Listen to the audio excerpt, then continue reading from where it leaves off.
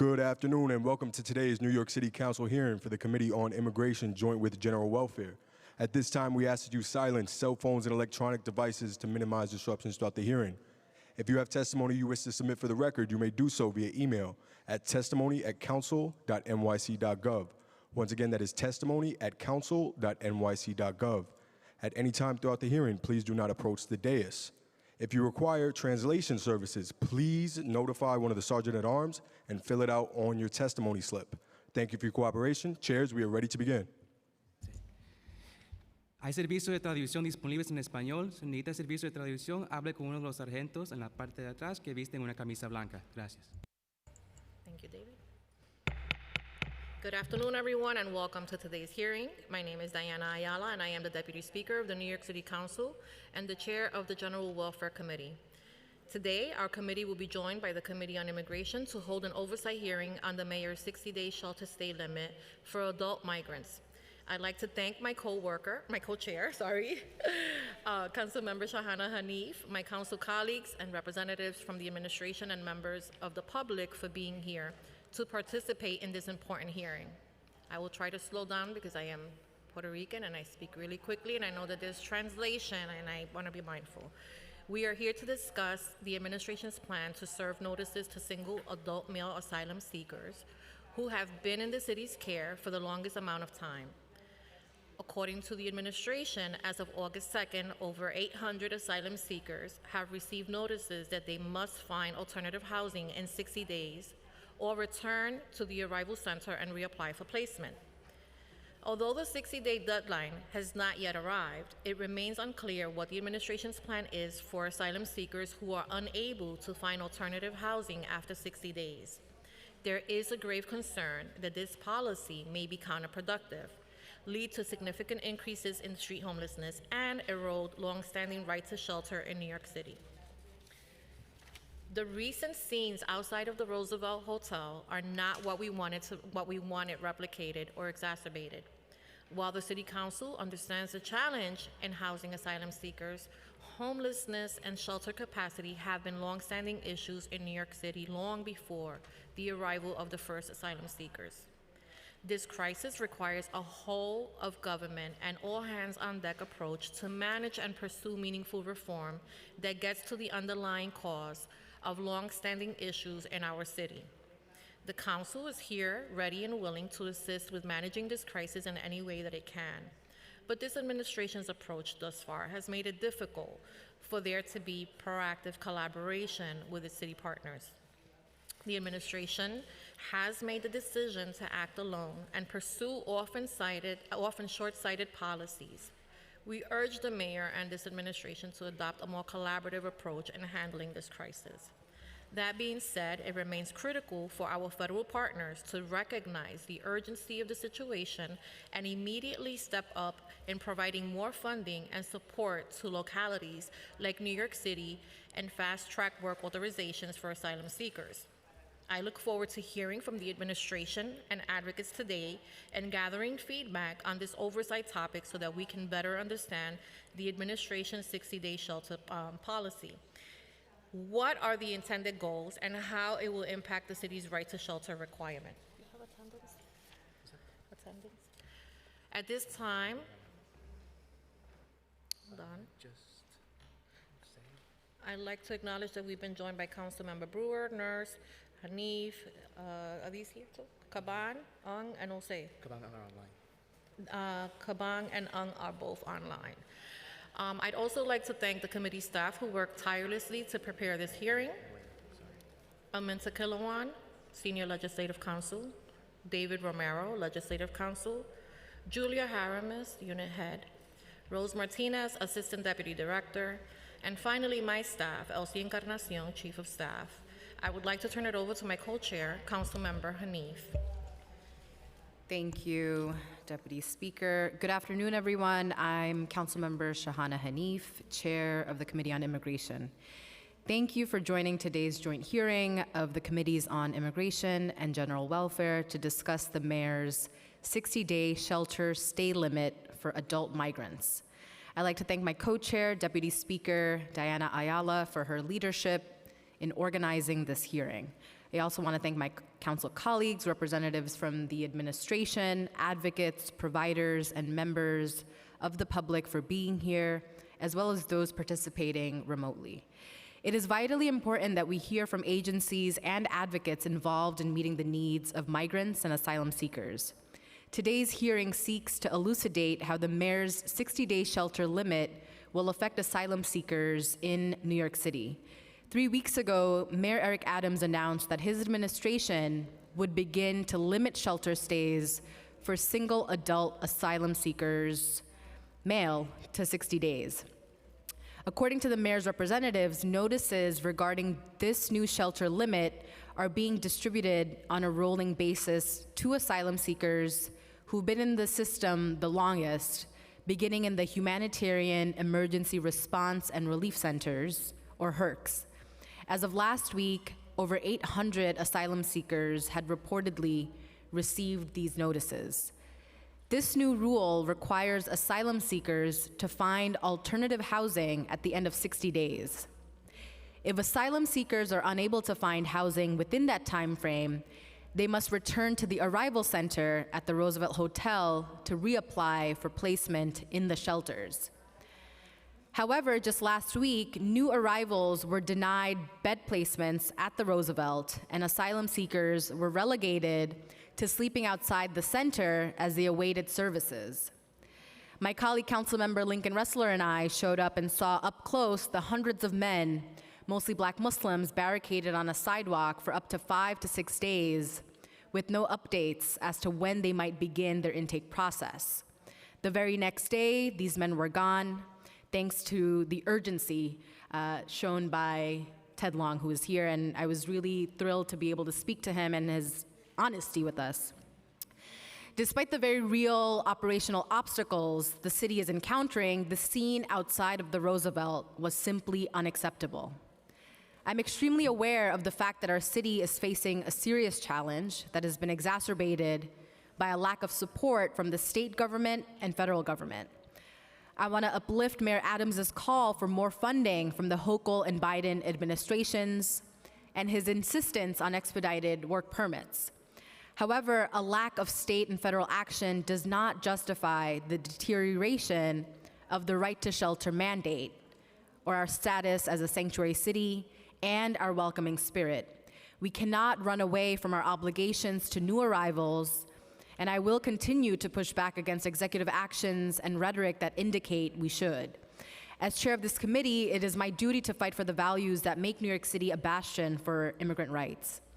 As a right to shelter city, we must do right by the asylum seekers who have come to New York seeking safety and opportunity as they navigate a new city and an unfamiliar bureaucracy. People applying for asylum have often survived unimaginable atrocities, leading them to flee their homes and have undergone harrowing journeys to arrive in our city.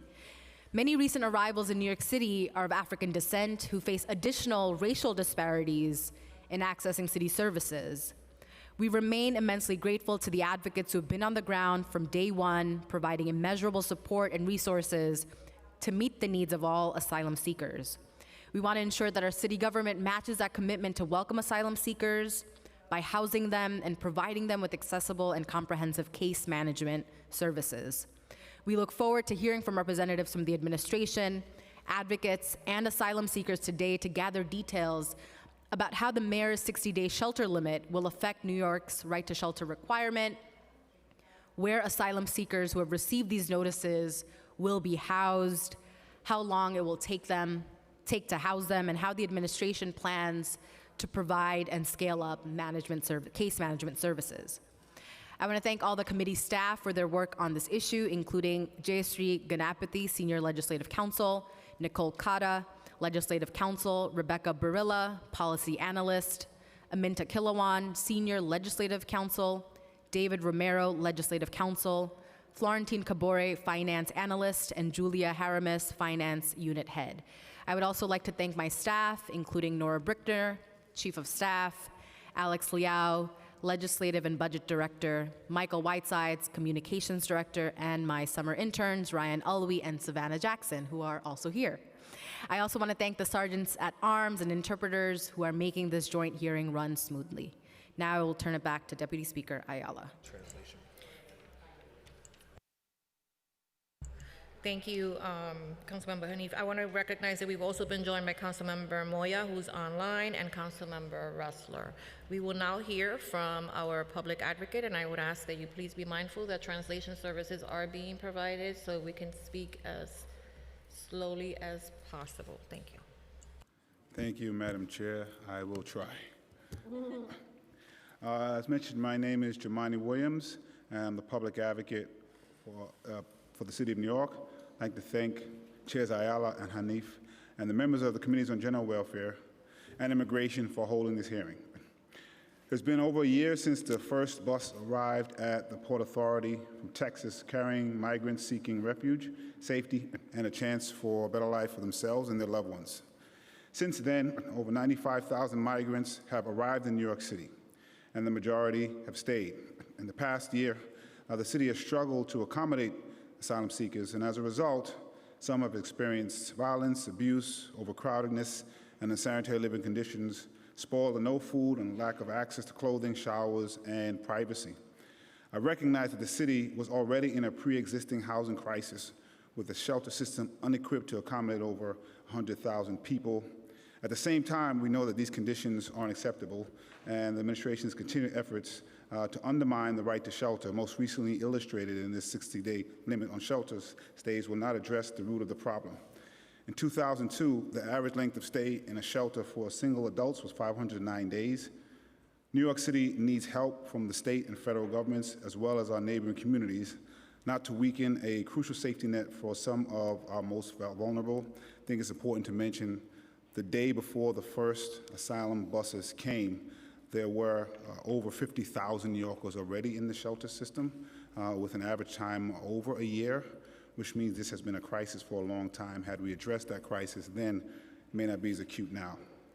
Following Mayor Adams' legal request to limit the right to shelter in New York City, the administration announced a 60-day limit on shelter stays for adult migrants. If, after 60 days, a person does not have housing, they must reapply for shelter, and case manager will discuss options and next steps, quote unquote, with the person seeking shelter. However, the administration has not provided any further concrete plan for housing people who reach the 60-day limit. Just in the last week, the number of people affected by this new rule totals over 800. While the administration claims the goal is not to force people into the street, we already see it happening. Migrants are sleeping on sidewalks and parks and on the bridges and highways, including large encampments under the BQE, Brooklyn Queens Expressway, and outside the Roosevelt Hotel in Manhattan. We need a clear plan detailing what happens when a person reaches the 60-day limit, what their options are, and the immediate steps. New York City cannot handle this crisis alone. As I mentioned, we need assistance from the state and federal governments, including expedited work authorizations granted by the U.S. Citizenship and Immigration Services, so asylum seekers can generate income to move into more permanent housing. We also need more humane, healthy, temporary housing options, such as FEMA-supported directed temporary housing sites created on federal land, including transportable temporary housing units or manufactured housing units. We also need to invest in permanent affordable housing as well as the social structures that prevent homelessness, including reversing the systemic divestment from NYCHA and local implementation of President Biden's federal strategic plan to prevent and end homelessness. Lastly, we must encourage and ensure language access to our city's social and legal services, including indigenous and African dialects relevant to incoming groups. Black immigration usually gets left out of here, particularly folks from Africa and places like Haiti. The right to shelter has been in place for over 30 years, and that right does not simply expire after 60 days in the face of a crisis. While the challenges of meeting this emergency are intense, so too is our obligation to do all we can for the tired, the poor, the huddled masses. We should be focused on helping creating opportunities for people who come here seeking asylum, not preemptively denying that our city is home to opportunity itself. And again, I'm hoping that the federal government in particular, and even the state, will help us better coordinate, and I hope the state realizes the right to shelter is statewide, not just a city, and the governor steps in to assist us. We cannot handle this alone. I want to make that clear. I do know that right to shelter at some point is a sustainability issue. We haven't reached that point yet, but we do need assistance. And I will end with hoping the administration, as we move forward, will support policies that the council has supported, like supporting good cause eviction and supporting getting revenue raisers in the state. Opposing those things, putting people on the Rent Guidelines Board that raise the rent, actually helps make this situation worse. Thank you. Thank you. I would like to now turn it over to our council to swear in members of the administration. Good afternoon. Joining us today, we have Zachary Isco, Commissioner of New York City Emergency Management, Ahmed Tigani, First Deputy Commissioner of New York City Housing Preservation and Development, Dr. Ted Long, Senior Vice President for Ambulatory Care and Population Health at New York City Health and Hospitals, Betsy McLean, Chief Engagement Officer for the Mayor's Office, and Manuel Castro, Commissioner of the New York City Mayor's Office of Immigrant Affairs. Will you please raise your right hand? Do you affirm to tell the truth, the whole truth, and nothing but the truth before this committee and to respond honestly to council member questions? Thank you. You may begin when ready.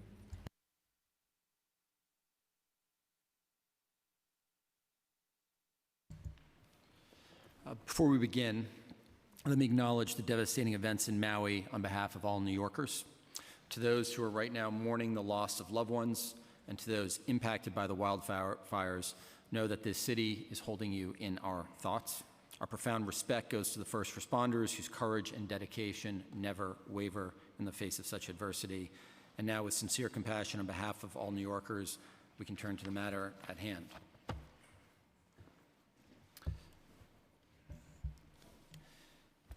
Good afternoon, members of the New York City Council. My name is Zach Giskel. I'm the Commissioner for New York City Emergency Management, and I'm here to discuss the surge in asylum seekers in New York City. Joining me at today's hearing is Manny Castro, Commissioner of the Mayor's Office of Immigrant Affairs, Dr. Theodore Long, Senior Vice President at NYC Health and Hospitals, Ahmed Tigani, Chief Diversity Officer and First Deputy Commissioner at New York City Department of Housing Preservation and Development, and Betsy McLean, New York City Chief Engagement Officer. The influx of asylum seekers seeking refuge in New York City continues to be challenging, but it's also a great example of what this city can accomplish when we all work together. This is one of the most significant humanitarian crises the city has ever faced. Nearly 100,000 asylum seekers have come through our system asking for shelter or care since April of 2022. New York City has provided services, support, and most importantly, care to more asylum seekers than any other city in the nation. We have done everything in our power to serve these nearly 100,000 migrants. However, with an average of 300 to 500 people still arriving each and every day, and more than 57,300 migrants still in the city's care, New York City is struggling against capacity constraints and has been left, largely alone, to manage this crisis, a national crisis. This is not a city-specific homelessness issue, but a federal immigration issue. And every state and every municipality across the country should be a part of the solution. New York City is and will always be a city that welcomes immigrants. We're proud of that. Every day, myself and a team of dedicated public servants from multiple agencies work around the clock to find safe emergency sites for asylum seekers and families with children to rest their heads. This team of professionals are truly unsung heroes. However, despite our best efforts, it has become increasingly challenging to find sites to shelter people.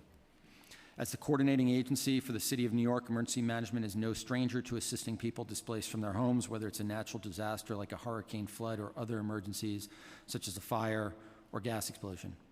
We have played a role throughout this crisis by coordinating with partners agencies in the opening of humanitarian emergency response and relief centers, coordinating between incoming buses of asylum seekers, and providing support to the operations of the arrival center. In the face of these significant capacity constraints, the city must use every tool at our disposal to attempt to create critically needed space for families with children. To support that effort, we have implemented a 60-day notice policy. Let me be clear. We do not want anyone sleeping on our streets. And if the council walks away with anything today, I hope it's that understanding. In July, single adults who had been in our care for the longest amount of time started receiving these notices on a rolling basis. During the past 2 weeks, some asylum seekers have asked to be reconnected with family and friends throughout the country. We've been able to work with individuals to get them other needed support, like connecting them to CBOs for support. Adult asylum seekers who do not find alternative housing by the time their 60 days are complete will be required to reapply for a new placement new placement at the Asylum Seeker Arrival Center. Again, with the number of families with children in the city's care continuing to increase, this policy will create critically needed space so families with children are not left to sleep on the streets.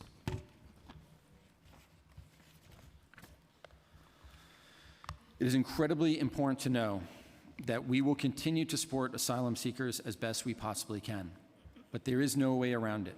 We are past our breaking point.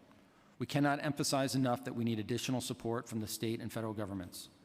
The governor has declared a disaster emergency relating to the asylum seeker crisis, but the state has neither fully exercised its legal powers nor provided sufficient additional resources to facilitate the city's response. Additional federal actions and resources are also needed, including a declaration of federal emergency for New York that would allow the city to draw upon additional resources. We also need the federal government to establish a national decompression strategy and expedite work authorization so people can start their paths to the American dream. We urge all members of the council to join us in calling for more support from our state and federal partners. New York City can't continue to shoulder the weight of a national issue.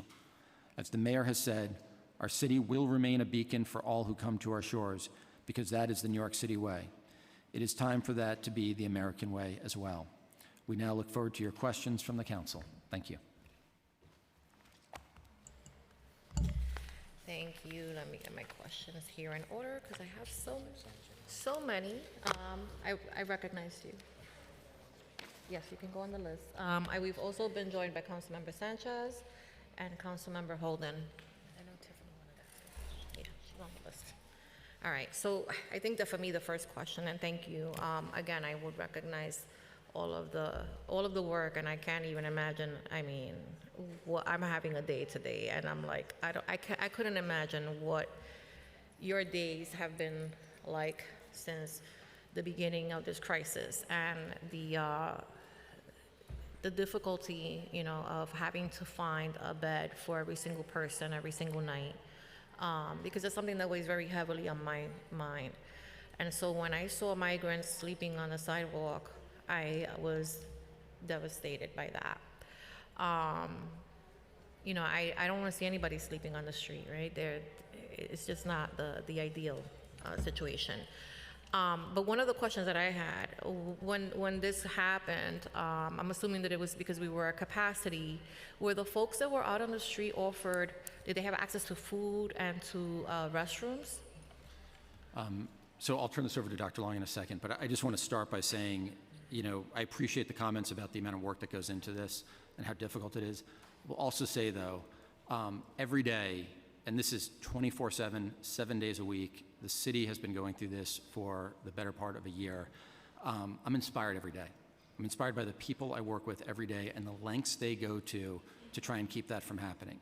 And I can tell you, nobody's hearts were more broken at seeing that happen than the people who have been working for months, day in and days out, behind the scenes, to try and find beds for everybody arriving to this city. I am amazed that didn't happen when we hit 20,000 people, or 25,000 people, or 30,000 people. It happened when we hit 57,000 people, almost 20,000 of them being children in our care. And so nobody's hearts were more broken than ours when that happened, and we are still fighting every day to keep that from happening. But I'll turn it over to Dr. Long to talk about some of the things we did for the folks that were on the street for those few days. Dr. Long. Yeah, I first wanted to say, Councilmember Ayala, thank you for your comments. When we saw the line outside of the Roosevelt Hotel, my heart broke. And we worked incredibly hard to try to find the solution to it, which was to find a place where we could place everybody that was outside. In the intervening time, I do want to tell you a little bit about what we did to make sure that we were able to take care of people to the best of our ability, as we did not have placement for them immediately. So one thing you asked about food. So we served people 3 meals a day outside for the duration of the time that they were in the line. We made sure that everybody was well attended to with respect to food, and everybody had the food that they needed, and we were accommodating any requests. One thing that you may not have noticed is that the line tended to be longer during the day, but at night it got shorter. The reason for that is the line was actually something that was forming during the heat wave, as you'll recall. Mm-hmm. So every night, and I'll give the specific example of the Saturday night during the heat wave when it was the hottest out, we worked extremely hard to give people respite during the night and bring them out of the line that night, giving them a deli counter ticket so that they could retain their space the following day. But that Saturday night, I remember my team and I were up literally all night finding a combination of buses that we had lined up that had air conditioning in them, using all of the ballrooms, every single one in all of the hotels that we had, lining them with cots, which had bathrooms, of course, too. But at 2 in the morning that night, if you were to go to if you would have gone to the Roosevelt Hotel, there were 0 people in line. The next morning, we had to obviously have people leave the air-conditioned vans, things like that. But the line is something that we never want to see again. When we did have the line, we did do our very best to make sure that people were safe with respect to heat and with respect to food, things like that, for the duration of it. But I just want to be very, very clear. We're going to do everything in our power to avoid that ever happening again. And the way to avoid that happening again, the only way to have certainty that we wouldn't have a line like that form again, is if we have continued help from the state. We're opening Creedmoor next week. We're opening Randall's the week after that. We couldn't do that without the state. Their support's what's enabling us to do that. But opening new sites and creating new space is what we need to do to avoid having to form a line in the future. And we also want to call on the federal government to give us their support as well, in terms of specific spaces that they may have access to, and in terms of resources to run sites at those spaces. That's what we need in order to succeed in giving people the care that they deserve. So how many people did you register? I'm sure you kept a record of the number of folks that were actually on the line, and how many days were they there? Of course. So it varied day by day. Some days early on there was 10, 15 people in line. Near the end there was nearly 200 people in the line. That was on the final day where we were able to unlock the option that night that we needed, new space. It was a literal miracle that a church raised their hand that final night and said that they have space for us, which had been what we had so desperately been seeking, and we didn't waste a minute. That night, we had everybody in line go to that church safely, and they slept safely that night in the church that offered to help us. Are they still there? Some of them are. I believe most of them are still in that particular church. Some of which we shuffle things around every day to make sure that we're giving everybody access to all the services they need, things like that. But the majority of people are still in that church now. One other point I want to say about the line, which I should have said at the outset, is that when people were in the line, we not only gave them a deli counter ticket that had their number, so if you did go to the bathroom or if you went to the bus to cool down and came back out, we'd wait, half hour or an hour if you weren't immediately there, so that we could make sure that everybody retained their spot. And we also gave everybody 2-hour updates about if we were going to have any new placement options coming online, things like that. And we offered to reticket you. So some people in line actually did tell us that they were ready to be reticketed to go to a different place. And in those cases, we would immediately take them out of the line, bring them into our reticketing part of the arrival center, and reticket them immediately, and then they'd go on to their final destination that night. So I just kind of want to go back a little bit, because this is the only way that I can make sense of this and understand the bigger picture. So in the initial months of this crisis, we were having a lot of conversations about the reticketing process and the fact that most migrants that were coming into New York City were being sent to New York City, oftentimes against, not their will, but without their knowledge, right? They had no idea where the hell they were going. They just ended up in New York City. I remember, and I think I testified, I spoke about this in one of our hearings, that when I was at 30th Street, there was a gentleman that came from Texas, and he wanted to go to a different part of Texas and was sent to New York, so now he had to be reticketed and go back. And so when I hear about the mayor's proposal to implement a policy, it feels to me that we're working from the assumption that most migrants are coming here of free will, right? And that isn't always the case. So I worry that implementing the 60-day policy is gonna leave folks out on the street with nowhere to go and no resources to provide for food or clothing. And I get it, and I wanna be very clear that I am not saying that, this is anybody's doing. This is horrible that we've all been put in this position, and that human beings are suffering in the way that they are. And I push back against, all of the naysayers that, have been very critical and disrespectful in their rhetoric about, people being able-bodied and being able to work. That isn't always the case, and I don't think that we should make assumptions unless we have the facts in front of us that really reflect that. So I take offense, to, and I'm not talking to the administration, I'm talking now to, individuals that have called me and have, expressed outrage, right, that we're continuing to coddle migrants.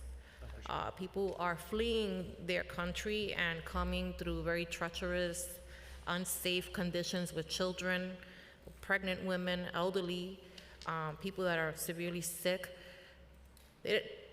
I would never do that unless I felt I had no other choice than to do something like that.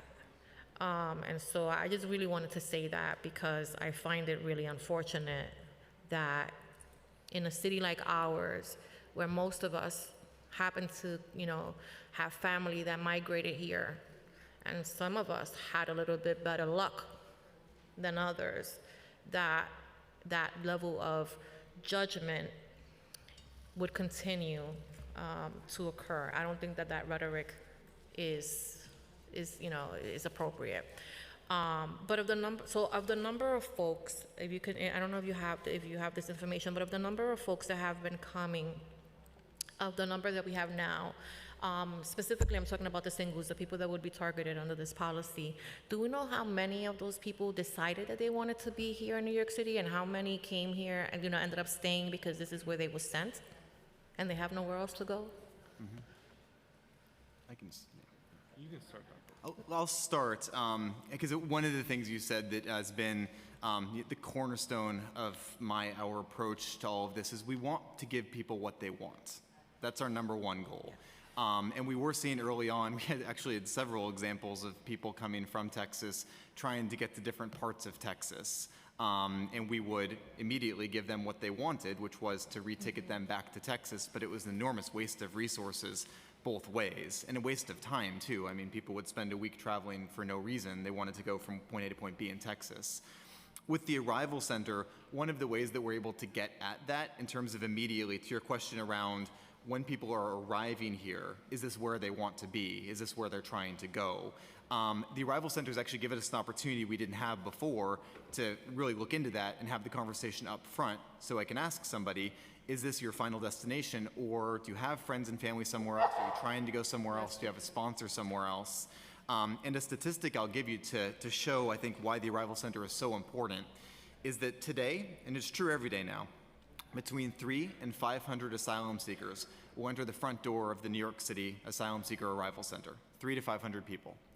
Among those 300 to 500 asylum seekers, 1 out of every 4 will leave through that same door within 24 hours with our help being reticketed or reunited to go to their final destination. 1 out of every 4.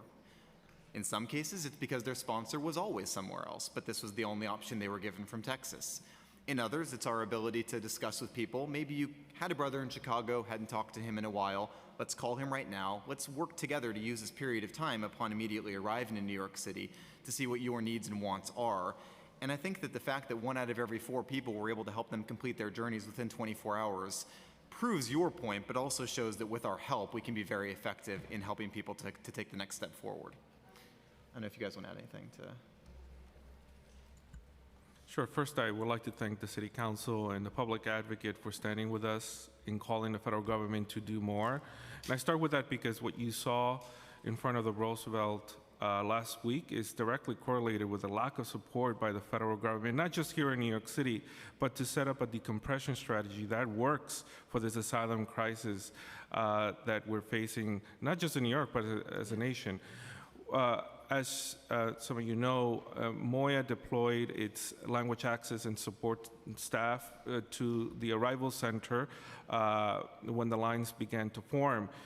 We deployed our language access staff who were able to connect with the migrants that were coming from West Africa in particular, who informed us that they were being sent here from Arizona, actually.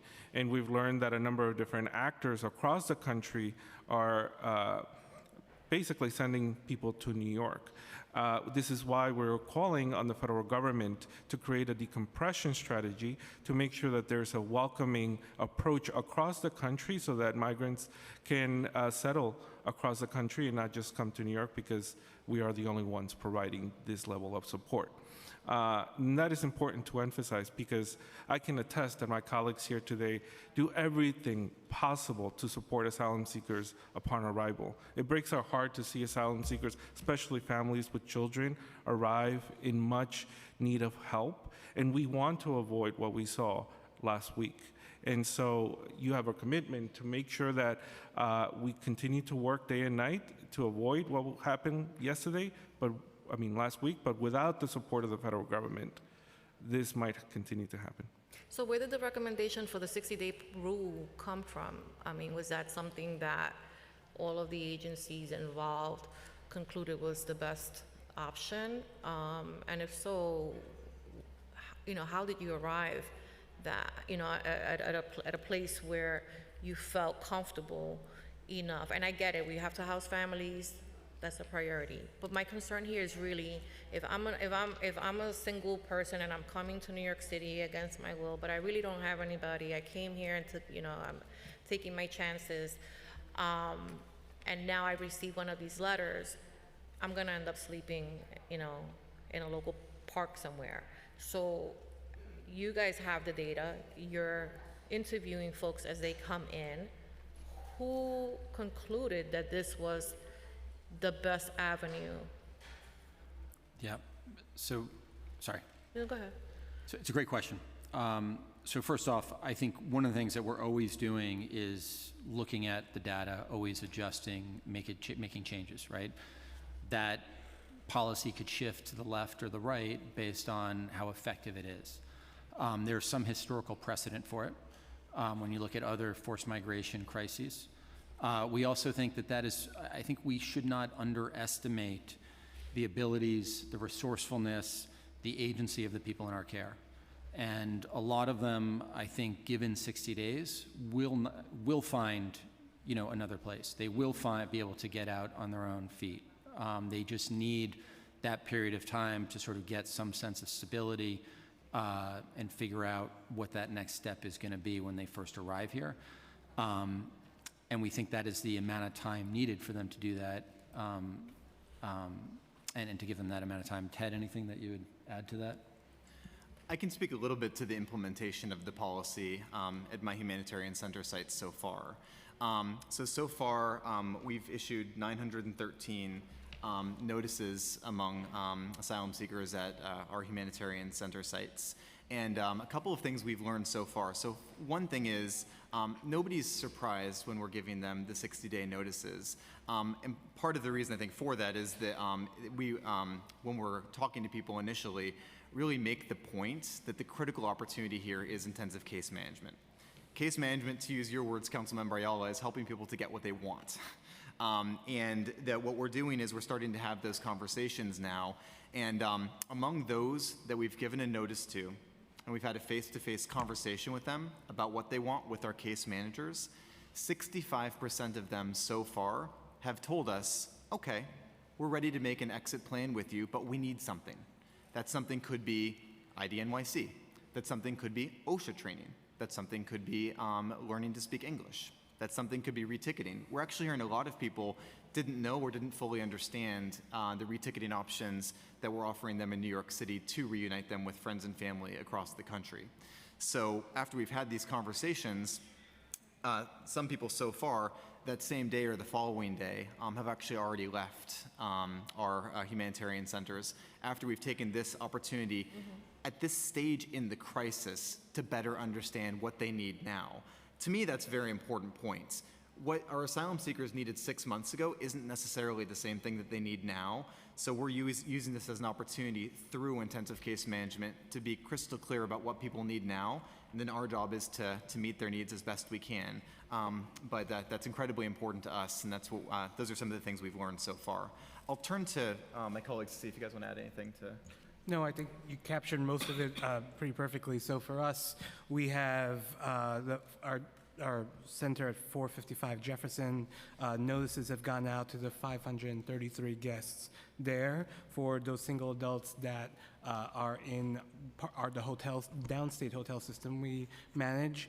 Those notices are going out this week. I would just add two things. The conversations, as Ted pointed out, is reminding, reiterating information that they've heard through their experience. And of course, they're going through and dealing with past trauma, the existing work of trying to get their feet under them. And so it may just be that this was the opportunity that they were ready to listen and hear what the options are. And we are in a position through the intensified case work to get them what they need to move to the next stage. Additionally, the intake process that we talked about earlier goes through multiple points of information, everything from dietary needs through what do you need to get to the next step, and we're learning from these conversations and improving in the front end. As the commissioner mentioned, we're constantly looking at the data, we're looking at our processes, and we're learning from it and making it stronger.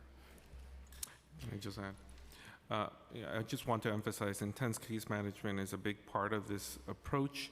Asylum seekers are not surprised, as the Commission mentioned, because in most parts of the country they only get a handful of days or weeks in their shelters after they are told that they have to leave without case management or support.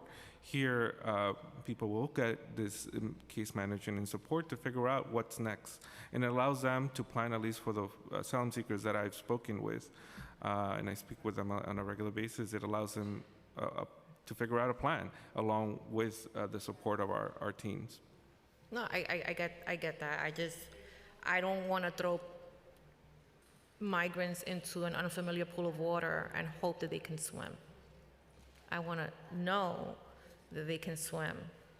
And so that means that I want to, and I need to be comfortable knowing that people have the ID that they need, right, which has been a concern. People have complained about, the timeliness and of the appointments, being pushed out months sometimes, that they're going to be able to feed themselves and that they're going to be able to have a roof over their head. And case management is important in determining that. But for me, it almost sounds like it's a blanket approach. Like if you're a single male or a single individual in one of our shelters, you're going to get this letter regardless. And I expect you to sit with folks and interview them and try to find alternative housing, right, if that is a viable option. But to create a policy that seems to me, and I may be wrong, right, and this is why we're having this discussion today, like a blanket approach, response to a crisis, because we're gonna, it almost feels like we're sacrificing one group of people because we have a higher responsibility to children and, and families.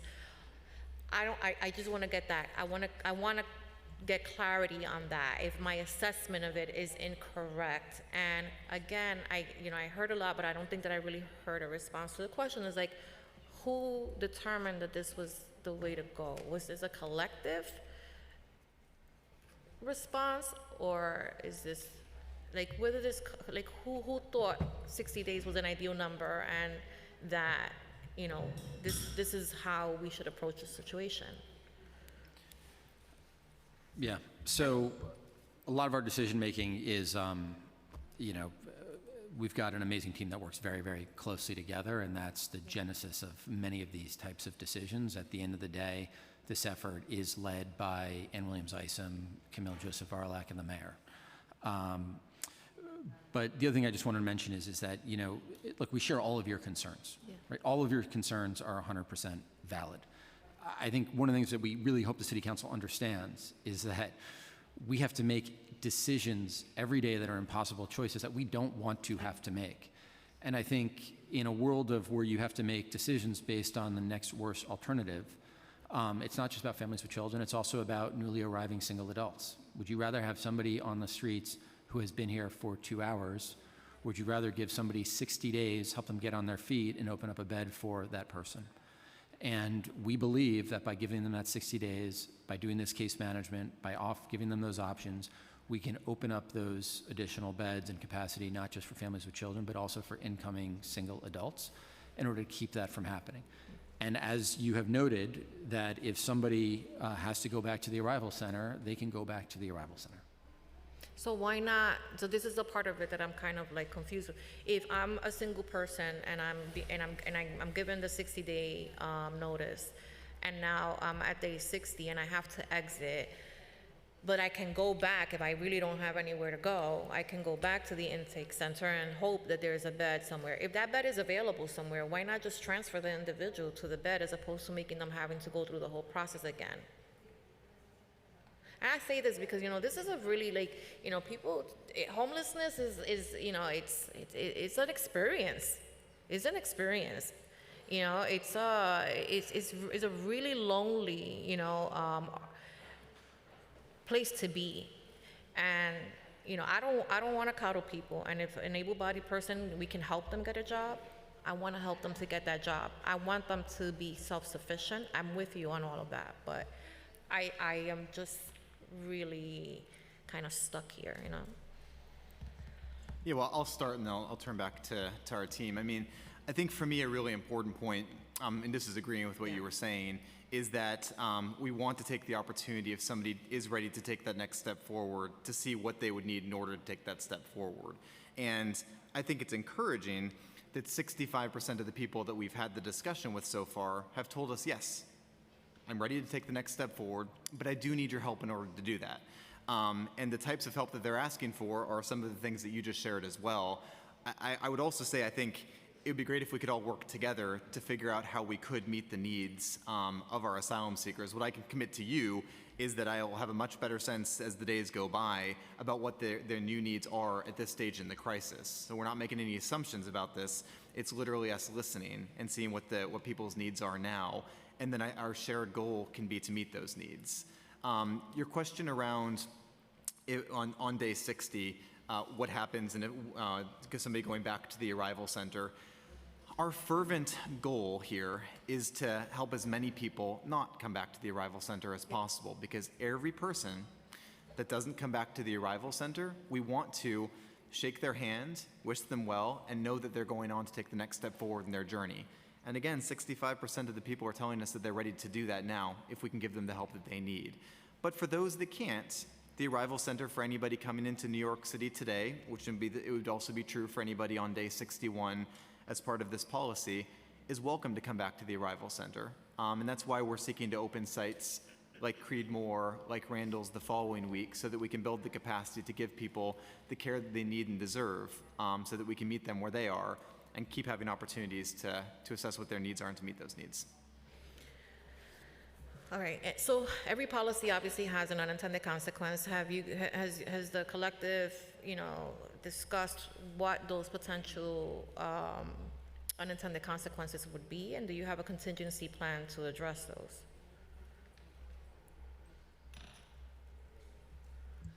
I mean, look, we're concerned about we share all of your concerns, right? And so I think we believe that this plan is something that will address most of them. But again, we have never been fixed in our positions. And I think what we have done throughout this crisis is where we've needed to adjust or respond or do something differently, we have. If we started to see a marked increase in people ending up in the streets because of the 60-day policy, or at the end of the 60 days, we saw that there was a marked increase in the number of people that just still needed to be we would adjust, right? And I think we have remained flexible throughout, and we will continue to remain flexible throughout. I mean, I think, because I think if we learn anything about people sleeping in the street, I think that it's catastrophic, and it's not a good look also for New York City to have folks sleeping in a park. And I think this is a conversation, and I think this is something that even the mayor agrees with, right? Because we've had many conversations about doing outreach to the street homeless population, and so we don't want to create a situation where we have folks that are sleeping, out on the street. I have a lot of questions, so I could literally be here all day, and but I want to give my colleagues an opportunity to ask questions as well, so I'm going to turn it over to Councilmember Hanif. Thank you so much, Deputy Speaker. That was a strong start. And I want to also begin by just extending my gratitude to each of you here, and I see your work. I speak to you frequently. And Dr. Long and Commissioner Castro, I was with you at the Roosevelt Intake Center just last week with my colleague Councilmember Ressler, and have no doubt about your commitment and the day in, day out discipline that you are bringing to showing up for every one of our newest neighbors. So thank you for that. And yesterday, as I've been touring our city's respite centers, I got to visit the Touro College Center, and from the earlier days of my visits to yesterday's visit, and David, Deputy Commissioner, had joined us, and it felt like a model center, and I was really drawn to the very specific accommodations, particularly for the Muslim asylum seekers there. It was the first center I had visited that had single women and couples without children, and so really seeing those who have not been entirely depicted in the news has been a critical part of really being up close in the centers, and I appreciate the cooperation you have shown so that we can visit and really understand what's happening inside and have the opportunity to talk with folks directly. So getting right into the 60-day directive, could you share when the first notices went out? It was Health and Hospitals, not the first one. You want to? Yes, it was a little bit over, approximately 2 weeks ago. Was that before the announcement in July or after the announcement? After the announcements. Okay. And for HPD, again, last week, the first notices went out after the announcement, and this week, so those notices went out for our Congregate Center at 455 Jefferson. This week, notices will be delivered to single adults in our hotel system downstate. I'll get you the exact date right now, actually. Okay. Just give me a Yeah, I'm just trying to understand, given the speed in which policies and directives have been coming out, and I understand the necessity to be flexible, but the general opaqueness of policies being announced versus whether policies are being implemented without public disclosure or disclosure to the council has been a concern of mine, whether a policy is being implemented already or if a policy is announced and then implementation begins. So I would appreciate the dates and kind of the tier of when and which cohort of people will be receiving, if you could talk a little bit more. I think I can confirm. So I believe it's August 1st or the 2nd, where the first letters were delivered at 455 Jefferson, and that happened in waves. So and that was because we put together a team of individuals to work with the folks who are getting this communication, and we wanted to be able to do it in a thoughtful manner. So it happened in waves starting on the 1st or 2nd, I'll confirm that, and then starting this week, I believe either Tuesday or Wednesday, is when the notes were going to be delivered to the individuals who are in our hotel system downstate. And is the notice different per agency, or it's one notice, every agency has that notice, or are there several agencies in charge of distribution? We have modeled our notice off of Health and Hospitals. Okay, so there are They're some. very similar. There might be a couple modifications. We just started notifications yesterday.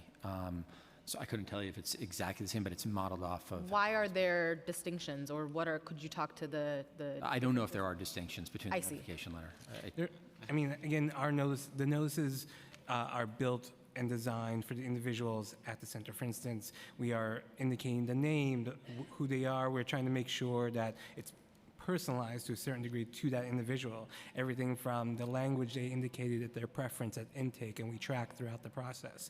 They're being delivered the notice in their preferred language. They are verbally communicated the notice in their preferred language. That information and communication is tracked in the system. This way we are making sure that we are not having gaps or skipping individual contacts. Also, to what Dr. Long mentioned, there is follow-up questions about what they need to make that next step. So that, again, is part of that process. And some of those specifics, based on the location, may have required us to make adjustments to the base consistent letter.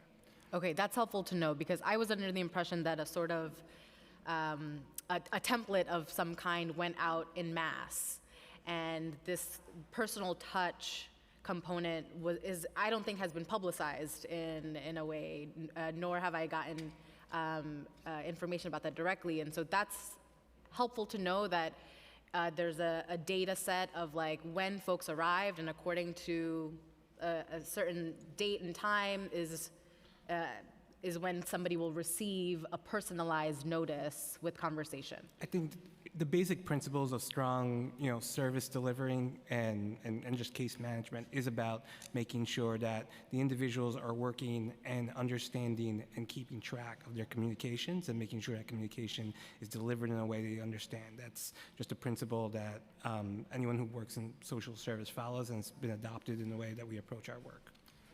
Just to add on 2 quick points there. I'm still waiting for my team to text me. I want to give you the exact dates for when the first notice went out and then for when the announcement was, so we'll tie that down in just a moment.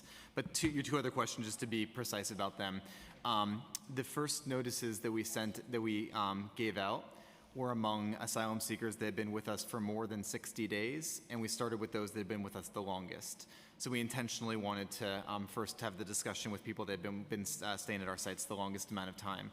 The other important point, which you were saying, but just to draw it out, is the way that we did the notices was if you had a moment, we'd pair you up with a caseworker right away so that we were able to, implement case management, to have that discussion with you that day, or we'd say, you can come back later, or we could find you later, whatever's best for you. But we wanted people to know that we wanted to support them as part of this process and have case management be something that they would know about and be a part of from the moment they get the notice. Understood. I'm going to go into case management in a bit and want to dig a little deeper here. Could you more precisely talk about the determination around which residents receive the notice? If it's by location, duration of stay, application status, or other factors? Sorry, for us, and again, we just started notifications yesterday, but it's primarily based on length of stay. And Okay. so, however, strong caveat, just because of the logistics of giving those notifications at so many different sites, it is also based on what site they are at. So we try to do, about 50 a day, just because of the casework and the notifications and the people that need to do it. So that is somewhat also determined by where people are in addition to the length of stay. So those are the 2 primary variables for us. And I'll let on. One, just want to be precise to your question. The first notice went out on July 24th. So, and just to be completely clear, I don't remember when we made the formal announcement, but I do know that the first notice went out July 24th, so we can cross-check that. And then, the way that we rolled out the notices at our health and hospitals, humanitarian centers, where we started at one site, and we talked to people that had been there for more than 60 days, starting with the people that had been there longest at one site. The reason for that is we wanted to be able to bring all of our resources together to give you the opportunity to talk to a case manager that was trained in the more intensive discussion, because the way that we orchestrated it is we had the initial discussion with you as we were giving you the notice, but then we would plan to follow up and sort of make an appointment with you in 1 week and then the week after that too. So in order to be able to schedule those sort of, follow-up appointments, if you will, with people, we wanted to make sure that we had all of our staff ready to do that at one site. So that's why we started at one site. And Chair, if I just want to correct, so I said August 1st and 2nd. In fact, the first notices went out on July 31st. Thank you. And then, do people who get the 60-day notice have to go to the arrival center, or can they go to the shelter intake? Where are they directed to go? Like, if they are unable to find and secure alternative housing accommodations. If they're not able to? If they're not Back to the able arrival center. Back to the arrival. So they are instructed, if you are unable to, you've not succeeded in finding or reticketing or finding housing here, you got to go back to the arrival center, not the shelter, not our general shelter intake center. Correct. Okay. Correct. Do you expect there to be a bleeding into of folks headed to the shelter intake center, or how are we distinguishing these 2 intake centers? We don't expect that to happen. We expect people to go back to the arrival center. Okay. And then I know, Dr. Long, you mentioned that 1 out of 4 asylum seekers have been reticketed successfully. How many individuals have left our city? The 60-day period hasn't reached yet, right? Folks have just gotten the notice saying at a certain date you will need to leave the system or come back into the system. But how many people have successfully left the system?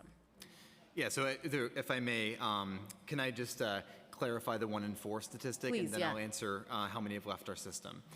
So the 1 in 4 statistic is among asylum seekers that are arriving, for the first time in New York City, coming in through the front door of the arrival center. Among all of those coming into the arrival center, 1 out of every 4 will leave the arrival center within 24 hours, either reticketed to go somewhere else that they, to use Councilmember Ayala's words, want to go, or we've been able to talk to them and identify that they have friends or family in New York City, and we're able to help them to be reunited with friends and family in New York City, which wouldn't require them to be reticketed, but that would be the option they would take as opposed to entering our city system. So 25% of people that come into the arrival center will leave the arrival center without entering our city system, but with our help taking the next step forward in their journeys for where they're trying to go. In terms of all of the overall denominator of 98,500 asylum seekers, over that number, that have come into our city system that we've cared for throughout this crisis. There are 57,300, over 57,300 that remain in our care, which means approximately 40% or nearly 40,000 asylum seekers that were in our city system, that were receiving our care, with our help, have been able to exit and take their next step forward. Okay, that's helpful to know. So could you repeat that number one more time? Yeah, which one? How many have successfully? Yeah, so approximately 40%, 40%. or nearly 40,000. Or nearly 40,000. And was that a result of the intensive case management that you all lifted up? So that's to date over the since the crisis began over a year ago. I think case management served a critical role in that. Okay, so could you talk a little bit more about the specific case management services people who have received notices are receiving? I'm happy to. I'll start and then I'll turn to, so I don't talk too much. Just for everybody, case management is a service that's provided by people, case managers, that seeks to identify what help you need and then to connect you with referrals or resources to help you get that help. It's akin to, I'm a primary care doctor, I sort of view myself as a case manager in healthcare. I evaluate my patients, I make referrals as necessary to get them any help that they need. So what we've done with the 60-day notices is, as we're handing somebody the 60-day notice, we have a conversation and say, here's the notice, here's what it means. Have you thought about making an exit plan, and what help do you need? Let's start the conversation now, and we'll talk to you again next week, if not before then. When we've had those one-on-one, face-to-face conversations, that's where 65% so far of the asylum seekers that we've given notices to share back with us, okay, I'm ready to make an exit plan, I'm ready to take the next step forward in my journey, but I do need help with something in order to do that. And that's where they list for us the type of help that they need, that our case managers then work with them in order to accomplish. Things like getting ID NYC, learning to speak English, OSHA training, getting reticketed, those are some examples. And I'm just trying to understand if this is a different level of service than you were already providing. My understanding was from most of the hearings we've had on the topic of asylum seekers that there has been a level of case management services, because the original concept around some of these alternative housing for asylum seekers was as triage facilities to be able to really connect people with the services they needed and then have them exit. Is what's happening right now different, and how is it different from when in the past you all have mentioned ID NYC being a feature of when an asylum seeker arrives, or other services? Well, Yeah. From the HPD perspective, so we have had these services in place since the beginning. We've constantly been talking to individuals, trying to move them into different stages of readiness, connecting them to legal support, connecting them to various referrals to get help for what they've asked for help. I think what we're describing here is, as we move into this next stage, we are trying to more deeply get into some of the problems or complexities and then leveraging sort of a multi-agency solution to solve for those issues. It was always available before. I think we're putting more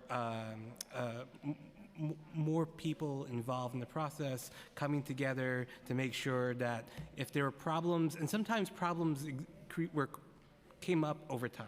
So they may have started and tried to figure out what it is that they wanted to do, or didn't quite know what the issue was in the beginning, but as they continued their time with us, talking to a referral specialist, they learned, in order for me to make that next step, I need to do X. So that is part of the evolution of our work with the individuals at our center.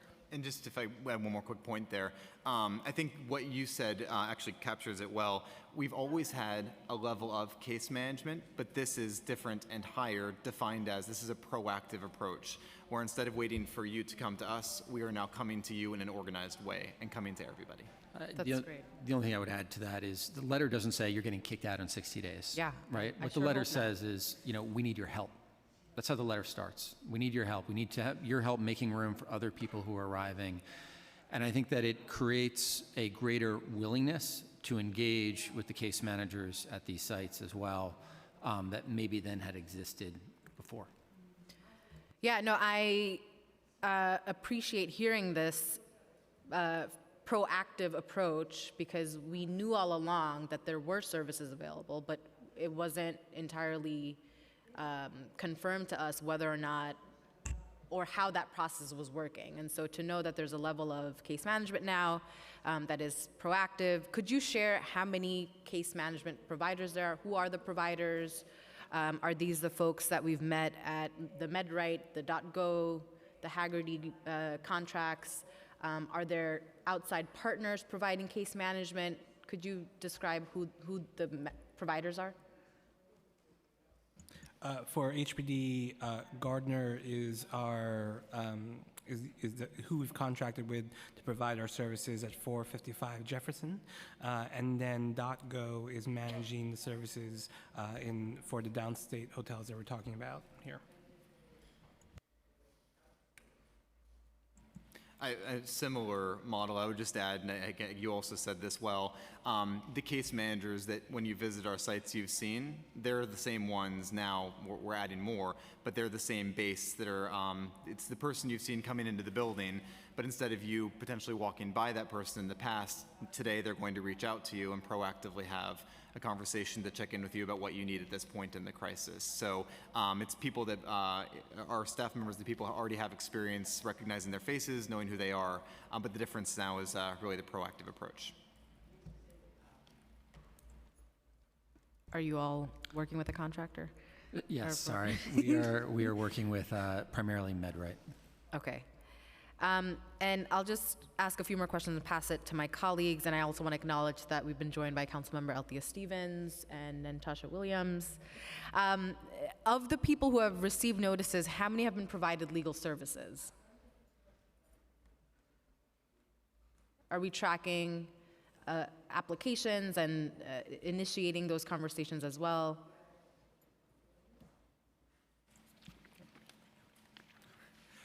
I'll just give a quick response and I'll turn to my colleagues.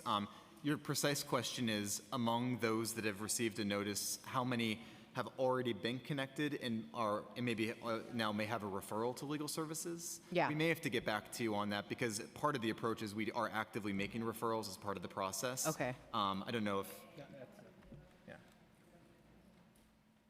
if anything you want to Yes, we'll get back to you on that. I mean, we have been providing legal services primarily to families and children. And again, as we roll this out, I'm sure we'll get back to you on those numbers. That would be helpful. And I understand the priority of families with children, but given that this is affecting the single adults, would be curious to just better understand the landscape of the legal services offered and those who have successfully filed their asylum applications. And then finally, of the people who have received the notices, have they all received their IDNYC card? And if so, how many? Well, I can start off by saying they have not all received their IDNYC card because it's one of the things that they're asking us for. So armed with that information about one of the key things that they're telling us at this point in the crisis is an important need of theirs, we now get to do our jobs, which is to figure out how best to connect them to what they're telling us they need in order to take the next step forward. Same here. Will we be able to get a number just to continue to track the IDNYC coverage and ensuring that everyone has been told about the access to IDNYC and has applied and or now we know successfully have received their card? That would be really helpful for the council. Thank you. I'll pass it back to Deputy Speaker. I just want to add that one of my concerns is also the ensuring that legal services is informing folks that they have to change their address, because we don't want, a situation where folks are missing their appointments, and that's been a really sensitive, topic. So I know that Mr. Skull has a hard stop at 2:45-3? 245. 2:45? Okay, so I'm going to pass it over to Public Advocate Williams. Thank you, Madam Chair. I'll be quick. First, I want to shout out my 15-year-old, Amelie Claremont, who's here having a civics lesson. So just wave. All right. Thank you very much. And then for folks who are listening, I just want to make sure we clarify that we shouldn't treat anyone, depending on their legal status, badly. But I want to make sure folks are clear that the people who are coming in are actually processing a legal way to be here. And so there's nothing legal about what's going on, and I know that some of our friends sometimes across the aisle will present this differently. I also know that the reason that New York City is going through this crisis, in my opinion, first, is because of Republican governors who are sending busloads of folks here, and I want to make that clear. And secondly, I do believe that the White House and the President have yet to act in a way that will help us in terms of the things that we're asking for, from decompression strategy to money to getting folks situated in other places and coordinating. And I'm thankful that Tom Perez is here. I'm happy I met with him a few weeks ago. Hopefully it will lead to something. And I think the governor and the state took too long to act. It's starting to act now, but there's still a lot more that needs to be done. With that said, I do want to lend myself to what some folks are saying. I want to make it public that I think folks are doing a job that is almost impossible. So I want to say thank you for that. I know sometimes we have some interesting conversations, Commissioner High School, but I want to make sure that we're clear that there are very bad decisions that have to be made, very tough decisions that can't be easy to have to do that day in and day out. But I know that we have to keep going, and this hearing is about the 60-day notice, and so I'm going to try to focus on that because there have been people who wanted to chip away at the right to shelter for a very, very long time. My biggest concern is that chipping it away now will weaken it and allow it to go away forever. And so I'm very concerned about that, and I want to know, it seems, and I think there's a lot of agreement on where we are, why we're here, and what we have to do. I do think there were some missteps, and maybe that's for another hearing. But this aside, does the administration and the mayor believe that we should not have a right to shelter? I want to start there because that's what I feel when I hear a lot of the messaging that's coming from the administration and from the mayor. So that is not the case. Even though that this is an unprecedented emergency and there are things that we need to do in the face of an unprecedented emergency. But I think as you all noticed, surprise, the question hasn't come up yet, that we don't have, DSS is not at the table right now. The reason DSS and DHS is not at the table is because this 60-day policy does not apply to them. It applies to us with the emergency shelters and the work that we're doing, but that is not the intent of the administration. I do believe when we're trying to get the permanent housing, if we can get the folks who have been in the system the longest into permanent housing, I think it will help open up some spaces for New Yorkers. That too is probably another hearing and some disagreements we have there, but some ways I think we can actually do that and push on that. And if I understand correctly, there's going to be a monitoring of whether the 60-day notice change increases population on the street. Is that what we're saying? And who's doing that monitoring? Well, I think what we're going to be doing is monitoring the effectiveness of it. And there's other variables here that we need to look at too in terms of, is there some sort of federal action like there was in December and January that leads to a precipitous decline in people coming to the city? Is there some sort of action by the state or the federal government that increases our capacity to provide respite and shelter to more people? So I think there's a lot of sort of other variables here that will then drive decisions.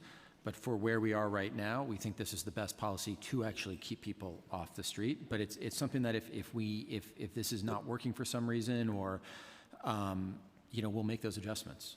Who is monitoring whether, and what's the definition of effectiveness, I guess? Because I will say my concern, one, I don't agree with this. I think it's a chipping away at the right to shelter, and I realize how difficult this is. I think we have to keep pushing to do it and keep fighting and get the resources that we need. But who is monitoring, and what is the effectiveness, the definition of effectiveness? So we are all monitoring it, and then we have daily reports. We do weekly data where we're all working for Deputy Mayor Williams Isom, the Office of Asylum Seeker Operations, but that is where all of our agencies feed information to on the implementation of these policies and how they're working. Okay, I'm going to end it here because I know folks have some things they want to ask and you have to leave. I do want to shout out Deputy Mayor Williams Isom as well because I know how difficult this is. The Roosevelt, from when I visited, obviously the folks outside, and we have concerns about that, but the operations, I think, were happening very well. So I want to say thank you for that.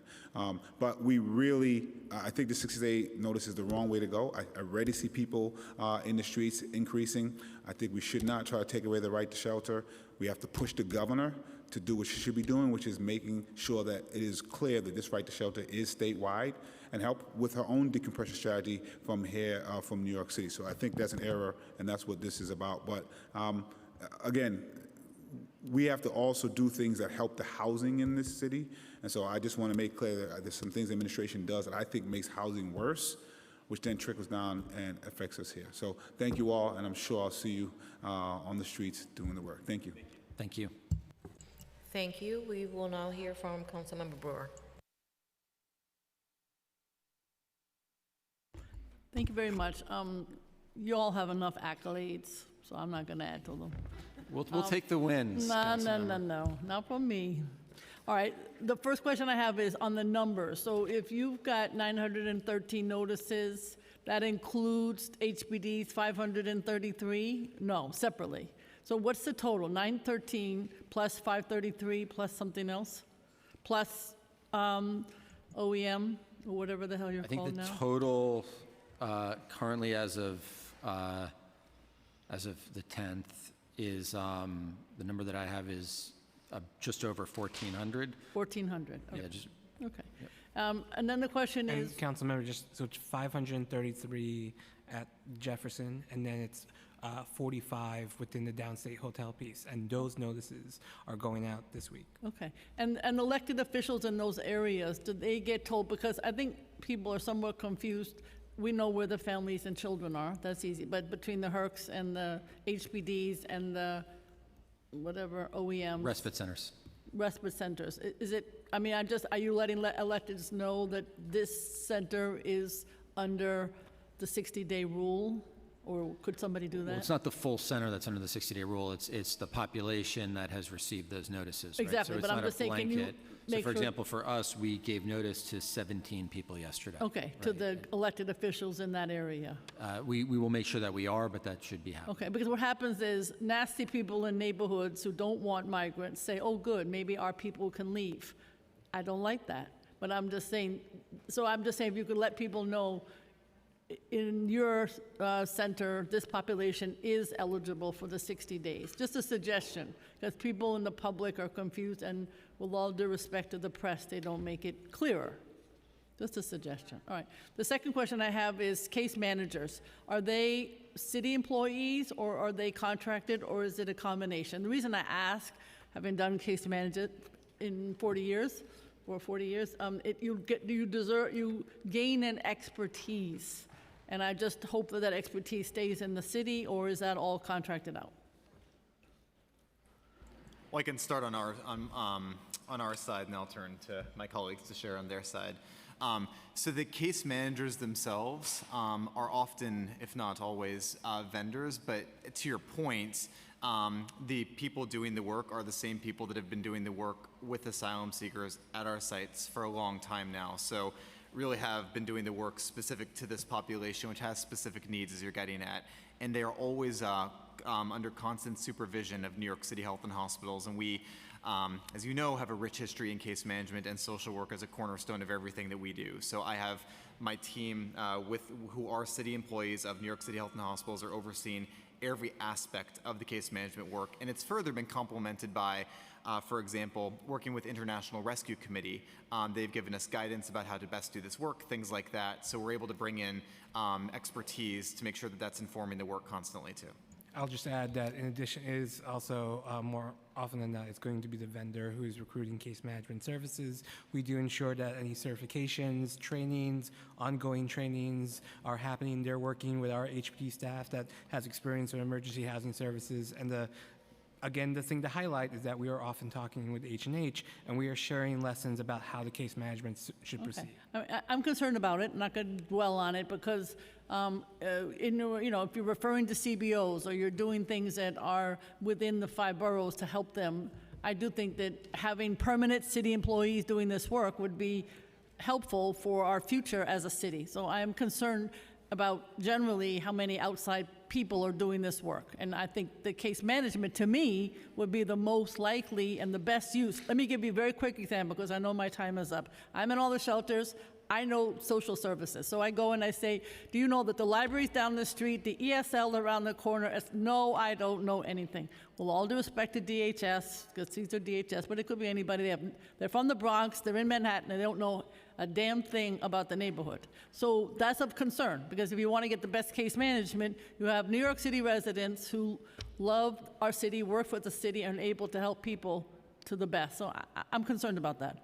I guess my time is up. The only other question I have quickly is, what are you going to do if people do end up on the street? In other words, you're hoping that your 60% goes elsewhere, et cetera. What exactly is Plan B if more people are on the street? What would you do? Would you call? I mean, the neighbors are going to call. So then you're going to have an encampment. You're going to have more 311 calls, more 911 calls. What's that Plan B?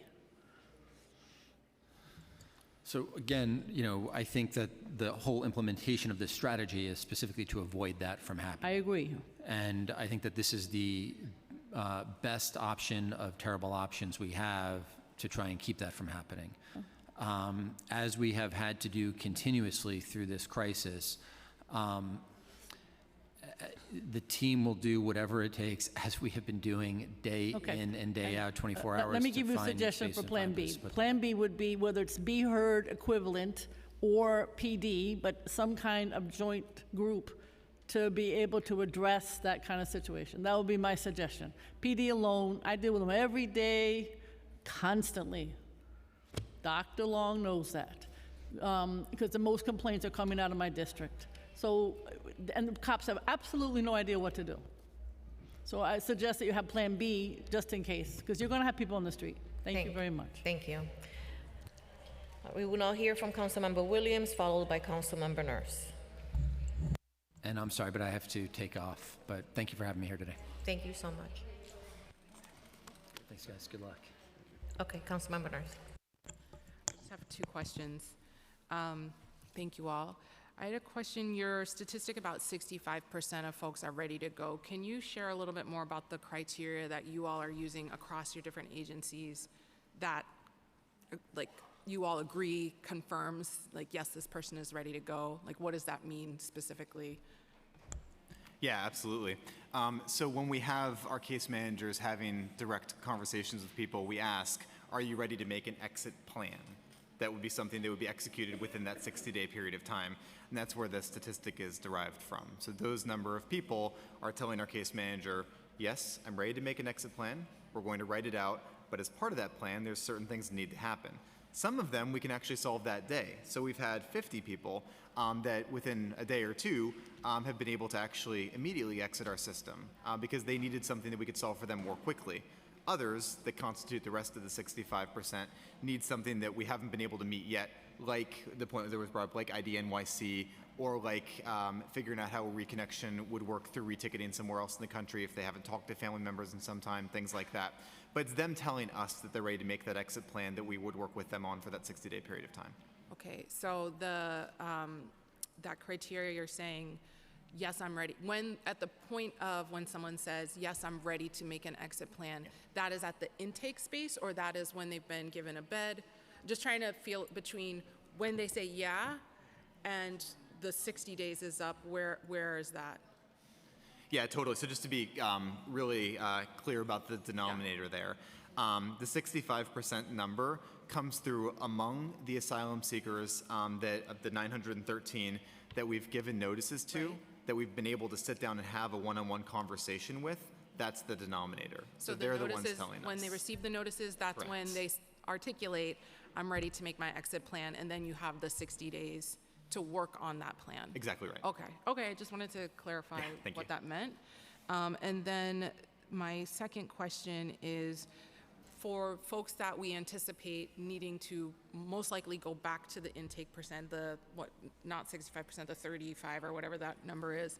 So they come back, what does it look like at that intake center? You already have their information, you already have their stuff. You know, what does that mean? Do they go to the back of the line from people who arrived that day? Can you just illustrate that a little bit more?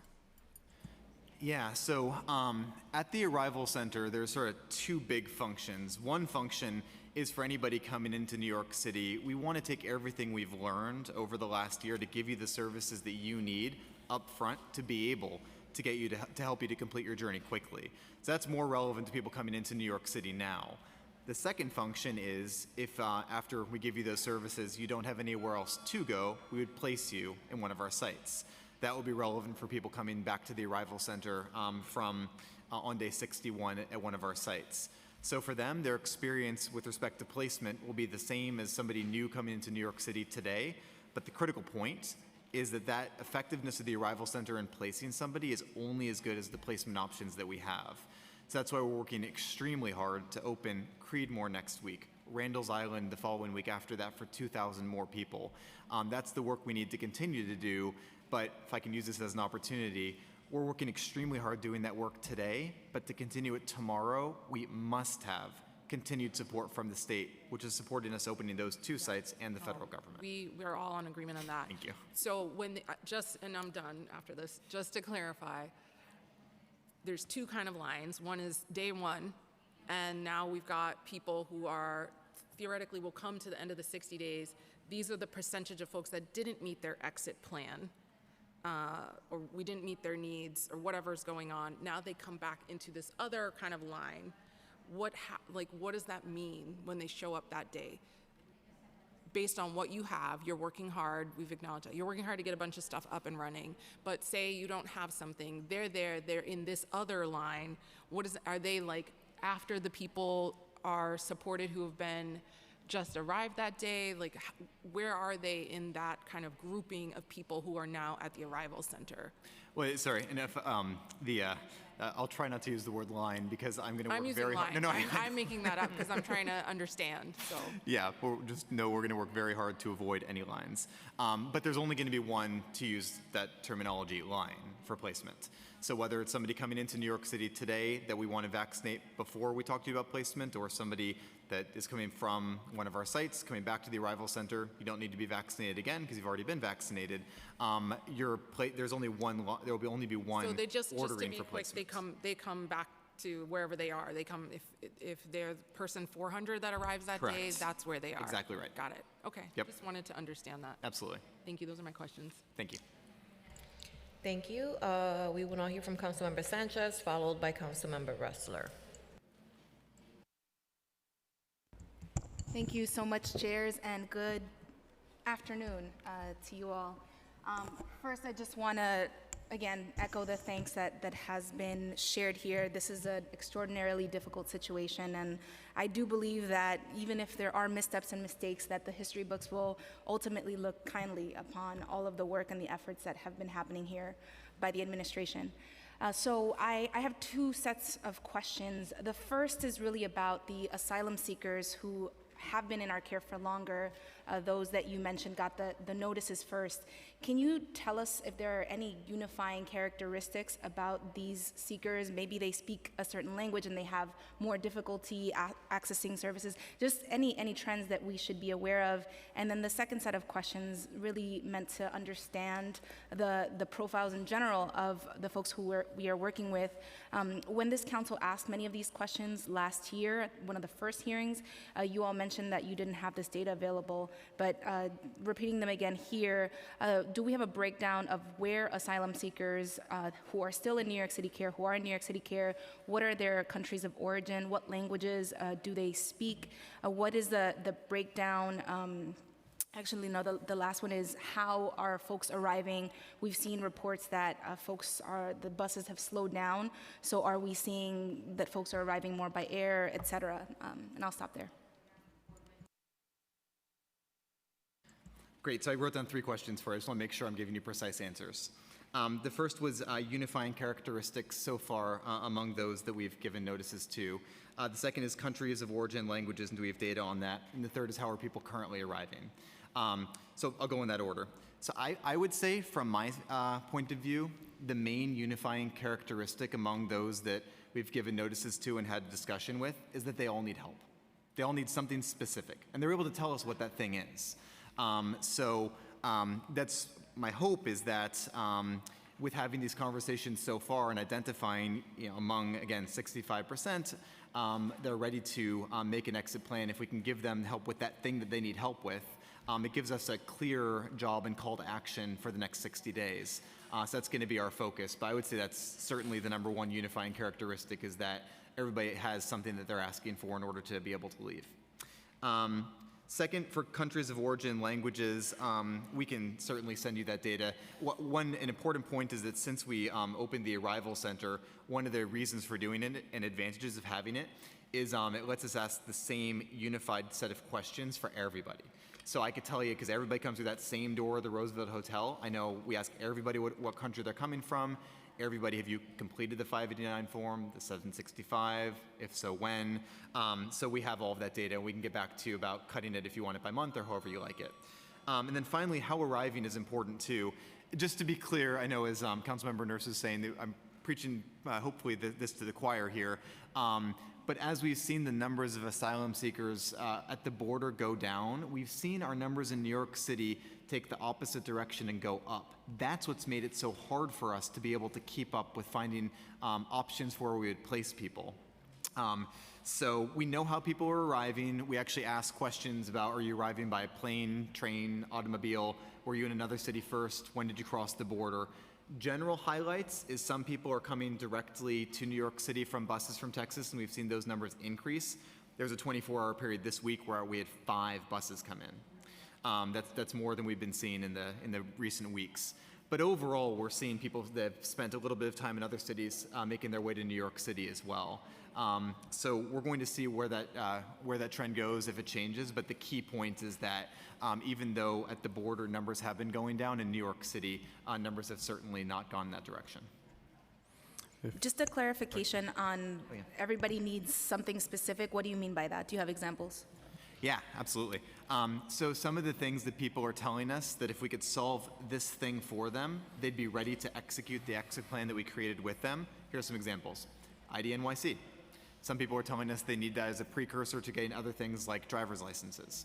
Another example is English classes. People are saying if they could learn English, that would be the barrier they would need to surmount in order to get the job that they want. OSHA training is something that people are telling us as well. And then the final thing, and I think council members Hanif and Ayala were bringing this up, is that while reticketing has been an option that's always been present at all of our sites, as you all know from visiting our sites, we are hearing that people didn't fully understand that's still as much of an option today as it was 6 months ago.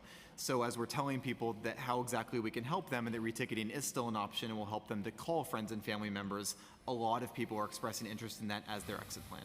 That's why it's good to have the conversations. Thank you. Mm-hmm.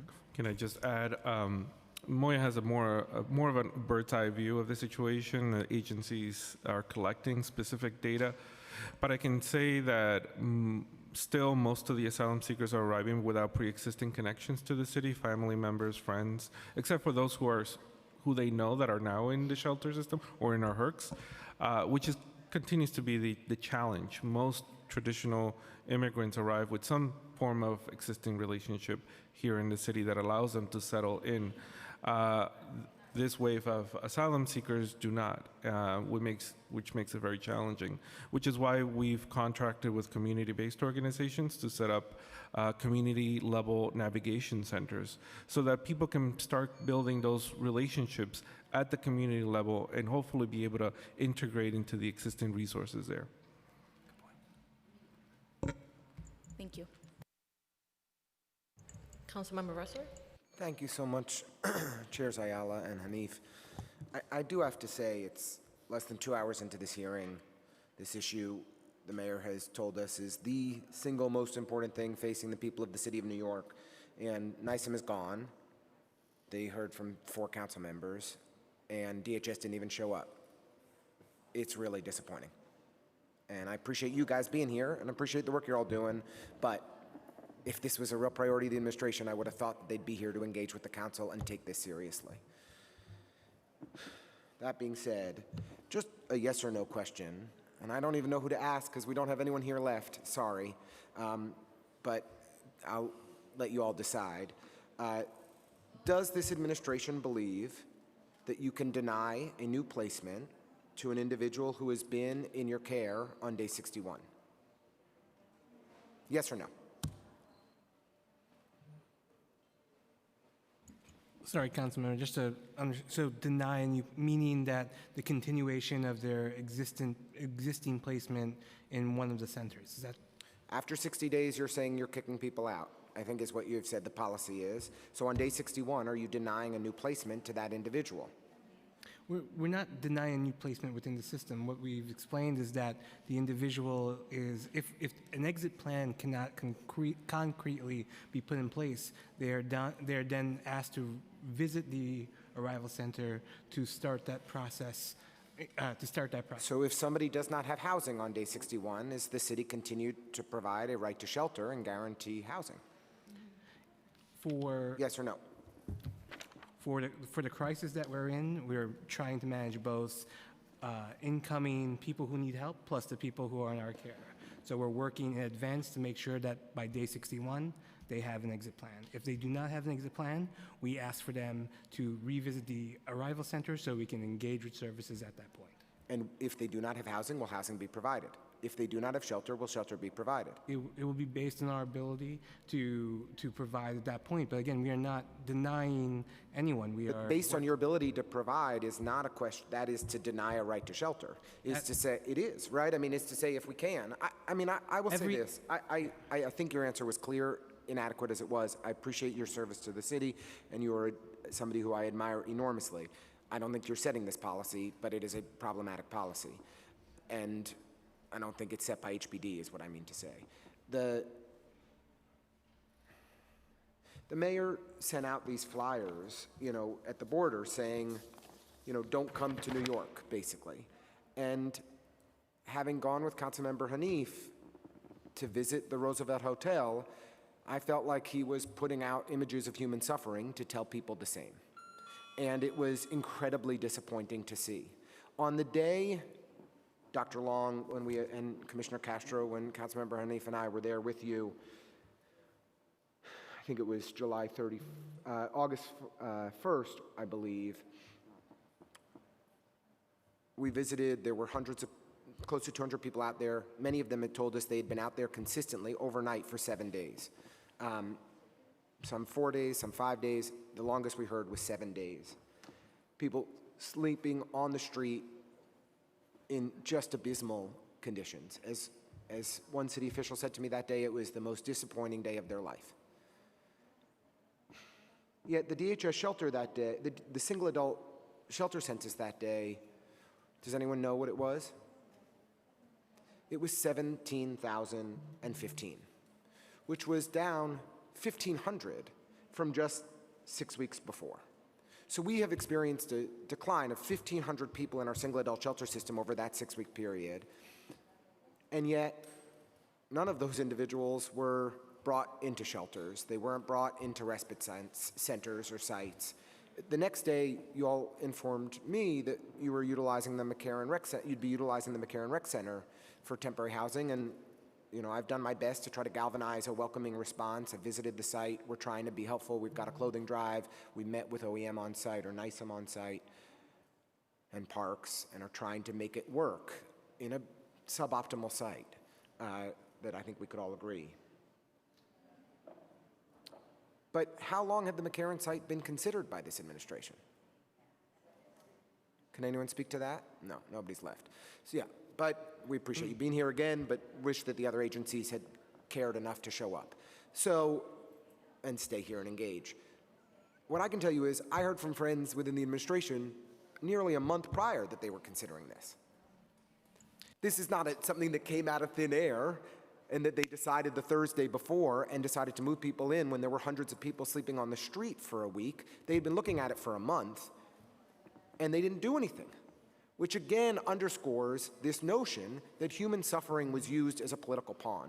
And I agree very much that the state and the federal government need to step up, but what we saw on the streets of the Roosevelt Hotel was a disgrace for every single person who works for the city of New York, that we couldn't do better. So I know I've gone over and I'm now just yelling at people who aren't in the room, but thank you for being with us. I only wish that your counterparts had demonstrated the same respect. And I just want to reiterate that while I can't speak to the McCarran Park example, and we do thank you for your support, and as a city, we put that up.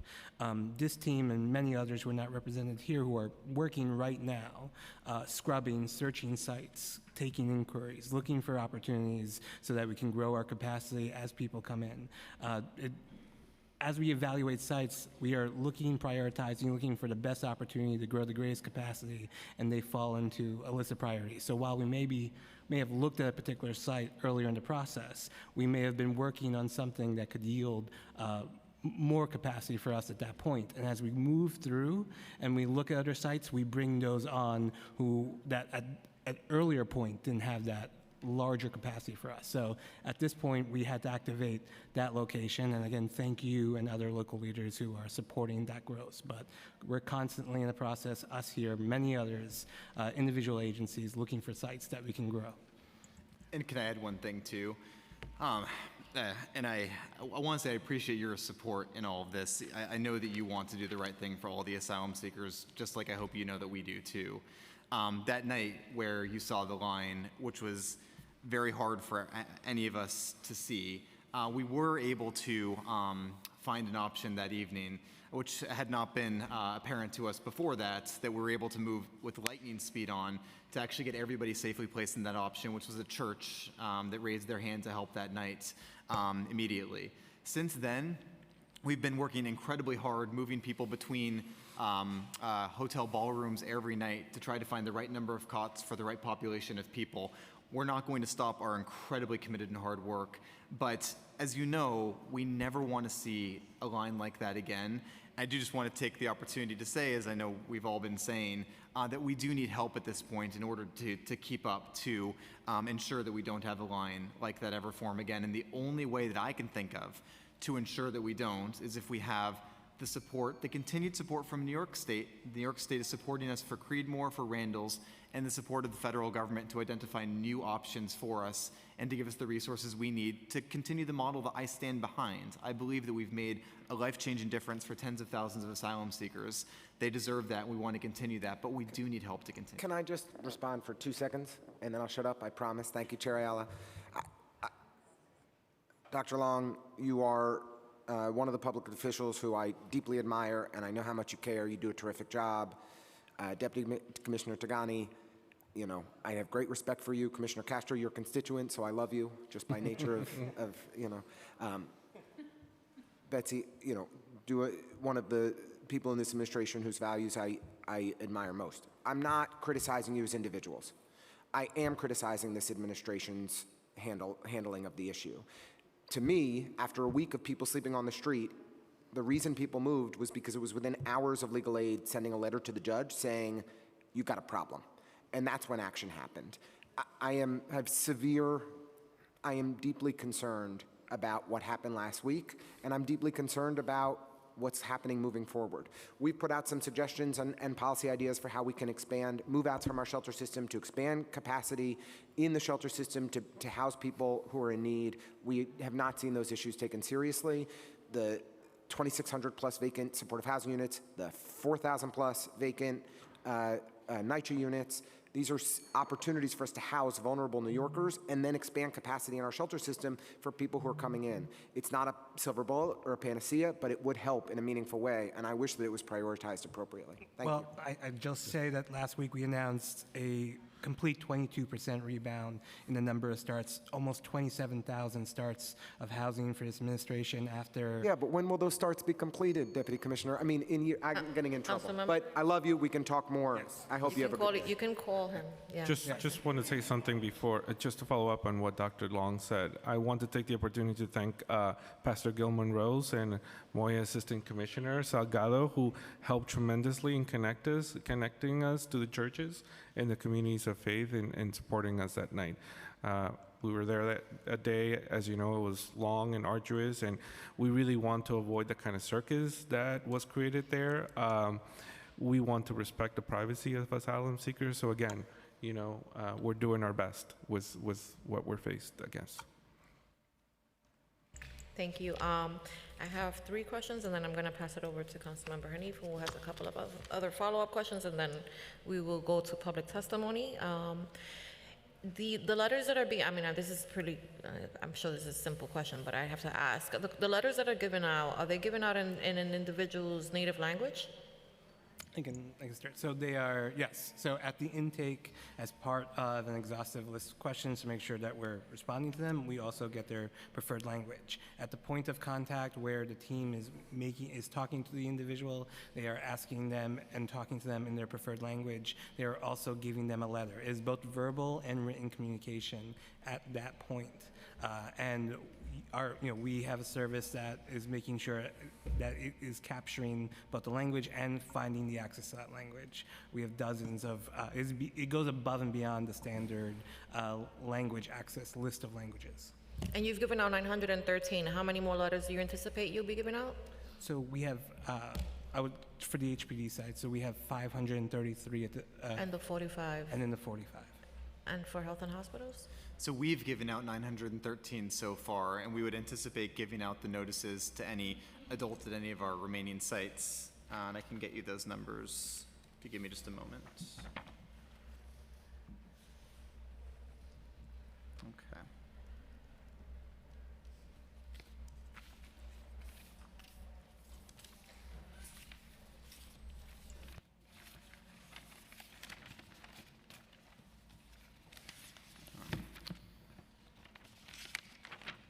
Okay. So at our sites, we have the individuals constituting adult families is 1,733, and for single adults, it is 2,001. 2001?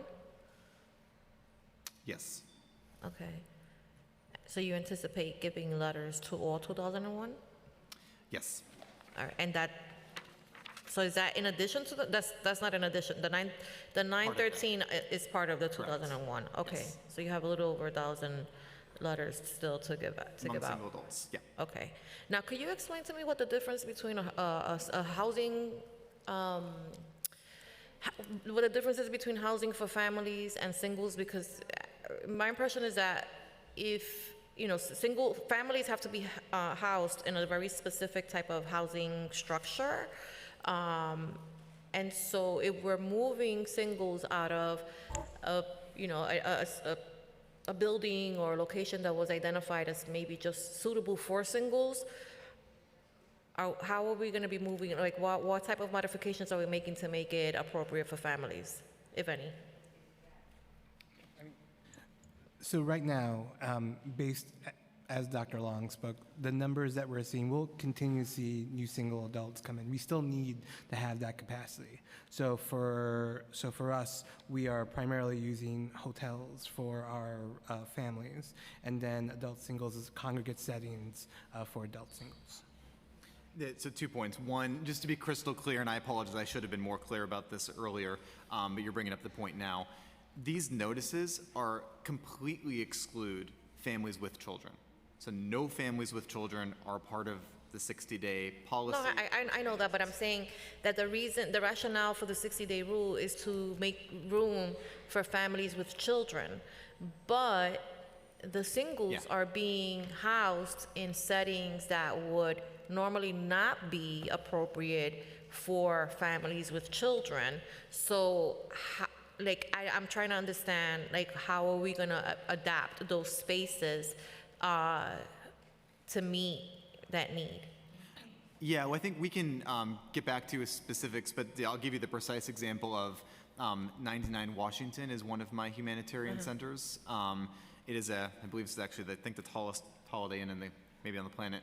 But that is a hotel with individual rooms that would be suitable for families with children. But right now we have adult families and single adult women in that hotel. So as we transition, that's an example of we'd want to, if we are have no other rooms available, give one of those rooms to a family with children as a priority. And I'm sorry for misunderstanding the question again. So the 45 that I mentioned earlier in our hotels, since those hotels would be appropriate for families, would then be available for families, and as capacity, we would move single adults as they come into our system into our capacity design for single adults. Yep. And you might not have this information now, but it would be really nice to get an account of how many sites we have that are able to house families that would benefit from this policy. Because it almost sounds a little bit like we may be warehousing beds in the event that we have families and children that are coming in and we need to, offer them a bed. Well, I wouldn't say warehousing because our experience so far has been we use the beds. No, but it kind of sounds like, we're going to get rid of the singles because we may, right, have this need and we want to have that bed available, so.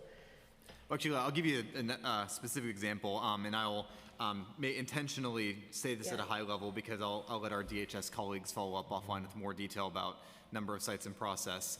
But many of the hotels that DHS has had that have housed single adult men, we've transitioned those men to other sites and used those same hotels with, of course, private hotel rooms appropriate for families with children, for families with children. So this is a model that we've been using to continue to support families with children, and it's been the way we've been able to always offer families with children an option, and that none of them have ever had to sleep on the street. So we'd be taking what's already working well and applying that across our humanitarian centers as well. Okay, I had another question, I forgot what it was. Hold on. Does this policy apply to DHS as well? It does not currently apply to DHS. And does DHS not house asylum singles? DHS does house, DHS houses every population of people, but my example from a minute ago has been DHS's approaches thus far, which is the DHS hotels where for example, single adult men have been in rooms, like 2 per room. Those with appropriate notification have been transitioned to other settings like congregate settings, so then we could use those hotels with those rooms for families with children. Okay, I will turn it over to Councilmember Hanif. Thank you so much. Thank you. So as we've hit the maybe 2-hour plus mark of this hearing, I just have many more questions, and it just speaks to the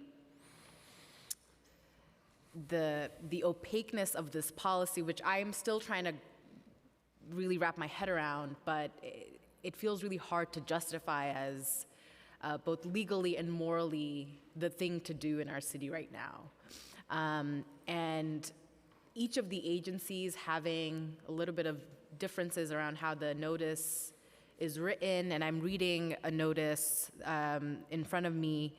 I would like for each of the agencies to share with the council the sort of template your agency is working with before it gets personalized, so that we have it for our record and can read it.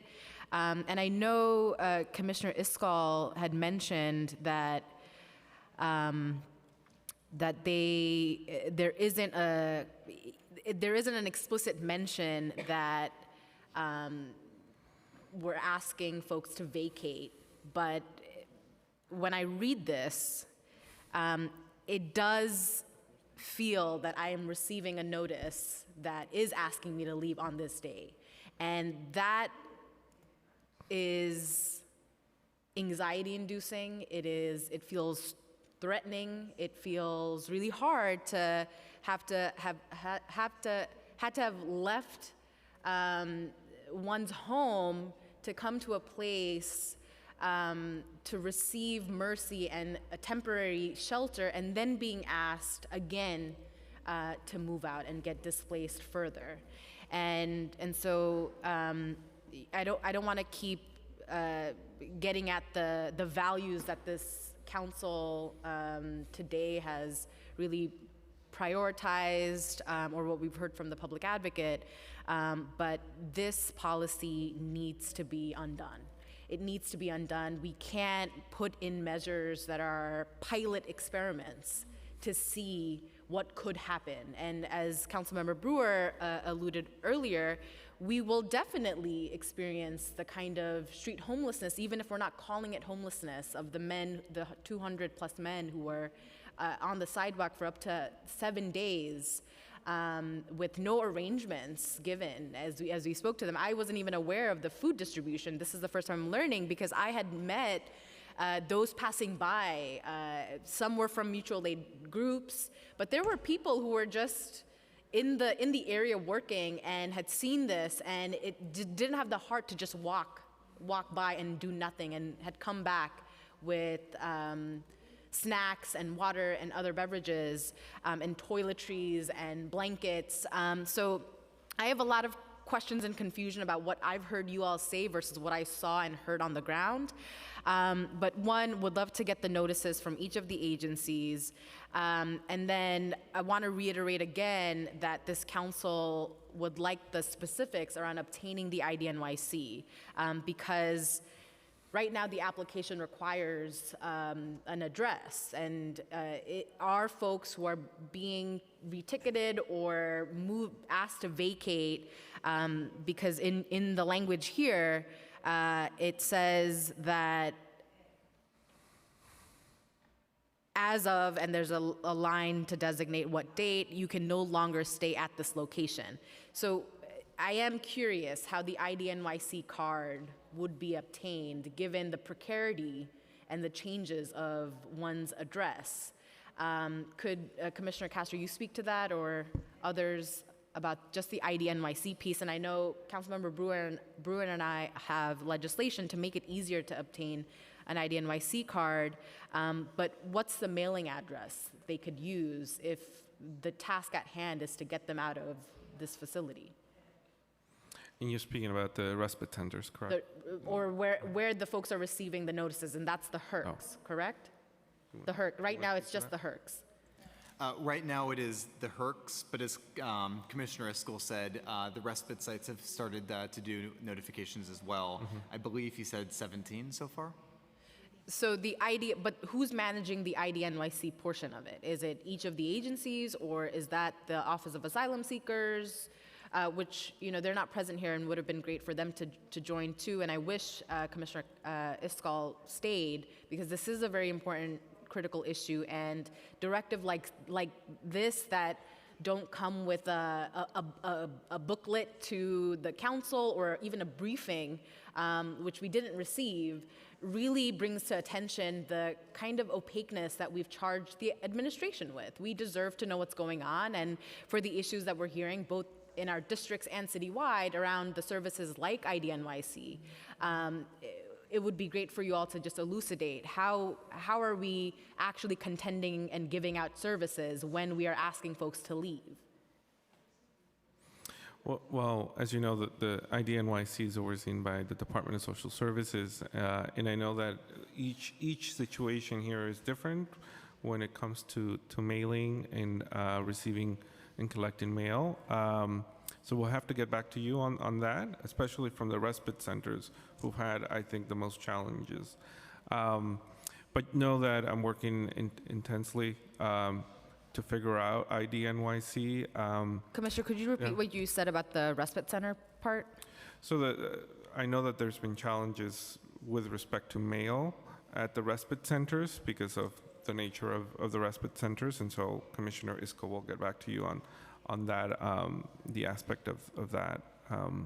But with respect to IDNYC, it was a program created before the crisis, and we understand that we need to adjust to be able to accommodate now close to 100 or over 100,000 people who are in need of this ID. And the only thing I'll add is that the focus on the ID did not start now. It started before. At the Jefferson, we actually have a significant portion of the population has come through that successfully was able to get the ID. So not speaking to the address question, I just want to emphasize that for us, we're working through the vendor. The vendor is aware, familiar with the work. They work closely with Moya through this partnership, and we've had success getting people at the Jefferson the ID. And if I could just add one point, it is that I think you bring up a really important point, which is how are we going to connect people to resources and the services that they need during the 60-day period. But I just wanted to take the opportunity to say that is case management, and that is critically important to this effort. For me, again, as a primary care doctor, I want to help my patients get what they want, and when we're asking people now, they're telling us, our asylum seekers are telling us what they want, and we're able to have the opportunity now to actually meet their needs. But I think I wanted to say we'll best meet their needs if we can work together on this. IDNYC is one thing, it's a very important thing, but it's one thing. There are several other services and resources that we talked about, like our ability to reticket people, like OSHA training, like English classes. The more that we can do together, and I just really wanted to say this out loud, I think the more successful we'll be in helping our asylum seekers to take the next step forward in their journeys, which is what they want to. But I don't think they can do it without all of our collective help. I think they deserve that. I agree with that. And then building on Councilmember Ressler's line of questioning and the revelation that there were 1,500 beds or some capacity in the DHS shelter system, what prevented transfer of the men who were there at the Roosevelt sidewalk to go into the vacant beds? So I'll say, and I'm good, the upshot of this is I do think we should pose that question to DHS. I don't want to speak on their behalf. What I will say is that every day we have a meeting at 9:30 in the morning that DHS is always a part of, my team and I are always a part of, and we make every effort to work together throughout the day, literally every minute of the day, to place people as DHS availability comes up. That's not limited only to adults, but also for families with children. DHS has opened several hotels recently for asylum seekers. That's been really a make or break help in terms of our ability to always offer children and families a place to stay for the night moving forward. So we're in constant communication with DHS, but I do think we should defer to them to answer the specific question about their day-to-day capacity and what that capacity reference might mean. Okay, I'm disappointed by, one, I knew that there was this interagency, and I know there's an interagency effort and a sort of recurring call and being engaged day to day, but these hearings have not always had all of the agencies that are on these 9:30 calls present. And so I would just extend that to the agencies not present to be able to at least, with their colleagues in the administration, just give us a note of some kind, because this is a shocking number of vacancy. When people were on the street for up to 7 days, there's no reason beyond just the optics of Mayor Adams just wanting to send the signal and the message that New York City is at capacity. We don't want you here. And that is a horrifying message as a city rooted from the quote on the Statue of Liberty that this is your city, this is where you will receive mercy. And all the work we've done that you all have proactively participated in, the detainer laws and the various protections that comes with this city is the foundation of why this city has to lead. And so I hope DHS is able to respond to this question. And then finally, before I go into my colleague, Councilmember Caban's questions, what conditions would we need to be met by the administration to repeal the 60-day rule? For how long are we monitoring let's say, the efficacy of this directive? It's a day by, you all look like it's a day by day. I don't think there is a set day. I think right now we are at the beginning of implementation. We are still learning just on the implementation side. So that is something we'll continue to do and continue to monitor at this point. And I just would add one thing. I think your question is getting at, with the policy as it's implemented, how we evaluate its effectiveness. And there was a question earlier about how we would define success. I just wanted to put forth that for me, I think a very important aspect of success will be how can we get people, how can we know that we're getting people what they want. When we're making exit plans with people, we'll see if at the end of the period that 65% actually is able to activate the exit plans and actually leave. I think that will be an important thing to follow up on. I don't know what's going to happen with that yet, but I do know I'm going to do everything in my power to make sure that they have every opportunity to take the next step forward, giving them what they want. But I think that would be an important thing for us to collectively look at the end of the first 60-day period. And I would just add that we're still at the height of the humanitarian crisis. I mean, we announced 200 beds earlier last week. Last week we received 2,900 asylum seekers. And so we're very much still trying to figure out what to do day to day. And so as Dr. Long said, you know, really a lot the availability of the spaces where we can shelter people will really determine how we respond moving forward. And of course, the support from the federal and state governments. I have no doubt that each of you individually are going to be doing everything, as I've seen you do and have talked to you, to ensure that folks are housed and have the services. But for there to not be any parameters or conditions already kind of sketched out is disappointing. There should be a contingency plan, as was mentioned, or kind of like the evaluation, is it happening, you know, when that first notice of September 22nd, or whenever that first set of people will be asked to vacate, exactly what we're expecting or how we're making sure those very folks who will need to come back to the Roosevelt Intake Center and be online to re-register with the system, what we're expecting as success or the shortcomings, or how we're gonna really move forward, and how you all will involve the council in that conversation. Well, that's, first of all, thank you. It's always helpful and continues to be helpful how the council has wanted to work with us, especially in 455 Jefferson. Councilmember Gutierrez has been incredibly helpful connecting us to the local neighborhood, and there are many other examples. So for us, throughout the process, we are very carefully managing and monitoring how success looks every day. Every point of contact, every movement forward in trying to get to an exit plan. And as we move forward, I think part of the process is going to be not waiting until day 60, but for us, we want to know what success is going to be at day 15, 30, 45. And we're breaking it up even more granularly. So we will certainly be pulling in and asking for councilmember support ideas throughout the process. Thank you. Hi. Happy to be here. Thanks for all of your questions and the opportunity to really respond.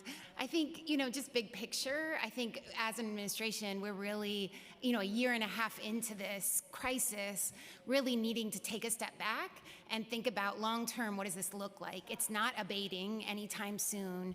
We're being forced to use, public facilities that we'd really rather not use. Those are, McCarran Park, Rec Center, Sunset Park, those are places, schools, gyms, like none of us want to use those spaces. Those are community spaces that are meant for a different purpose. So I think as, we are being forced to look at those as options for siting, that's when we're like, we have to try something different and make some really difficult choices. I know you all know every time we set up an emergency site, it's remarkably expensive. It takes resources away from us being able to do what Public Advocate talked about, really channeling those resources into permanent housing for folks who have been in shelter for a really long time.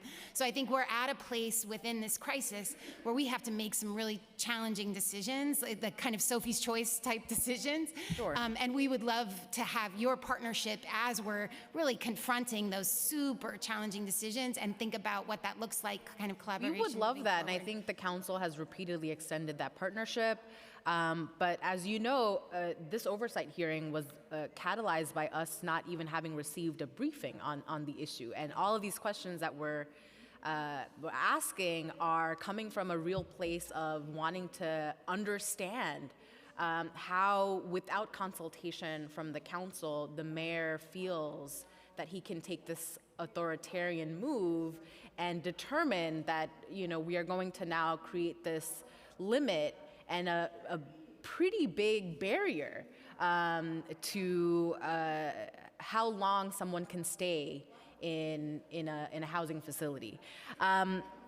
Can you commit to not extending this policy to families with children and to DHS shelters?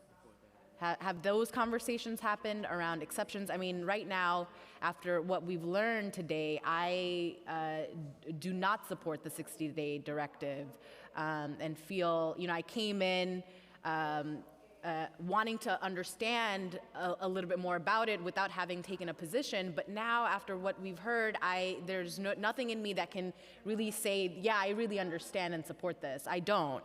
But to see that rash decisions are getting made by the mayor, can a commitment be made that this policy not be extended to families with children in particular?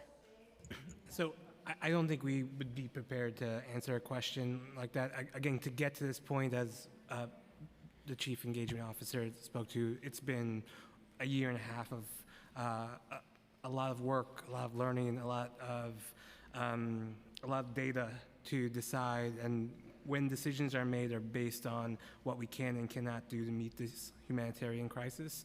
I think we understand, we hear your questions, and collectively we'll make sure we take that back to our colleagues. Thank you. I'm going to ask a couple questions from Councilmember Caban, who is here but online, but since we don't have quorum, she won't be able to get to ask her questions.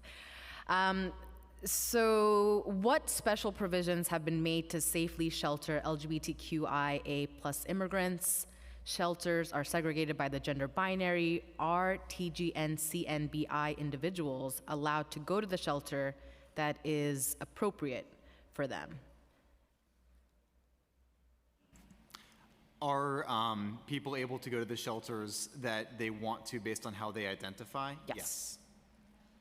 And how does that happen? Is it at the intake center that there are some demographic questions and then a determination based on interest, or?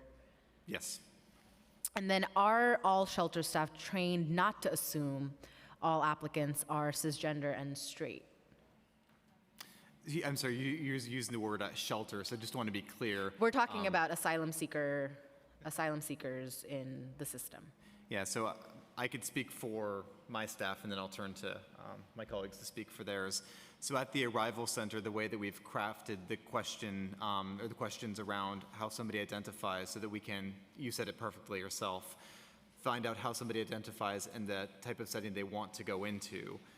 We train our staff in how to have those discussions and what the options for people would be. So the answer to that is, in terms of our frontline staff that are having the discussions, of course, they're trained on how to have those discussions and what the options they should present to the person, the asylum seeker, would be.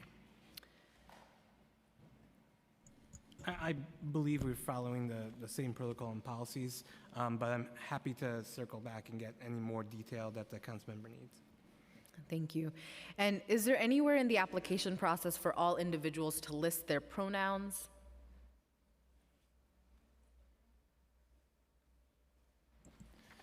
So at the arrival center, well, what I can tell you definitively is we ask for how somebody identifies, and then we use that discussion to ask them if they want to be, and we give them the different options in terms of a setting which might have only single adult women, only single adult men, single adult women, and adult families. And that's a discussion we have with them because we don't want to assume that they would that their desires would be one way or another before asking them directly.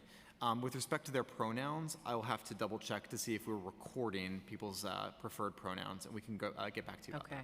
So do folks have a card, or just not an ID NYC, but a card that they come in and out of?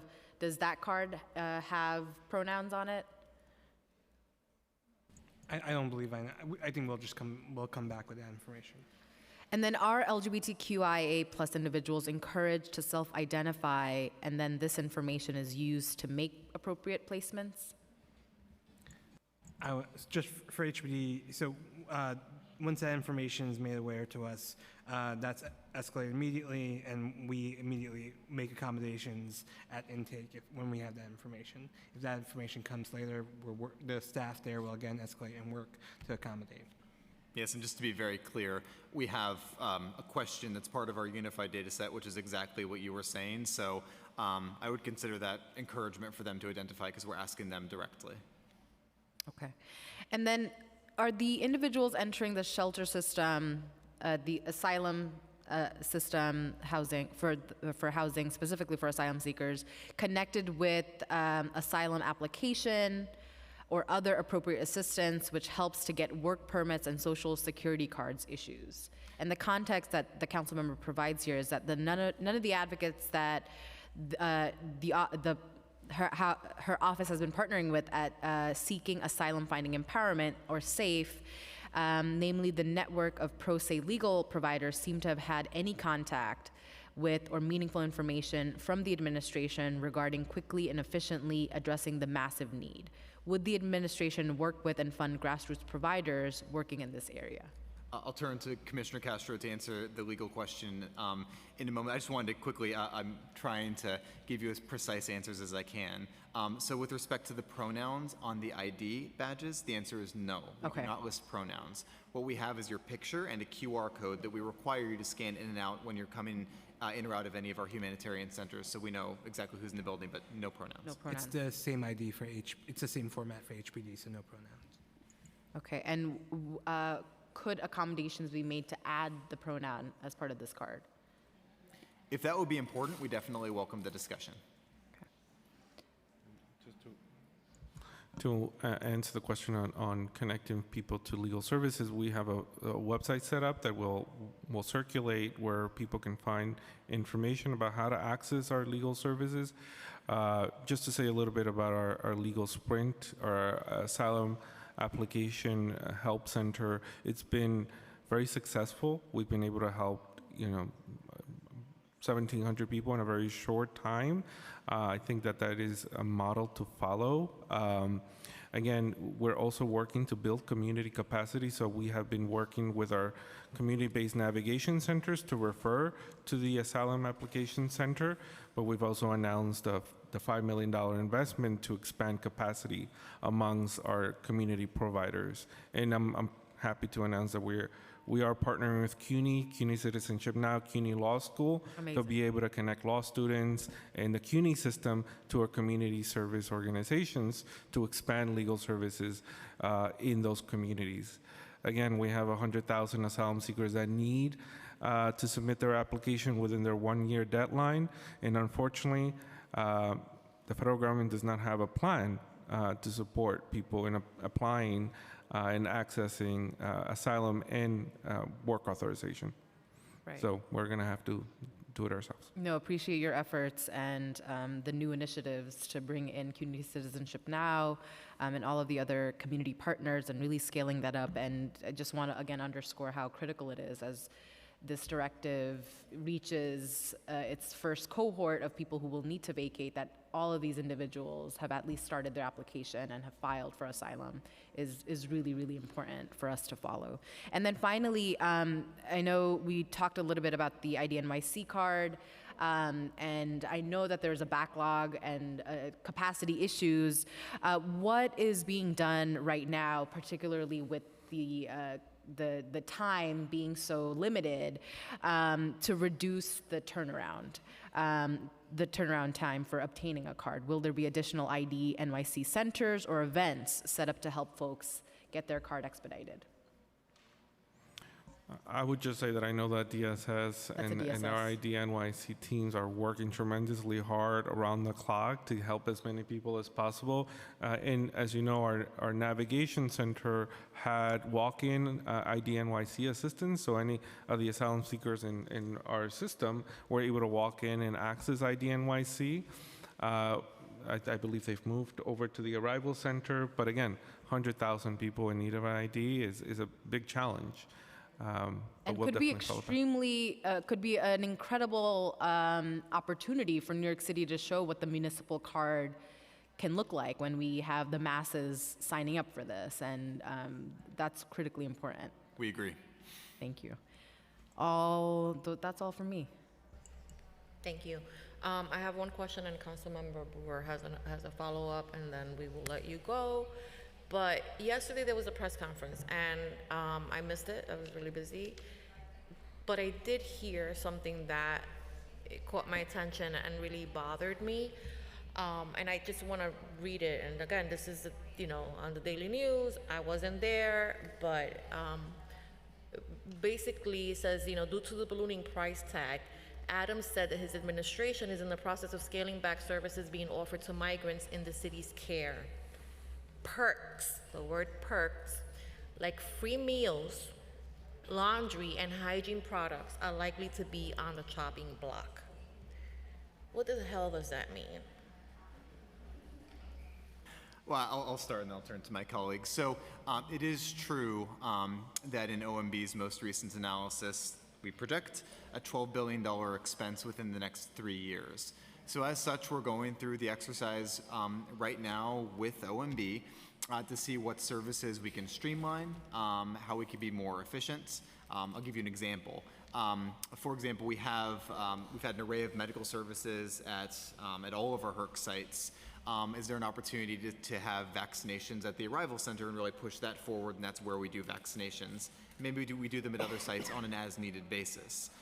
We also have virtual versions of the emergency room, and when we enroll people in health insurance, which we've now enrolled 14,000 people in health insurance, that actually draws down state and federal funds, so we actually make money from the perspective of the city when we enroll people in health insurance. So things like that we're in active discussions about now, but it is because of the fact that New York City has continued to bear the vast majority of the burden in terms of cities, and the current projection is $12 billion of expense.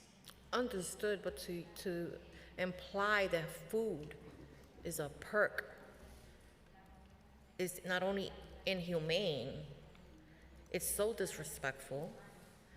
And I don't respect that type of rhetoric.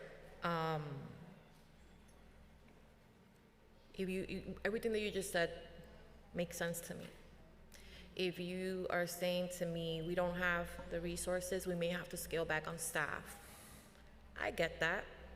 If you say to me, we may not be able to mop 5 days a week, maybe we have to mop 2, I get that. We may have to renegotiate with building owners and hotels and reduce the rates. Completely understand that. But food is not a perk, it is a necessity. And to say that it is, even if it's just to get the attention of Washington, is an appropriate use of language. And I just wanted to say that on record because I found it highly offensive. And I don't understand. I get we're all really frustrated, and I get that we're all really concerned.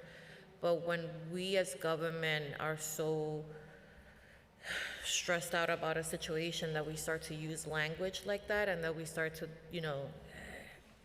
create little innuendos that don't really help the situation, I think we have a responsibility to do better and be better. I just wanted to say that because, again, it really bothered me. My family was, food insecure growing up. We grew up on food stamps. You know that my family's also been homeless, and it's not just my family. Like I can tell you, in my own community, in the building I grew up in, I still have families there that have never moved, who suffered from the same issues, right? And so I just, I take these things really personally because I want to understand, right? I'm very practical, but there are things that we should be doing and things that we should absolutely not even be discussing. And so to say that, shame on the mayor of the city of New York for using that language. With that, I will pass it over to Councilmember Brewer and Thank you very much. I assume that we have this, but I just wanted to double check. Can we get the list of the sites that are under the 60-day rule to the committee so we know which sites they are? That would be number one. And then the second issue is, I mentioned the Wellington on 55th and 7th, completely empty. I mentioned it earlier, but why are we doing, for instance, Randall's Island or some of these other locations when we do have empty hotels? And then the other question is the hospital, State Hospital Psychiatric on Ward's Island, not full. So I just, while we're understand Randall's Island, I only have, 50 coaches who have called me, maybe just 40 or 50 coaches, every single soccer player in Manhattan. And so I just want to be sure that as we're, tearing up those 4 fields, we're trying to find other fields. We need to get some lights on certain locations. I have a long list, which I will be putting in writing. But, you put in one group against another group, and I find that offensive. I just want to put that on the record also. I think in terms of collaboration, I know that there's often a call out for other sites, but that needs to be intensified so we don't put one group against another. Thank you. Couple just quick responses. So locations we're happy to share. We break down our locations by population, so we're happy to share that. And then I just wanted to acknowledge what you said about the coaches that have called you. We don't want to be displacing any children's athletic leagues or anything like that. As the father of a 2-year-old and a 4-year-old, I very much understand the importance of organized activities. The reason for Randall's and Creedmoor, for that matter, is hotels. We are doing our very best, but it's very hard to find hotels to support families with children. So when we do find it, we're going to look into the hotel that you offered. But our first priority would be families with children in that hotel to make sure that we can continue. And again, New York City, it's worthy of note, as Commissioner Castro said, no families with children have slept on the street in New York City. Few other cities can boast that, which is unacceptable. But in New York City, we of course will continue to make that our reality. And so with Randall's and Creedmoor, we need those sites to ensure or to best protect against having a line of adults in the future. We wouldn't put families with children in Randall's, but we would put adults there that would otherwise risk being potentially forming a line in the future. Get back to me about the psychiatric hospital, please. Yes. And if I may, I'm just going to talk a little bit about our upstate program, because we've also been, as I'm sure you've seen in the news, we've been sending folks upstate to hotels, and that's a combination of singles and families with children. And they're folks that raise their hand and say, I want to go upstate. We're able to, and I think this is one of the things that we'd really like to supercharge. I mean, at this point, we only have approximately 1,800 people upstate across 6 counties.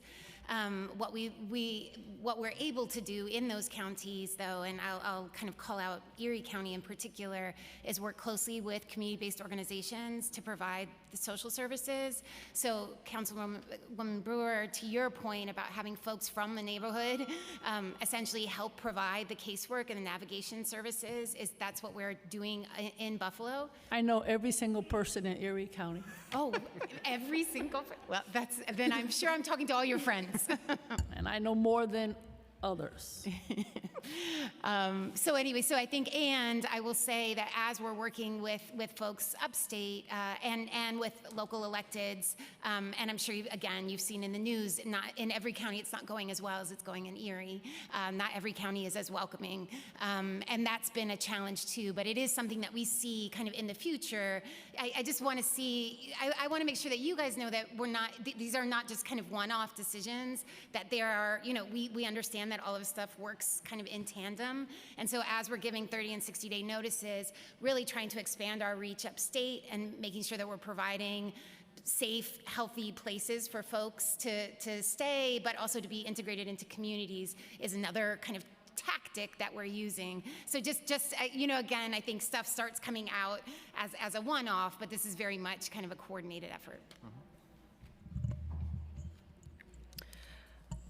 I have just a few more questions and then promise we'll wrap up. Are there any particularly vulnerable populations, such as people with disabilities, LGBTQ folks, or young adults who are exempted from the 60-day directive? I can start. For people with disabilities, the process right now works such that we, as part of our unified data set or unified questions we ask people, at the arrival center, we seek to there identify if somebody has a disability. So right off the bat, we're having somebody with a disability go to an appropriate site to meet their needs.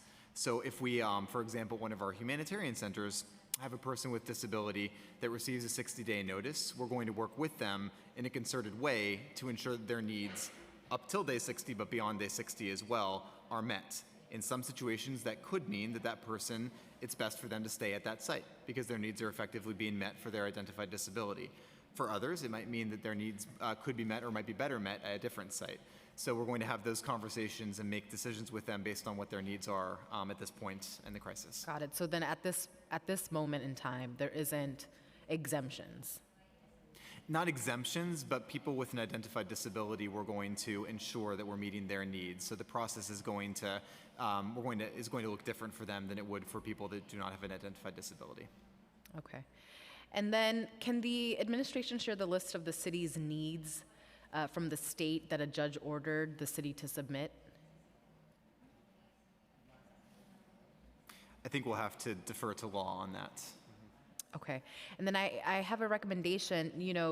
There used to be briefings that were happening regularly, and I understand the nature of having all of the electeds and all of the agency reps as being sort of an unwieldy situation. But if we could divide it up into boroughs or really smaller cohorts, because it is just absolutely imperative in terms of the continued uptick of welcoming asylum seekers, the new directives, the various policies that may come about as a result of this directive. It is just imperative for the council to not only use our chambers and have you under authority, under oath, to share what's going on and learn what's happening, but really be prepared in advance of these hearings. We don't want to have to call oversight hearings for every single policy that gets introduced. We'd like to have these conversations in tandem and really want to extend that partnership here today. We'll pass that back to our IGA team. Good communication would solve 90% of the world's problems, and I enjoyed those meetings as well. Thank you.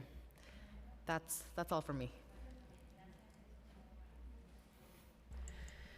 I don't have, there's no one else to ask any more questions, so thank you so much for coming today, and I hope that if you can, if possible, if you have any staff that can, stay, we have a panel of asylum seekers that will be testifying as well, and I think it would be nice to show some support.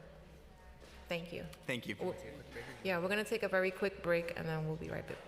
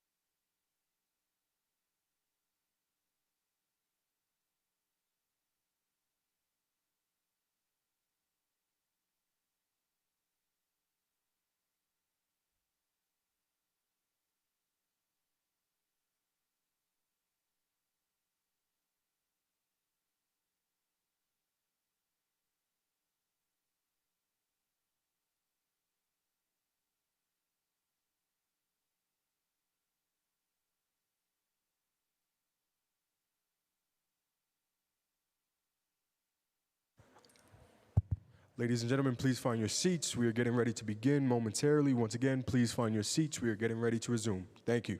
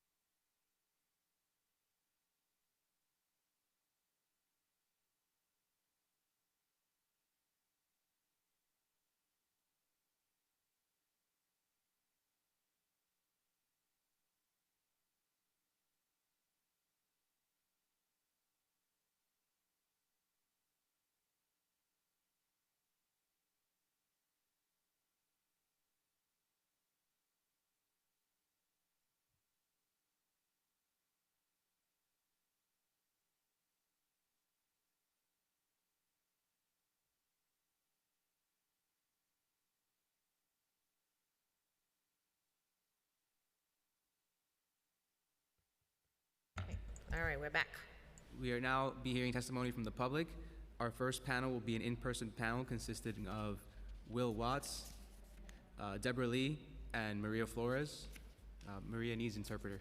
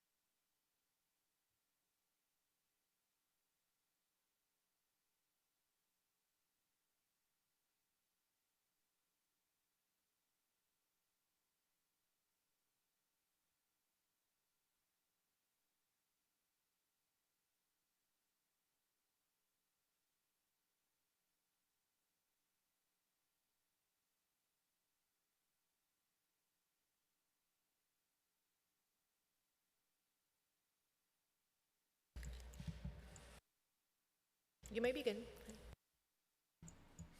Is this on? Great, great.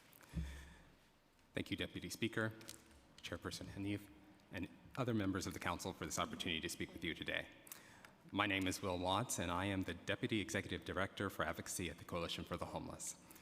For over 40 years, the Coalition has advocated for and defended New York's right to shelter, serving as the court-appointed monitor of the shelter system and operating over 11 direct service programs for unhoused individuals and families regardless of their immigration status. While we appreciate the challenges this influx has created for all New Yorkers, the Coalition opposes any policy that seeks to curtail the right to shelter, which this policy does by imposing an arbitrary 60-day limit without any guarantee of ongoing placement. Already, notice recipients have contacted us because they are confused and do not appreciate that even if they return to the arrival center within the 60 days, or when their 60 days ends, that they may not receive a new placement. Now, we are glad to hear that there's been more case management, but there is still confusion.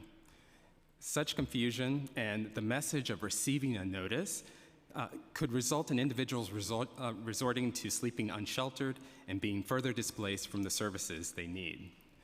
Now, I recently relocated here from Los Angeles, and I know what mass unsheltered homelessness looks like, and that is not the path that we should be going down.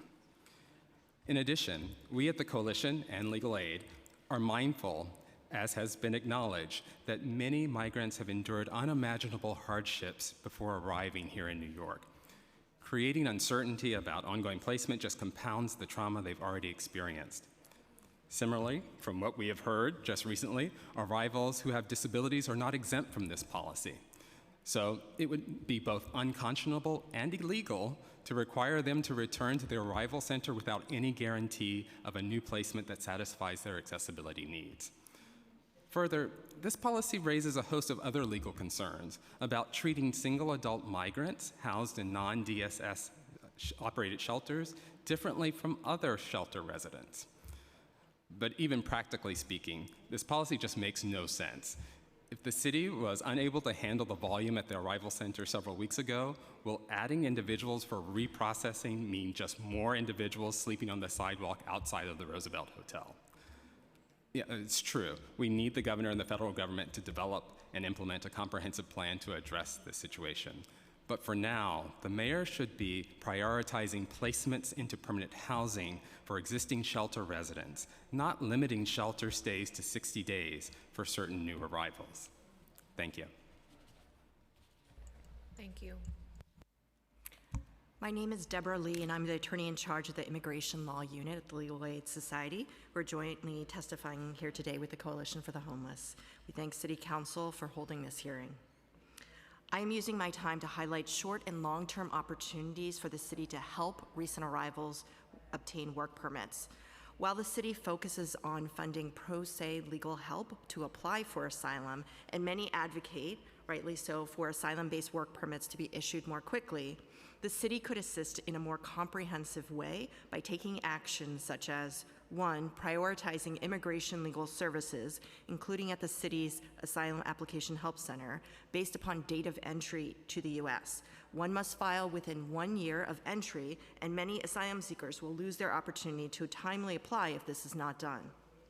2, screening for humanitarian parole status, which provides an immediate pathway to work authorization concurrent to the length of parole. 3, collaborating with workers' rights advocates to screen for labor abuse and trafficking for those who are already working. This would provide another pathway for work authorization. 4, funding immigration legal representation for those on expedited, dedicated dockets in immigration court proceedings. For asylum applicants, most will not receive their work permit in enough time to benefit from them before their final hearing in immigration court.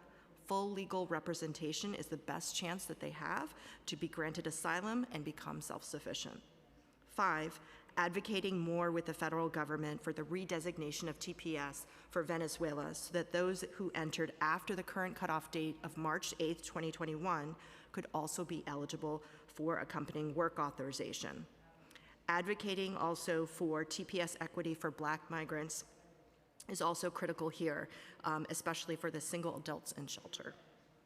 Finally, incorporating immigration legal information and education as part of the intensive case management that was discussed earlier today for those receiving these 60-day notices is also very critical. Legal Aid is committed to all in the shelter system and to fighting to advance immigrants' rights. We thank the committees for their dedication to these issues. Thank you.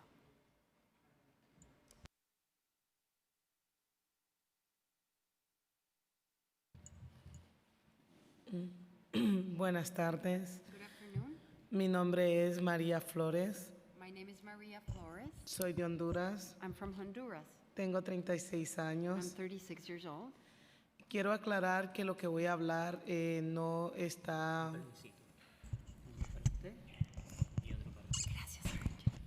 Quiero aclarar que lo que voy a hablar no está relacionado con el tema de los 60 días. I want to clarify that what I'll talk is not related to the 60-day rule. Yo vivo en un shelter en Brooklyn. I live in a shelter in Brooklyn. Y pues vine de mi país con muchos sueños, con muchos propósitos, con metas. I came from my country with a lot of dreams, purposes, goals. Yo entré a Estados Unidos el 3 de agosto I came into the U.S. on August 3rd del 2022. of 2022. En una redada con México, de México con Estados Unidos. During a raid between Mexico and the U.S., Tristemente nos tuvimos que separar. sadly, we had to separate. Yo venía con mis 4 niños. I was coming with my 4 children. Pero cuando en la redada mis niños quedaron en territorio americano y nosotros quedamos en territorio mexicano. During the raid, my 4 children ended in American soil and we ended in Mexican territory. Pero gracias a Dios, la abogada de los niños But thank God the children's lawyer me hizo como reunificación familiar para reunirnos con los niños. did a family reunification in order to get together with the children Y de again. esa forma, gracias a Dios, que me dieron la oportunidad de entrar a este país. And in that way, I had the opportunity to come into the country. Venía muy alegre I was very happy when I came in porque me iba a ver otra vez con mis niños because I was going to see my children again. y yo pienso que todas las personas que estamos aquí I think that all the people, all of us who are here, venimos con un propósito we come here with a purpose y con darle mejores oportunidades a nuestros hijos. and in order to give our children better opportunities. Pienso que nadie se mueve de su país I think that nobody leaves their country porque quiere, because they want to, sino que por la situación en la que se vive. but because of the situation we live there. Mis niños estaban con una sobrina mía My children were with a niece of mine, y el mismo día que llegué, mi sobrina me dijo que tenía que irme de su casa porque no nos podía acoger a mis 4 niños y a mí. and the day that I arrived, my niece asked me to leave, that she couldn't house me and my 4 children. Entonces me llevó a una ONG She took me to an ONG, que se le llama La Hispanidad. which is called La Hispanidad. Ella me dijo que ahí me podían mandar para el PAT. And she told me that from there they could send me to the PAT. El PAT me pagó un día de hotel The PAT paid 1 day of hotel porque estamos en situación de calle, because we're in the streets, mis 4 niños y yo. my 4 children and I. Estoy muy agradecida con Nueva York I'm very grateful with New York por haberme dado un lugar donde vivir. for having given me a place to live.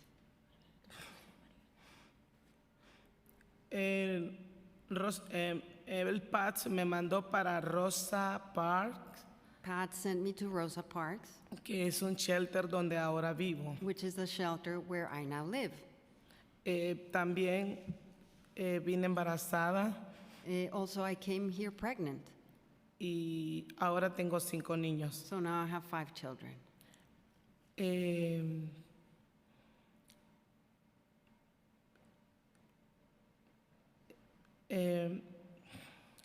Lamentablemente, en el shelter Very sadly, in the shelter, donde vivimos ahora, in the shelter where we currently live, hemos tenido discriminación. we've suffered discrimination. Siempre me han estado frustrando They always frustrate me con el asunto de vivienda. with a housing issue. En el shelter me quieren transferir para un hotel.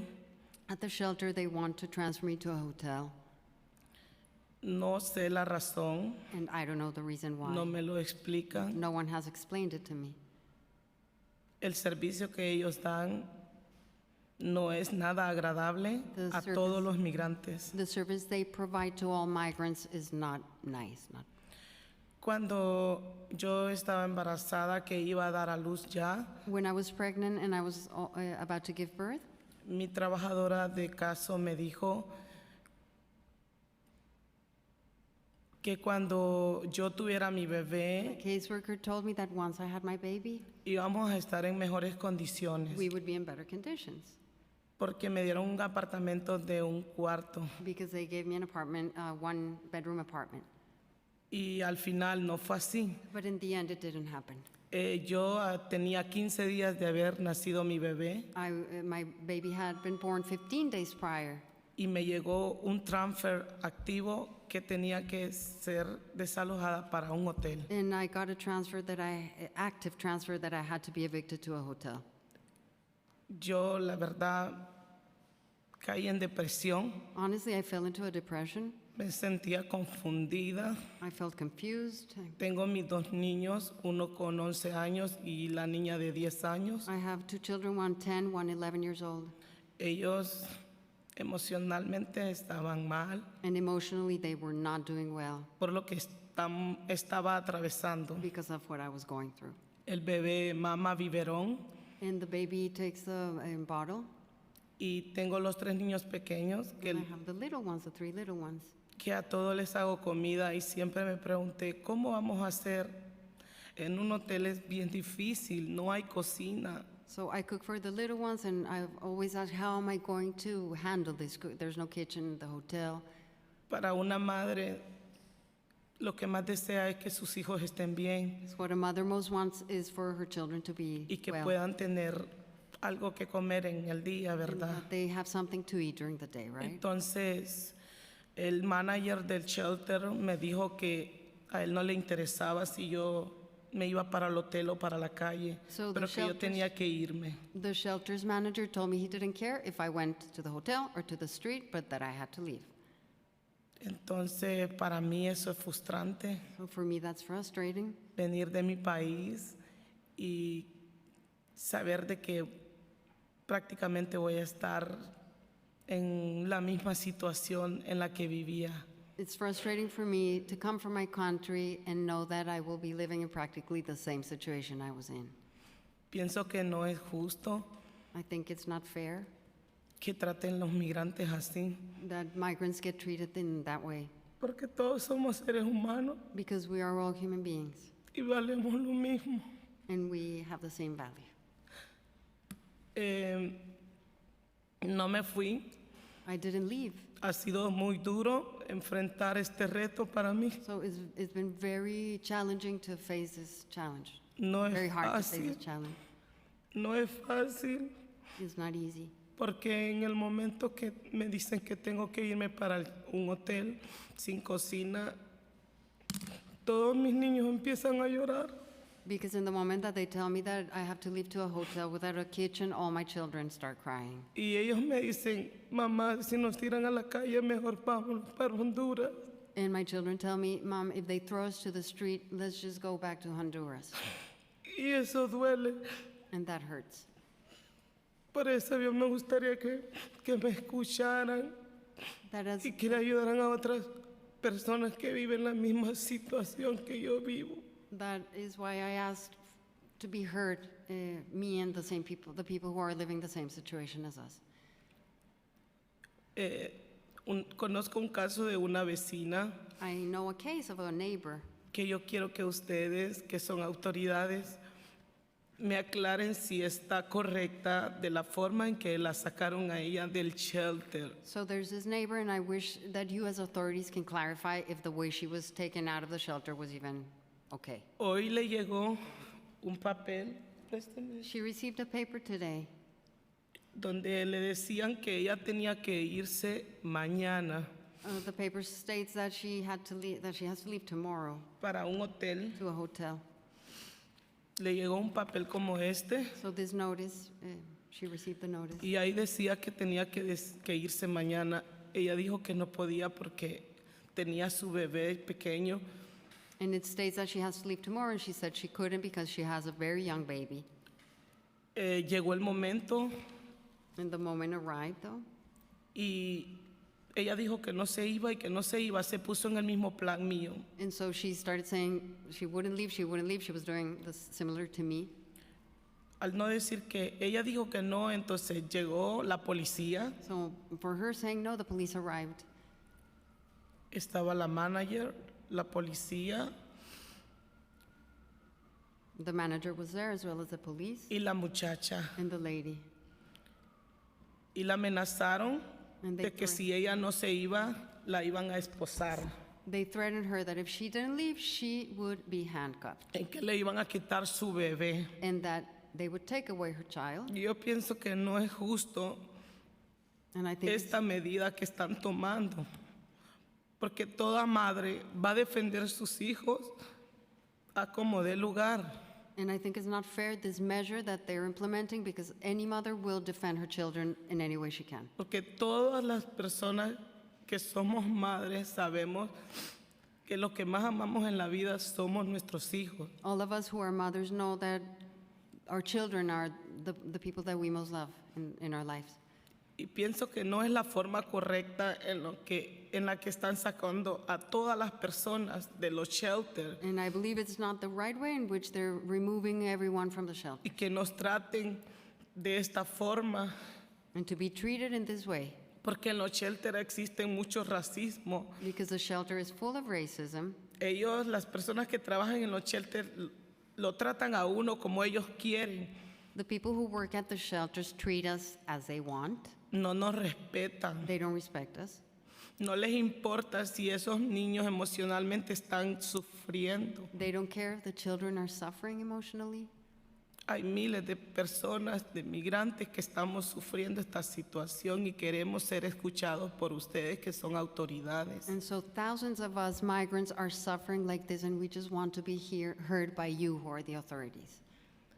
Y yo estoy en ese shelter aún porque yo no podía salir al hotel con los 5 niños. I'm still at the shelter because I could not leave to the hotel with the 5 children. Y trato de ser fuerte y le pido sabiduría a Dios para poder manejar este caso. I try to be strong. I ask God for wisdom in order to be able to manage this. Algo que no es fácil. Something that's not easy. Pero trato de ser fuerte por mis hijos. But I try to be strong for my children. Porque sí le doy gracias a Dios y a Estados Unidos que siento que estoy en un país donde mis niños pueden absorber todas las oportunidades que se les enfrenten. Because I am grateful to the U.S. and I'm grateful to God because I feel that my children will be able to absorb all the opportunities Y in front quisiera of que them. nos ayudaran con este caso porque So I would love pasamos if you una can help us situación with this case.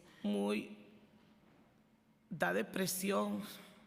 If you can help us, because what we're living gives us depression. ¿Cómo es posible que tal vez una familia ya esté bien ubicada, haya costado en este país tratar de captar todo como se vive aquí y luego que de la noche a la mañana le digan que usted se tiene que mover para un lado?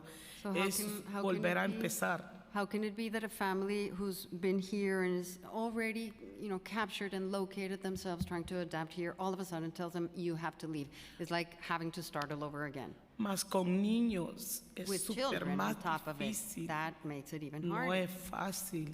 It's not easy. So Gracias por escucharme. thank you for listening to me.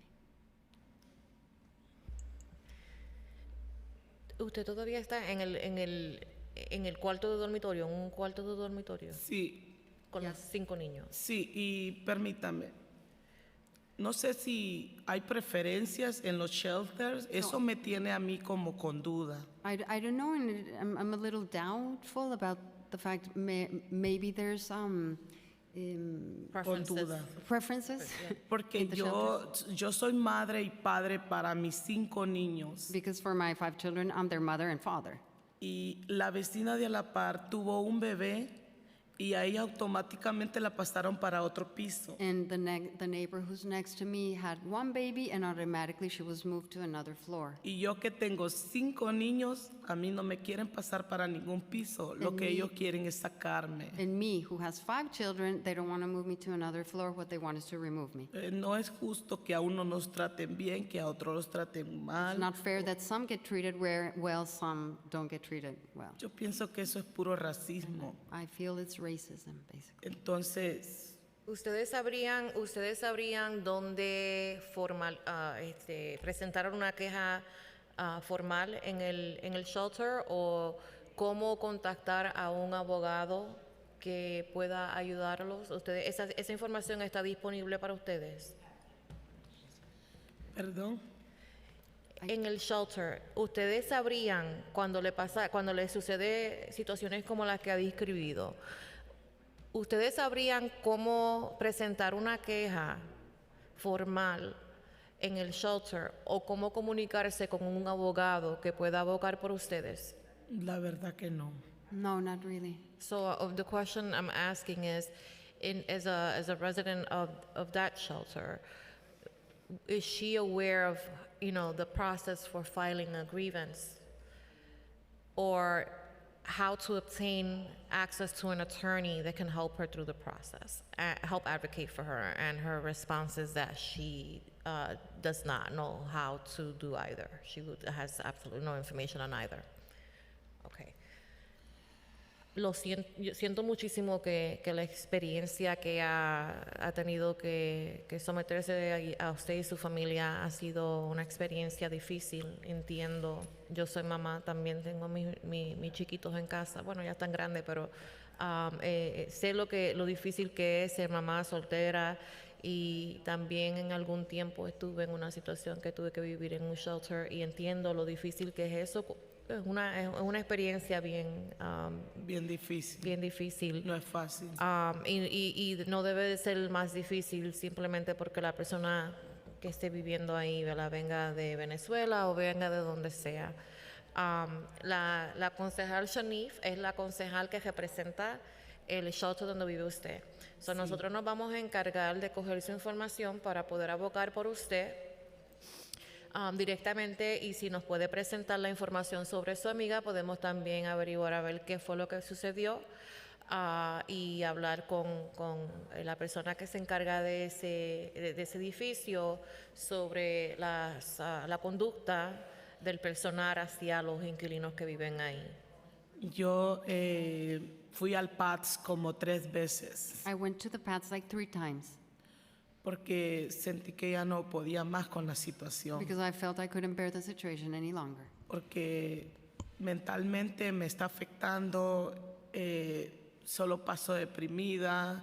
It's Quiero affecting me ser, mentally. I'm always quiero depressed. ser la mejor mamá para mis niños, pero esta situación no me deja. I want to be the best mother to my children, but this situation is not letting me. Y pues créame que me duele la forma en que ahorita están sacando las personas de los So shelters. believe me that it hurts me the way in that they're removing the people from the shelters now. Pienso que no es la mejor. I don't think it's the best way. Más que todo por el respeto a los niños. And especially in terms of respect for the children. Sí, no puedo entender, especialmente cuando son niños que van a la escuela y que hay que hacer cambios. Eso también Sí, es una interrupción a la vida de esos niños que no tiene justificación. Pero quiero darle las gracias por haberle venido a testificar, porque esa experiencia, no solamente la experiencia suya, pero también probablemente la experiencia de muchos de sus colegas, de las personas que usted ha conocido en este proceso, y que a lo mejor no se atrevan, ¿verdad?, no tengan la ayuda, la asesoría para poder venir aquí y expresar lo que está sucediendo y cuál es la experiencia que están pasando en este momento.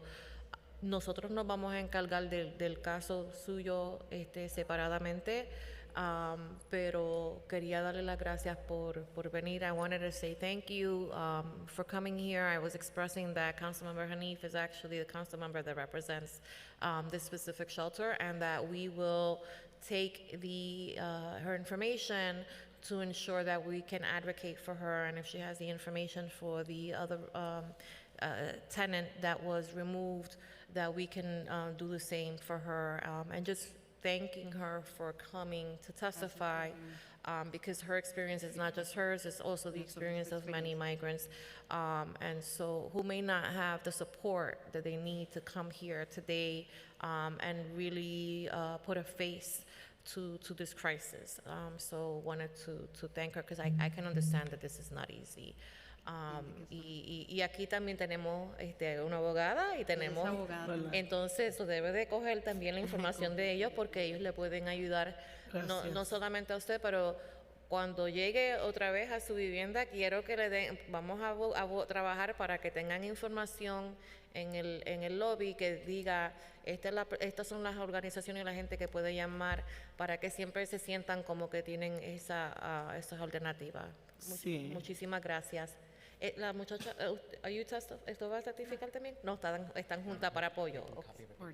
Gracias a ustedes. Estamos sacándole información del papelito, los nombres, Sí. pero se lo vamos a devolver aquí ahora. Gracias a ustedes por el Gracias. espacio y por escucharme. Que Dios les bendiga. Igualmente, y felicitaciones por el bebé. God bless you. Gracias. And we're You can giving connect. our- Yes, thank you so much. Yes, thank you so much. And Councilmember Hanif just wants to say. Thank you, Maria, for testifying and coming to the council's chambers to candidly, courageously, and honestly share what your experience has been like. And from the duration of this hearing, what I was trying to really demonstrate is the opaqueness and the lack of transparency around directives like the 60-day rule, which is beginning to get implemented, but we are already seeing displacement of families. And so right now, what you've just shared brings to question why asylum seeker families are being directed to the path.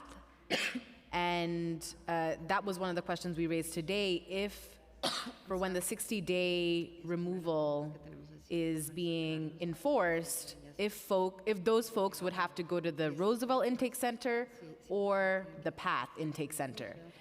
And so there was some confusion there, though the administration told us that they would not be required to go to the PATH, they would be told to go to the Roosevelt Intake Center. And so right now, with what you've shared, there's some confusion for me to just get a better understanding, and I definitely want you to be in touch with our Constituent Services Director, and I see the Gowanus Mutual Aid folks here as well. And as the council member who has received, who's direct communication with our friends at the Gowanus Mutual Aid, many times I directly go to the Commissioner, Molly Park, to understand the specific case-by-case conditions. And even then, there are tremendous amount of delays on receiving responses as to what is going on. And we have a relationship with the provider of that shelter and want to really investigate as to what is going on and ensure the best possible outcome for you and your 5 children. But thank you so much for joining us today. And really, this is not just being heard by us, but it's going out to the New York City public.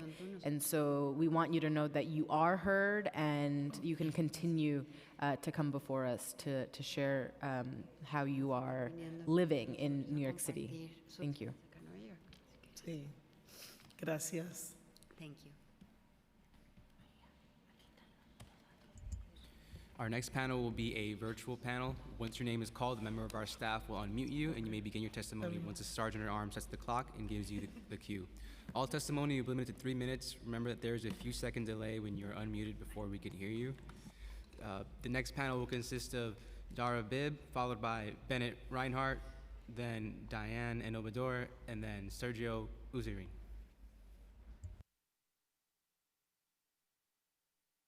Hello, can everyone hear me? Yes, you may begin. Okay. Thank you, Chairpersons Hannah and Ayala and the members of the Committee on Immigration and on General Welfare for the opportunity to testify today. My name is Dara Bibb, and I'm the Director of, I'm the Director of Hotel Housing Operations for Housing Works, responsible for overseeing the hotels we operate to provide emergency and transitional housing for New Yorkers experiencing homelessness, including criminal justice impacted individuals and asylum-seeking families. Housing Works is a healing community founded in 1990 with a mission to end the dual crisis of homelessness and AIDS. And we continually provide a range of integrated medical, behavioral health, housing, and support services for over 15,000 low-income New Yorkers annually, with a focus on the most marginalized and underserved. We are relieved that the asylum-seeking families we serve are not impacted by Mayor Adams' proposed 60-day shelter limit for adult migrants. As you know, our New York State Constitution reflected in over 40 years of court orders and local law requires that our city and state provide shelter and services to all single adults in need. Housing Works is confident that the Adams administration deeply troubling attempts to modify the right to shelter legal protections will fail. But we are saddened that these efforts to undo or undermine the fundamental right to shelter to seek pit new New Yorkers against other residents experiencing homelessness. I am proud to have spent my career involved in New York City's homeless response. managing since 2003 in homeless services as a case manager, a shelter director, and now a managing director of hotel services operated by Housing Works. Our hotel for asylum-seeking family currently houses 340 individuals, including 164 children. I can tell you that each household we serve are eager to work, to contribute to the life of New York City while bettering their lives. They have the same hopes and dreams as every group of immigrants that have come to our city and have made it in this rich and diverse place that we love. Indeed, the asylum seekers I've met have a deep culture of working and are eager to gain employment. It is also true, however, that every group of new immigrants that are dealing with legal, language, and cultural challenges. Works believes that as a city, we have not only a legal and moral obligation to provide safe shelter for new arrivals, but also the means to address our homeless crisis. In conclusion, Housing Works calls on the council and the administration to be bold when it comes to addressing New York City's unprecedented crisis of homelessness that drives poor individuals and public health outcomes among New York City's most vulnerable residents. We welcome the council's oversight of the city's homeless response and call for an increased emphasis on peer and community health workers, a focus on cultural competency and service delivery, and implementation and rigorous evaluation of new approaches to the crisis of homelessness that drives poor individual and public health outcomes among New York City's most marginalized residents. Thank you for your time and having me speak and testify today. Thank you.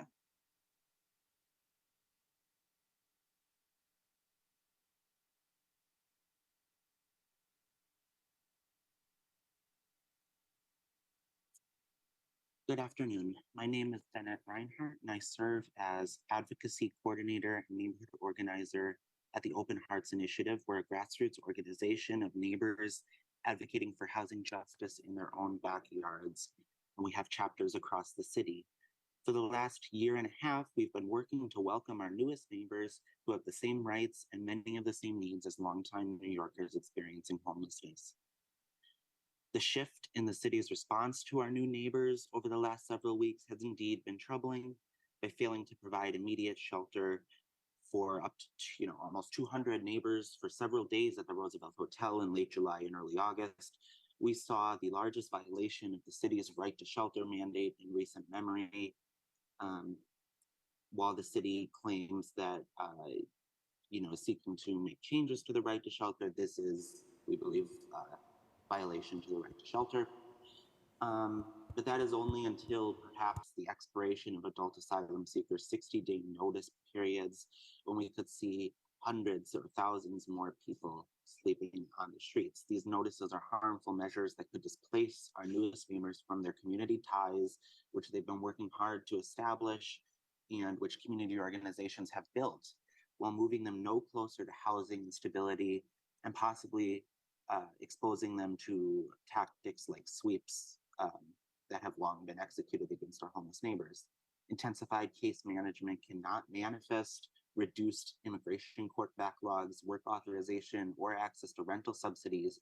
And without these, people have just as much trouble after 60 days getting into alternative housing as they currently do.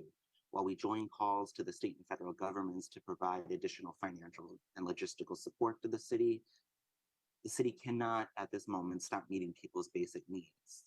There is much it can do to increase shelter capacity, such as immediately implementing expansions to the city FEPS vouchers that this council passed last month, increasing capacity at city agencies for processing and renewing city FEP vouchers, and increasing case management within perks and respite centers without these punitive notices. These notices aren't necessary to provide people increased case management.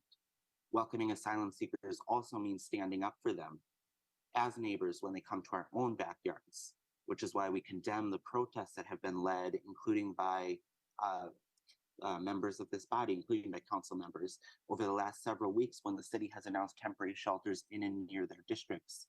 Our hundreds of members have already and will continue to welcome new neighbors in their own backyards. And that's what I hope everyone on the council and everyone in our neighborhoods will do. thanks again for your attention to my testimony, and please, we urge the council to do everything possible to stop the 60-day notices. Thank you.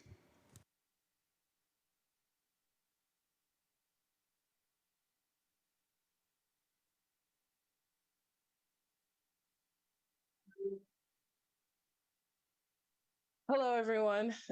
Thank you so Starting much for time. this time today. Representative Ayala, Representative Hanif, thank you so much for opening this space. I'm Diane. I am a lead organizer with BAMSA, the Black and Arab Migrant Solidarity Alliance. On Thursday, June 29th, 2023, about 500 asylum seekers were suddenly placed in the night into 2 shelters without running water, shower facilities, toilets, sinks, and basic necessities at Stockton Respite Center. Migrants were given prison-style cots with no bedding or pillows. Myself, a BAMSA organizer and Black migrant justice advocate and friend of Bushwick City Farms, and lead organizer for the Black Alliance for Just Immigration, Melissa Johnson, were contacted by Bushwick City Farms in Bushwick, Brooklyn, to witness the conditions of the new migrants of African and Arab descent, and what they were enduring at the Stockton Respite Center. While there, we noticed that the migrants were not able to shower, as I said, had no access to legal representation, translation services, appropriate dietary food, and items needed for essential hygiene and transportation around the city. As an organization, we as BAMSA call on city elected officials and the general community at large to come to the aid of the asylum seekers who are stalled at respite centers. We demand a livable shelter, functioning AC, running water on all floors of the shelter, electricity, bathroom and shower access, cooking access, privacy, and safety, and Wi-Fi. We demand for Bushwick City Farms to be financially alleviated of the negligence of the state to care for new community members. Furthermore, we are organized as a collective to address the specificities of anti-Black and anti-Arab prejudices this community has been vulnerable to while navigating their new home here in New York. We demand for city-employed social workers and culturally appropriate nonprofits to be assigned to respite centers like these to assist with migrant integration.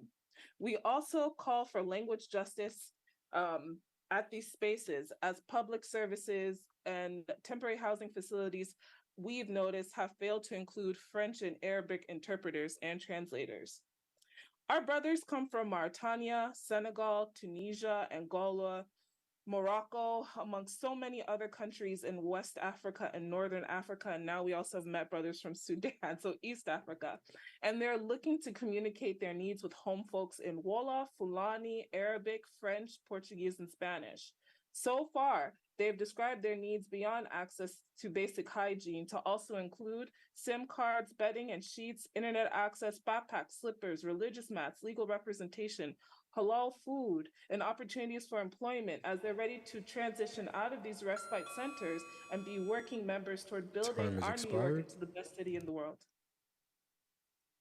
However, they are stuck in a liminal status as they are unable to even acquire asylum seeking granted New York IDs because they do not have residency access at the respite centers.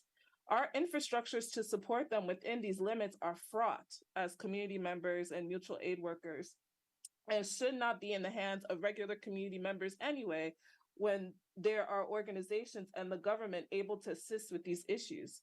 We have followed up with the Public Advocate's Office to no avail on this issue.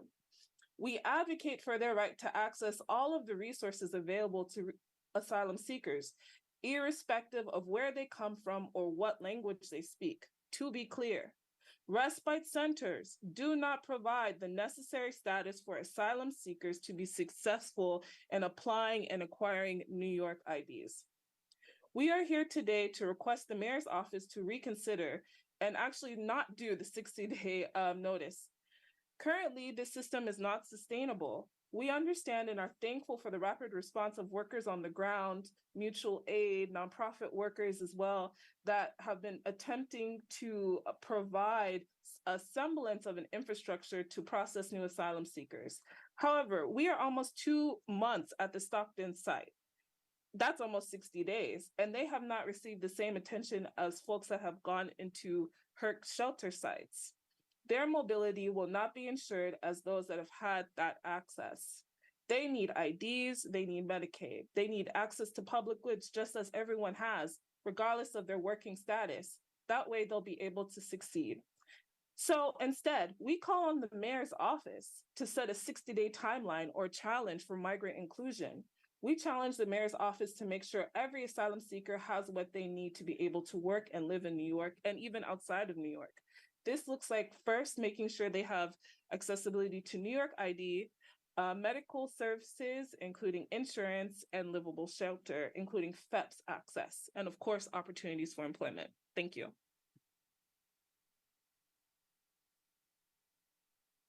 Yeah, you got problem. Huh? Very problem. Yes. I know. Very problem. Hello, can you hear me? We can. Can everybody hear me okay? There's bad service out here. We can hear you. We can hear you, sir. Listen, I'm actually at Bushwick City Farms right now. Great. I'm at Bushwick City Farms right now in the pouring rain. I'm actually with a lot of the migrants right now. They're holding up a piece of cardboard to keep us dry in the rain. They're actually hanging out here across from the HERC at Stockton because they are not allowed to cook their own food. They are abused by the staff. There's no place for personal belongings. This is where the mutual aid, this is where they hang out and cook food and get community and access to services all day. And so the Mutual Aid Collective has been doing this work since August without any reimbursement from the city. I want to point out, can y'all hear me okay? Let me know if you can hear me. We can hear you.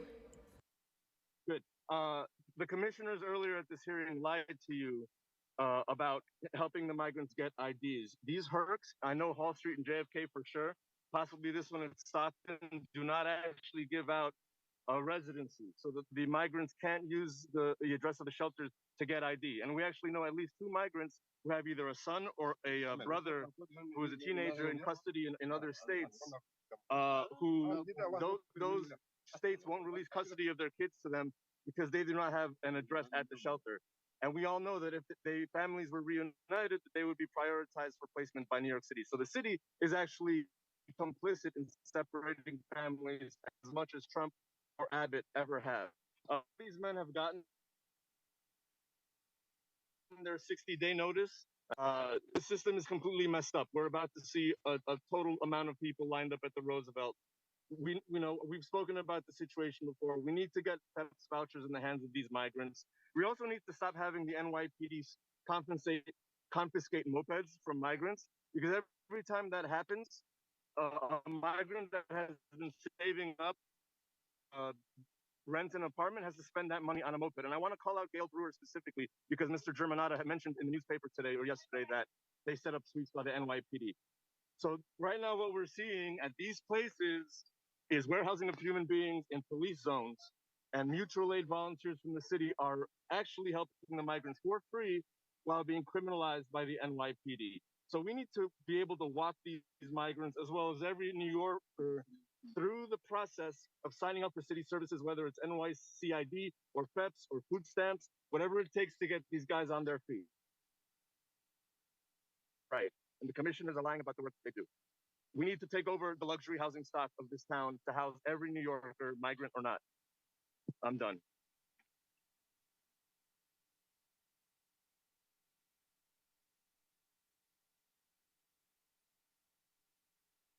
Okay. Thank you. Thank you so much for testifying today. This information obviously is really helpful to us and allows us to better not only navigate our, the system and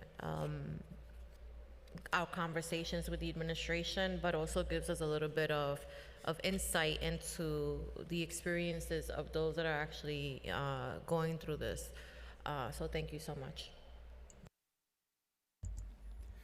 Our next panel will be an in-person panel. It will consist of Eric Lee, Deborah Bergman, Dashi Slonsky, and Catherine Gonzalez.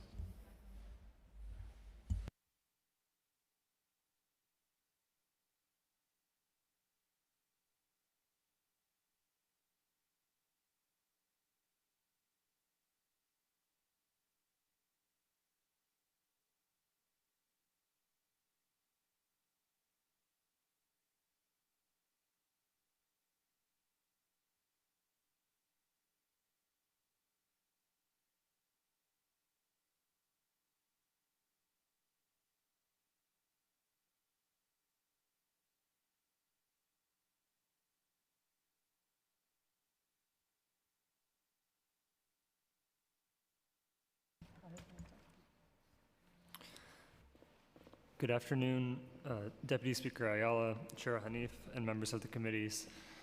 My name is Dashi Islansky, and I'm an advocacy associate at Urban Pathways, a nonprofit homeless service and supportive housing provider serving over 2,000 single adults annually. Thank you for the opportunity to testify at today's hearing. The city's shelter system is currently facing a crisis with the influx of asylum seekers stretching it to maximum capacity. Urban Pathways supports calls by the administration and members of the City Council for the federal and state governments to provide more resources to address the situation.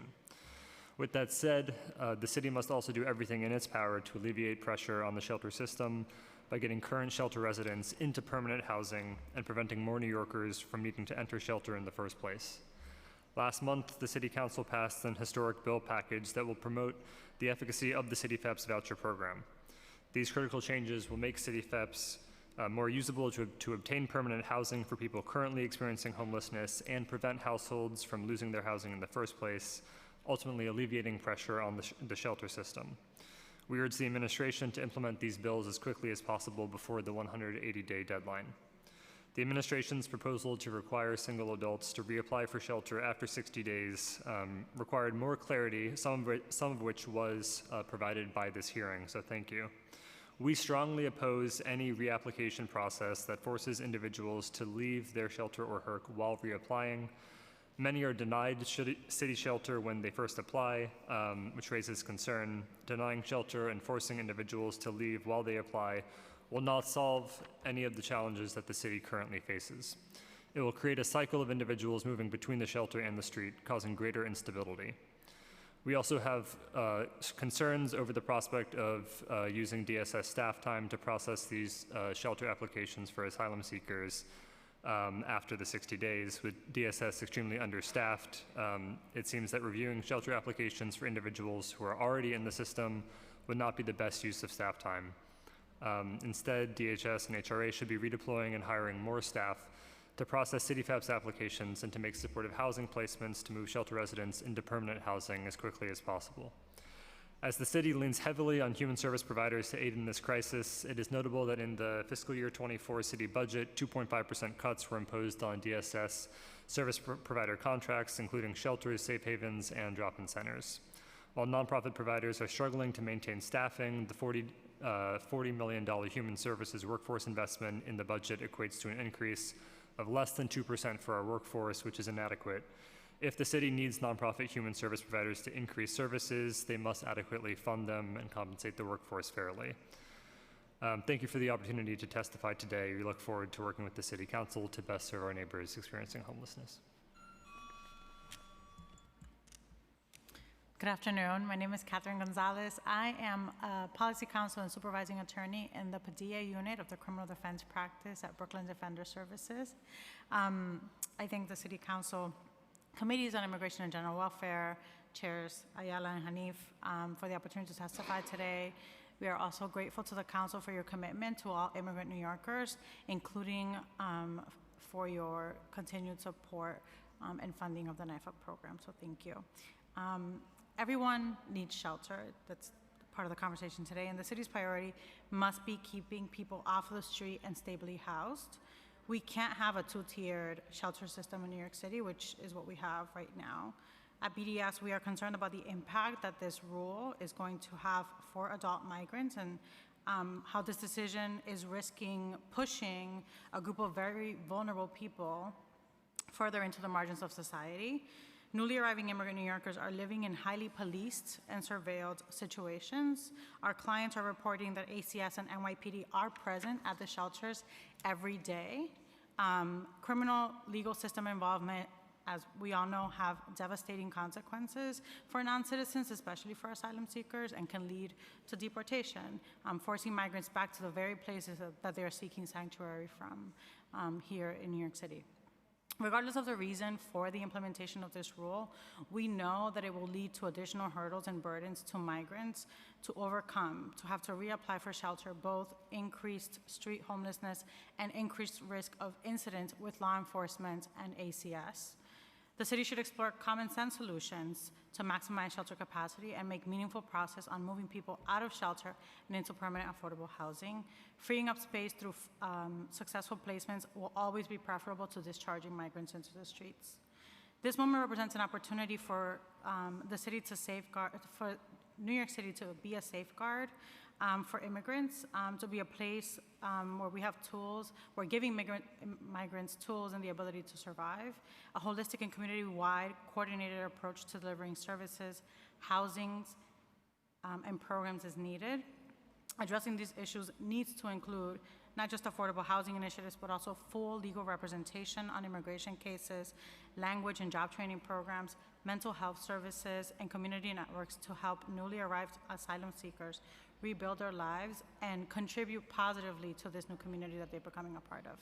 Thank you so much for the opportunity to testify today.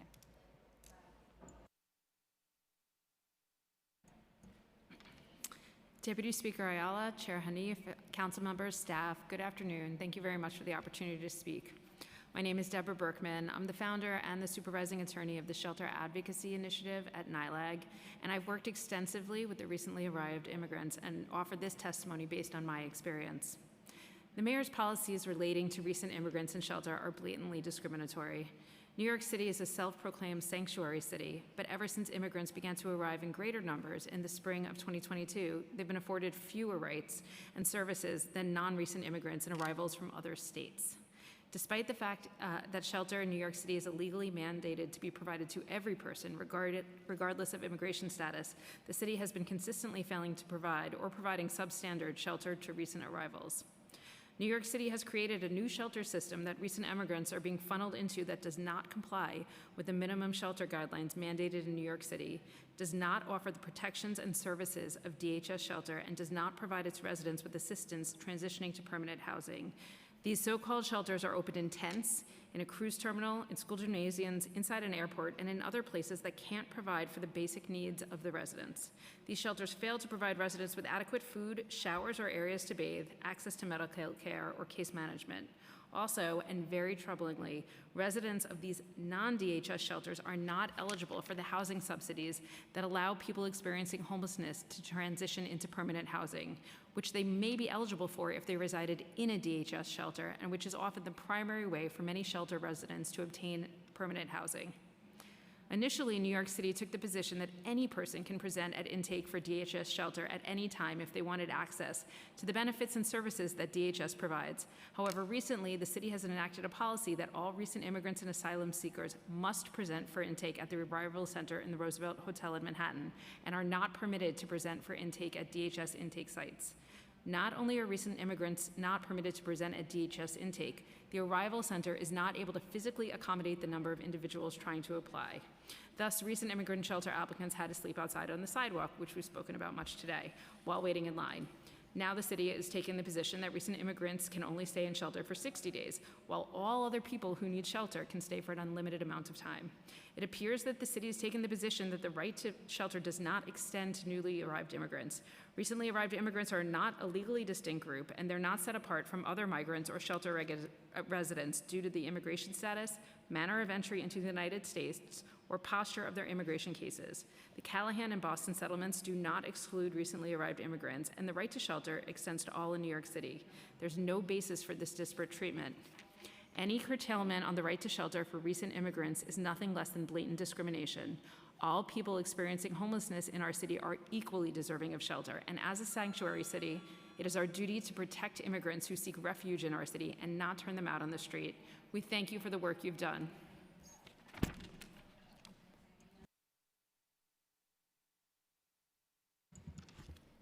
Okay, good afternoon. My name is Eric Lee. I'm Director of Policy and Planning for Homeless Services United.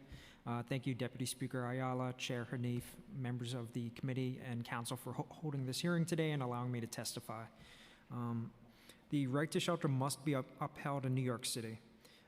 The city must not allow the humanitarian crisis which we witnessed on the sidewalks in front of the Roosevelt Hotel a couple weeks ago to happen ever again.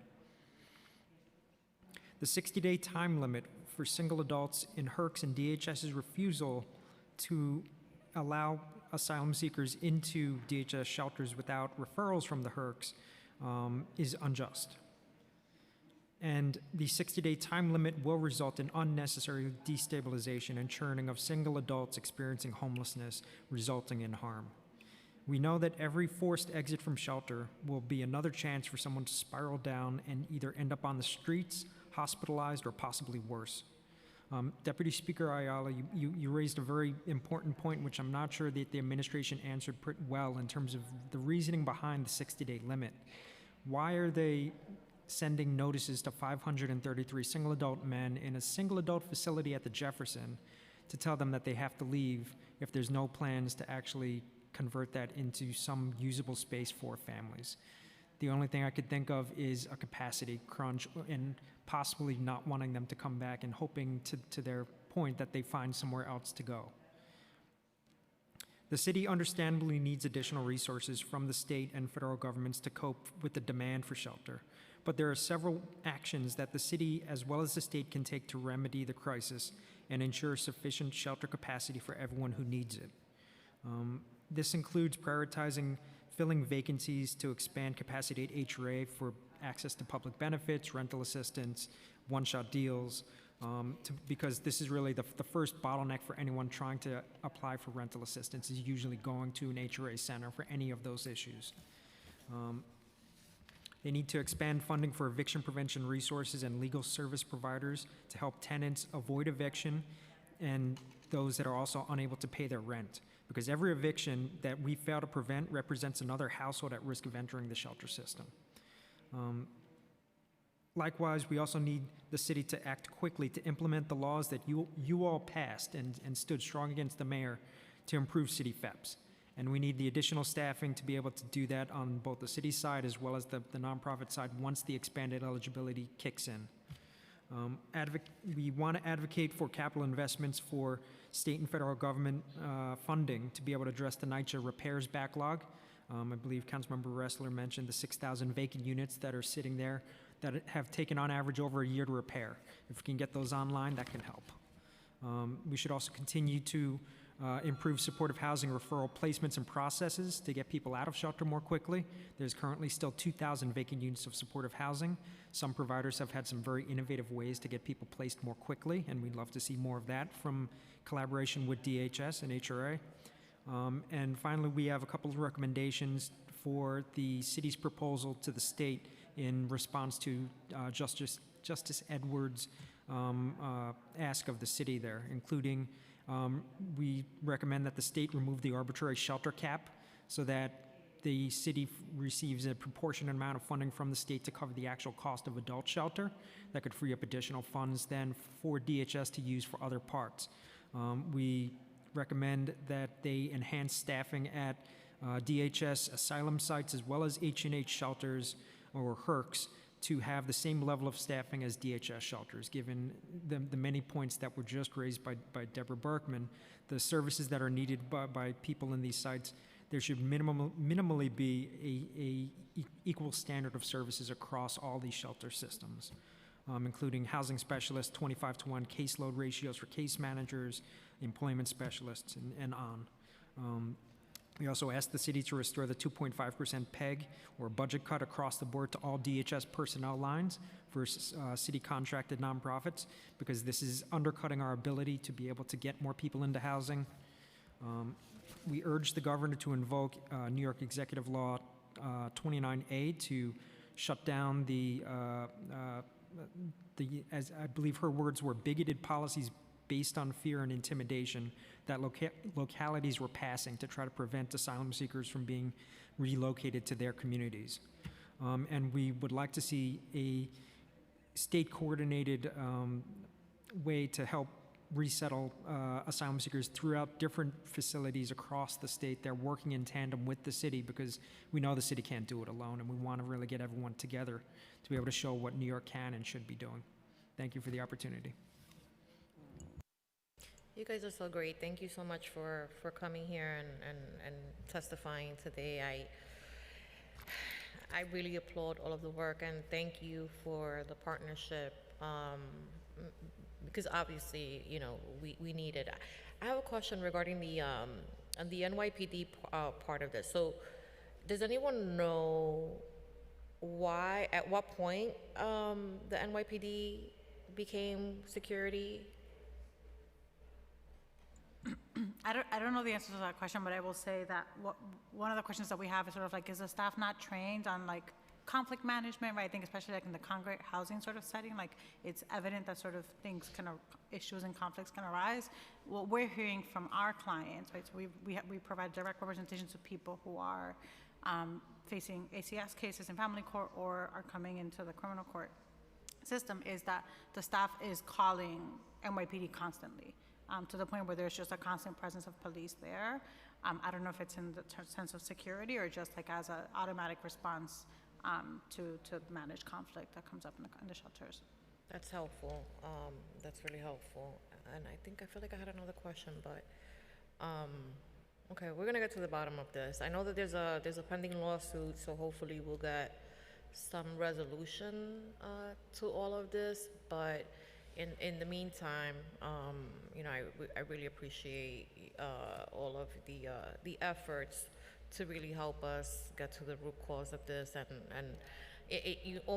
When you were mentioning, Governor Hochul, I was like, that sounds kind of like a policy that we've implemented recently. These are tactics, right, that we're using, unfortunately, to discourage folks from coming to New York City. And it's heartbreaking. And if that's what it is, and that's what I think it is, it's my opinion, and I'm entitled to it, I feel like we should just say that out loud, right? And say what it is that we intend to do. But thank you. I don't know if you have any. Yeah, I agree with the Deputy Speaker. It's very important to have you all really affirm that the 60-day directive is really one of the ways in which this administration is showing its xenophobia and really creating divisiveness between unhoused folks or among refugees who may have arrived a certain number of decades ago versus now.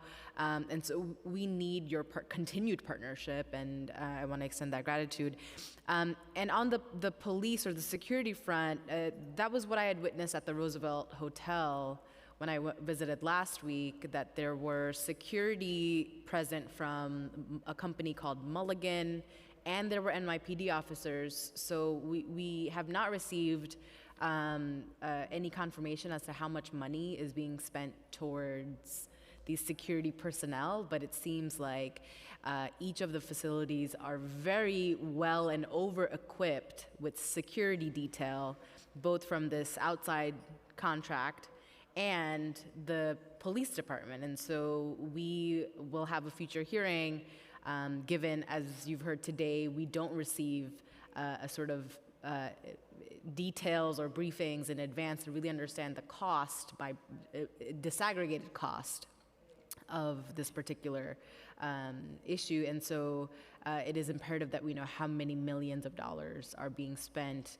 in going to the PD or other security for asylum seekers, and exactly what their work entails outside of being the first call when something arises, and why aren't the existing staff equipped to de-escalate, or what are the issues coming up that require a call to the police department.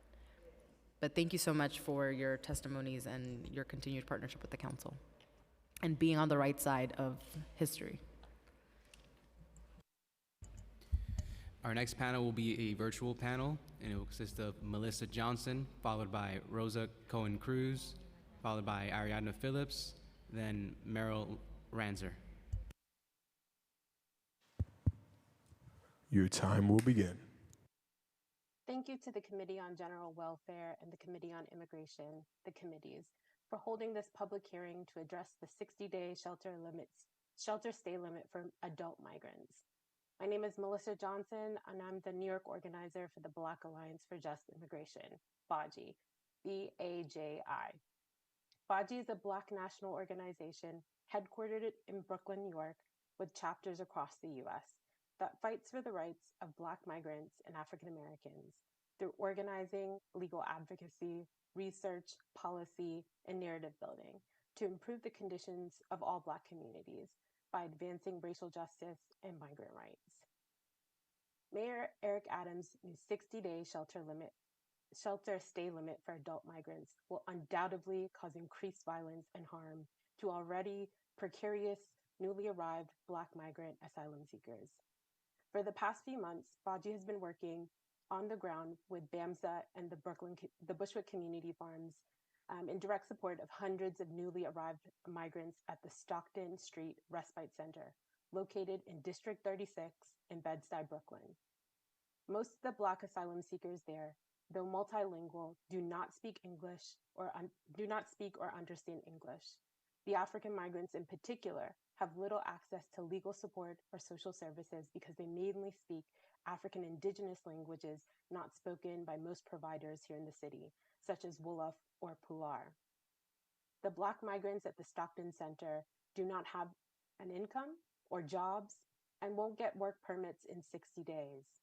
They can't even get NYC ID cards because the Stockton Respite Center does not allow them to have a residence address. They are already constant victims of harassment and hostile anti-Black and xenophobic treatment by NYPD.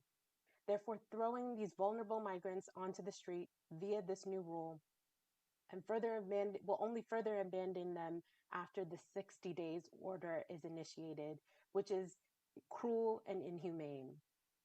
It is clear from our conversations with Black asylum seekers at the Stockton Center and from what we have witnessed firsthand from our experiences on the ground that the city needs to focus on improving and strengthening the shelter systems in our communities, rather than eroding and restricting them as ordered by the mayor.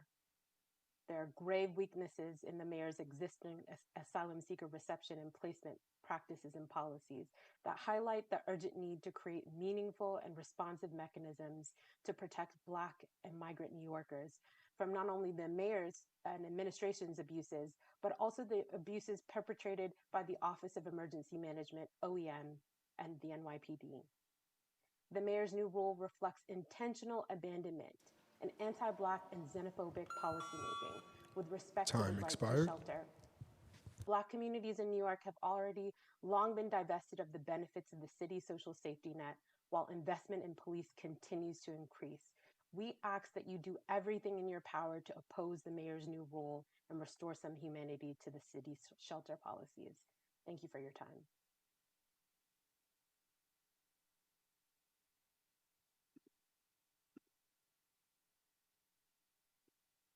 Chairs Hanif and Ayala and committee members, thank you for holding this hearing today to address this critical issue.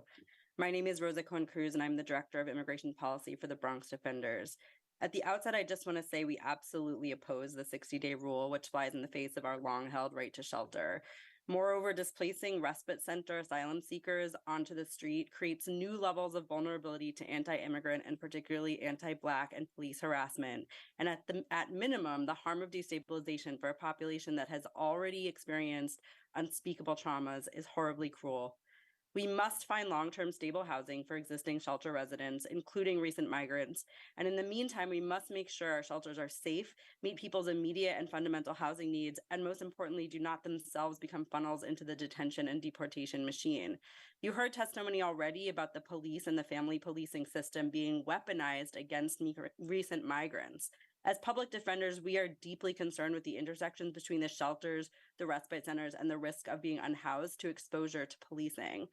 As a reminder, even an arrest can jeopardize someone's asylum claim and land them in ICE detention. Immigration judges routinely deny bond to people in ICE detention based on police reports and arrests, even when cases have been dismissed. Like the other immigration practices embedded in public defender offices across New York City, we have seen recent arrival clients who are staying in shelters have criminal cases following a call from a shelter worker for a variety of perceived grievances, often arising out of the tensions inherent in congregant living. Many people in shelters are afraid to leave their children for fear that the shelter worker will call the cops or ACS will take their kids if they leave a child with a babysitter. People are given quick notices to leave the places that they've been living, and then the police are called when they cannot, even as you heard today, for reasons such as caring for a young baby. Policing, both through the family policing system and the heavy presence by the NYPD around shelters and respite centers, creates real risks of landing in ICE detention, again, even if cases are dismissed. I also want to address one important concern raised by Councilmember Hanif and others, and which has been repeated by other advocates about the need to find stability through the NYCID Act. These respite centers, as you have heard, do not enable asylum seekers to get letters of residence. And so they are not allowed to apply for NYCID cards. They're disqualified for applying for them, for applying for public benefits, and that creates a real barrier to moving forward and finding stability. Lastly, I want to note that the heavy police presence and the lack of access to the respite centers, along with the conditions inside, are looking more and more like de facto detention centers. Respite centers that are privately guarded and guarded by city and state law enforcement that are which bar service providers from entering.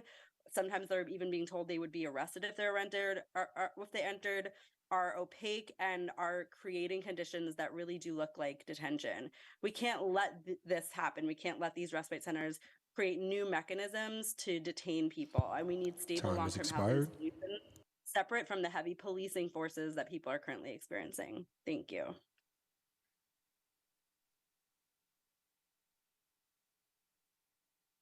Good afternoon. My name is Ariadna Phillips. I'm the founder of South Bronx Mutual Aid, a member of the wider New York City Mutual Aid Collective. Volunteers within the New York City Mutual Aid community have been on the ground for over a year every day, supporting thousands of arriving asylum seekers. Regarding the testimony that's been given today by numerous city agencies, those of us that are in fact on the ground supporting asylum seekers are here to fact check what has been testified to by city agencies. As several advocates have already testified, numerous HERC and respite center operators, such as the contractors at Hall Street, JFK, and Stockton, to name a few, are refusing to give asylum seekers any type of residency documentation. And we know that a residency letter is required in order to get IDNYC, which is in the gateway to many other services, as well as opportunities to work and, of course, move out of these systems. It seems incomprehensible how these operators could be facilitating case management that includes IDNYC access if they are in fact refusing to give any type of documentation that's a prerequisite for that. This refusal, it was already mentioned, is prolonged family separations because without proof of residency, family members that are in systems like HERCs and respite centers that have been separated cannot be reunited with family being held in immigrant detention facilities. It only further exasperates the type of family situations, as well as the instability of those simply wishing to move out, seek an apartment, provide for themselves and their families. A second concern, staffers from DACO and MedRight have been widely documented as being abusive, both by advocates and by the residents of these sites. There are now several reported cases referred to legal services relating to the assault of asylum seekers by DACO and MedRight employees at multiple sites, primarily those that have been housing single men. A number of these contractors have bragged about being prison guards, referring to asylum seekers as animals, using racial epithets, saying to those that are supposed to be residents that they are unworthy of any service, including shelter. So again, it is disingenuous for the agencies to paint these contractors as effectuating any type of case management. You know, these sites have lacked bathroom access, they've lacked shower facilities, in some cases for weeks. So I'm not sure how that constitutes case management. A third issue. We've witnessed families with young children be turned away at the Roosevelt Hotel, including those that were in urgent need of medical care. So families, in fact, have been left on the street in New York City, including those with babies at the steps of the Roosevelt Hotel or upon removal from their existing shelter sites. We've documented these cases to legal aid and other legal representatives as they've been far more frequent than what was admitted to here by city agencies. We've supported the escort of these families as Roosevelt staff turned them away for both shelter and medical assistance. Once this was documented by local city hospital social workers and flagged again to Roosevelt staff, despite sending it back in writing that these families would be allowed in for shelter, once they were released from the hospital, they were again denied entry. So it wasn't until groups like Legal Aid have flagged these repeatedly for over a day that some of these families were finally admitted for entry. Time has expired. So it gives appearance again without legal observers or further oversight that right to shelter is being repeatedly violated at the city level, whether for single men, women, couples, or families. Again, as been said, we've seen families being left outside the Roosevelt Hotel for up to 7 days and refused assistance. So we do ask again that City Council please provide oversight and accountability for the number of issues that we are documenting in front of you. Thank you. Thank you.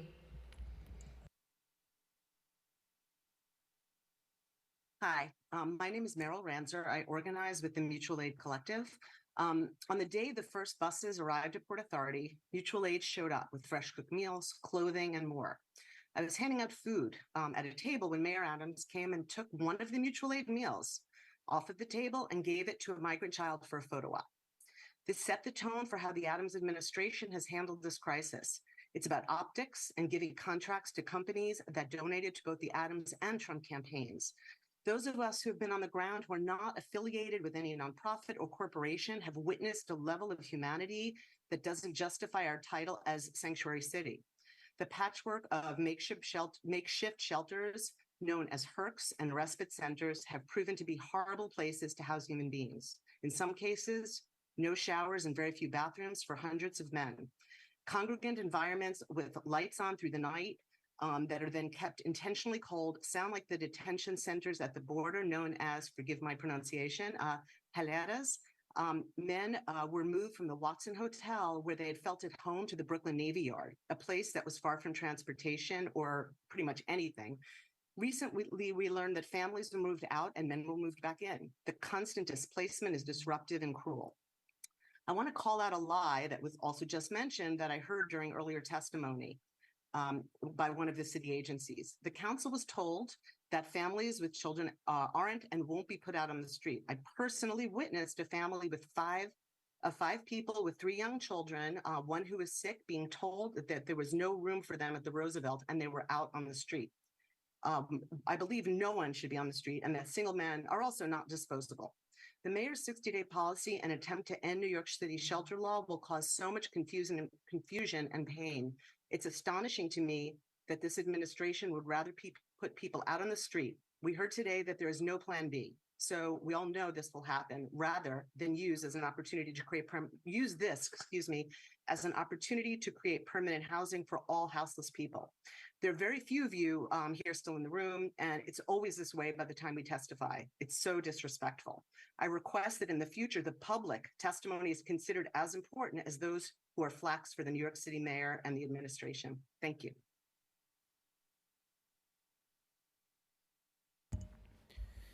Thank you. Our next panel will be an in-person panel who consists of Sarah Sachs, Christopher Leon Johnson, Raul Rivera, Dr. Henry Love, and Clea Hasizaj.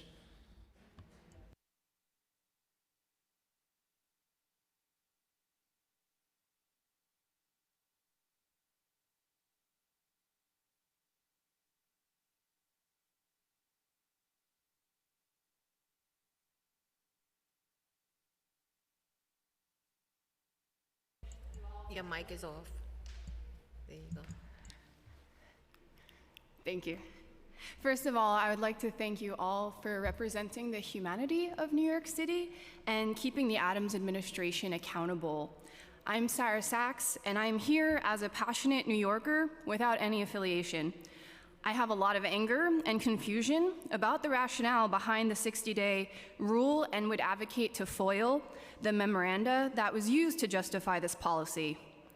In particular, I want to testify against the rhetoric from Mayor Eric Adams' administration that New York City is too full. I personally saw the masses of people who are migrating here and seeking asylum who are given a ticket and told to hurry up and wait as they are processed at the Roosevelt Hotel near Grand Central Station. I heard how folks walking by were aghast, quoting how these people shouldn't be here. This is the business district. I spoke with the people endlessly waiting, and we gave out water bottles during the sweltering heat wave. We heard from a woman saying how she plans to sleep in Grand Central Station if she didn't get in that day, because she has nowhere else for her to go. She arrived 2 days before and hadn't slept. This is New York City. We have the resources. We can address the need for temporary shelters, support services, and affordable and dignified housing. This is not a resource problem. This is a social and political problem with sophisticated prejudice at its core. We need to reverse the dialogue from community pushback to welcoming our most vulnerable neighbors. Every temporary shelter bed that isn't built due to political pushback is another person waiting and living on the street with nowhere else to go. Our system is so backlogged and bottlenecked that we continue to let these people slip through the cracks, and this is a costly mistake. The 60-day rule is offensive and makes the situation far more worse. The claim that we shouldn't underestimate people in their care and how 60 days is enough time is offensive as well. If all it took was working hard and picking yourself up by your bootstraps, the people migrating here would already be millionaires. They're some of the most hardest working people and most resilient that I've seen. Where else are these men and women supposed to go? We will end up paying the cost one way or another. And I simply don't understand how the mayor can say New York City is too full when I look around and all I see is more luxury housing being built and left vacant. We need top-down reprioritization from our government and community leaders. We need collective action to systematically fix our housing development failures. And this takes political and social willpower to say yes to building more affordable housing, say yes to investing in more temporary shelters, and say yes to welcoming communities so that we can be proud to call ourselves New Yorkers. Thank you. Ready? Hey, first of all, Shahana, thank you for giving me a call back about the situation in my district about the migrants being out there, because I don't want to get hit by a car in Eastern Parkway, but thank you for giving me a call back about that. I want to talk about this right now. I am opposed to the 60-day rule. I think the rule is stupid. I don't know what was Eric Adams thinking. I think he lost his mind with that. But I want to talk about this right now. Is I really want to know, like, why did the mayor allow two medical companies to run the shelter system, the migrant shelter system? That's kind of like unheard of. Usually you let a Housing Works run that, or Women in Need, or Help USA run the migrant situation, the migrant shelters. It's just kind of like real suspect. And I really want to show my anger about the whole thing about like who's contracting security companies to stifle on free speech with press members, because it happened at the Roosevelt Hotel. I mean, I think that's crazy to have members of like security companies who have no real powers, like police powers, to stifle down free speech. Shahana, I think that, you should push it more and start getting answers from the mayor's office about like why is DocGo having their guards from Mulligan and Arrow abusing the migrants. And you gotta remember this, they're human beings just like we are. Just because, like, I know you get this from a lot of clowns on the internet, a lot of reactions on the internet saying that they're not supposed to be here. Like, they're already here. First off, they're human beings. There's no such thing as a legal human being. And, like I said, Shahana, you have a lot of power. You have a lot of influence. You should be able to call the mayor's office and ask them, like, why are they allowing this to happen? They shouldn't be having this happen at all. And these nonprofits should be behind this, too. That's my opinion. Like Make the Road New York and Urban Justice Center, Worker Justice Project, Nice Workers, Loca Mena, the NYIC, they should be behind this too with you, Shahana. They shouldn't be silent. And, it shouldn't be happening like this. This is crazy. Usually, like I said, like whatever they doing, the mayor's office doing, this is out of control. Like I said, they're already here. You can't just kick them out of America. You can't. They're already here. There's nothing you can really do. They keep on coming in. Is what it is. You just gotta help them out, because they're just legal as we are. They're already here. So, and one more thing, Shahana, like I said about that bill that you introduced recently this week with the NYIC. I spoke to Murad on Monday, and I spoke to the people from Loca Mena. And I'm gonna say this right now. I know about to give up in 3 minutes. You need to introduce a bill to the city council with Marjorie Velazquez and Julie Menon to make it criminally and civically illegal to start soliciting services. Because like I said, it doesn't matter if you put like $20 million and $50 million in resources to educate the new migrants about the immigration lawyers. But if you still have these scumbags on the street trying to recruit these people inside the offices, it's not going to do anything. So like I say, you need to introduce a bill for that. That's my opinion. But that's it. I'm going to go. So thank you. Thank you. No problem. Hi, my name is Claire Hazizai, and I'm a New Yorker. The The 60-day rule is unconscionable. It's gonna force migrants onto the streets, which of course it's gonna do. We've had literally human rights crisis happening in New York for the past few weeks. Migrants were outside of the Roosevelt Hotel in unbearable heat. They had barely any food and water. They were having cameras shoved into their faces every 5 seconds. And the NYPD wouldn't defend them. I've heard stories of people saying that they said, I don't want to be filmed. The NYPD says this is a public space. You have right to be filmed. There were mothers nursing their babies on the street outside the Roosevelt Hotel, having cameras shoved in face, not having food, not having water, not having access to basic personal hygiene. It's literally human rights violations. And we are now, the administration's now trying to enforce a rule that's going to force migrants out onto the streets in 60 days. Even single adults, they are still human beings. They have suffered so much to come here, to come to America, only to be slapped in the face and to be thrown out onto the streets, which is utterly ridiculous. And as others have said, they keep claiming there is no space in New York City. How is there no space in New York City? There is space, and we can make do, and we should be making do, instead of pushing xenophobic rhetoric by this administration and racist rhetoric, forcing people to struggle and putting them in worse situations than they already were. We've heard other testimonies even here today from people saying that their kids are begging them, I want to go back to Honduras and I want to go back to my country. It's worse here. We're literally having people suffer. Like, this is one of the most hottest summers in human history, and we're literally letting people out onto the streets. Like, single adults or families, like, we're even hearing families being kicked out. It is ridiculous, it is unconscionable, and we cannot let this 60-day rule take effect, because we are gonna force people on homelessness, and those people are honestly, they're probably gonna die. They're probably gonna be out there and they're gonna die, and they died trying to come here to New York City, which is supposed to be a sanctuary city, which is supposed to offer people services and not violate human rights, and supposedly a country based on freedom and a city based on freedom. Where is that for people? Who is it for? Because honestly, it's not being provided to migrants, it's not being provided to many people, and it is ridiculous. The right to shelter has been in place for decades, and Mayor Adams is single-handedly trying to eradicate that for a whole group of people. It is ridiculous, it is unacceptable, and we cannot let that stand.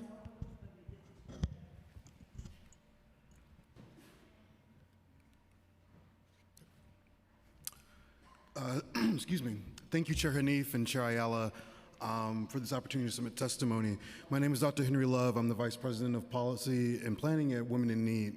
We're the largest provider of family homelessness services in the country and in the city.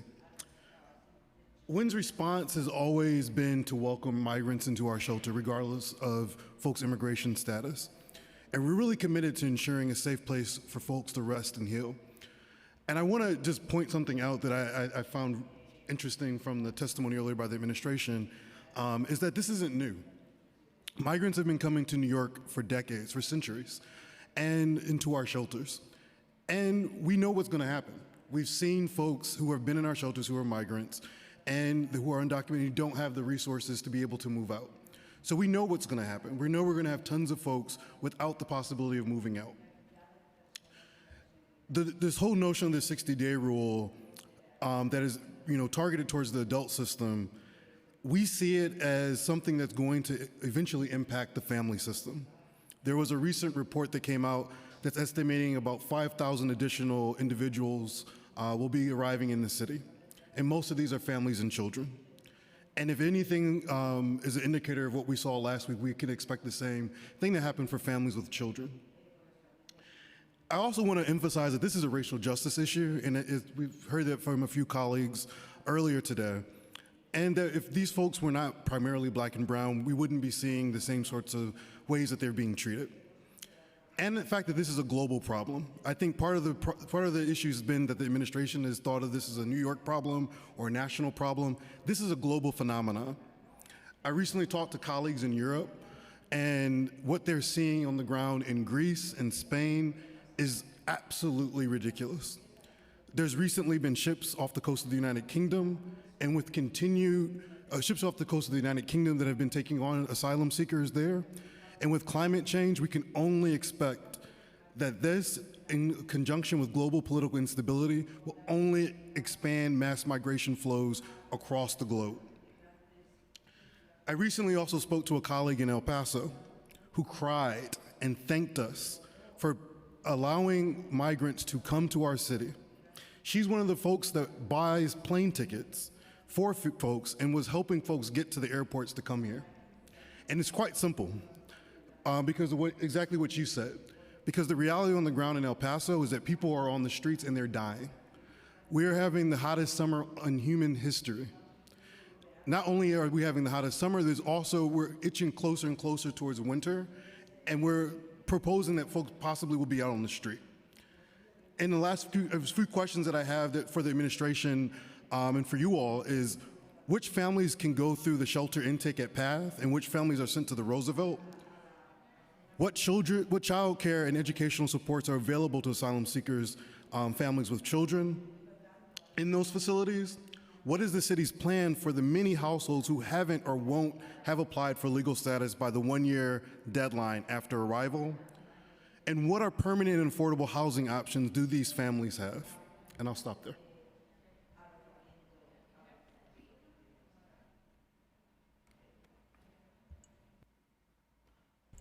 Thank you. You guys are our last panel.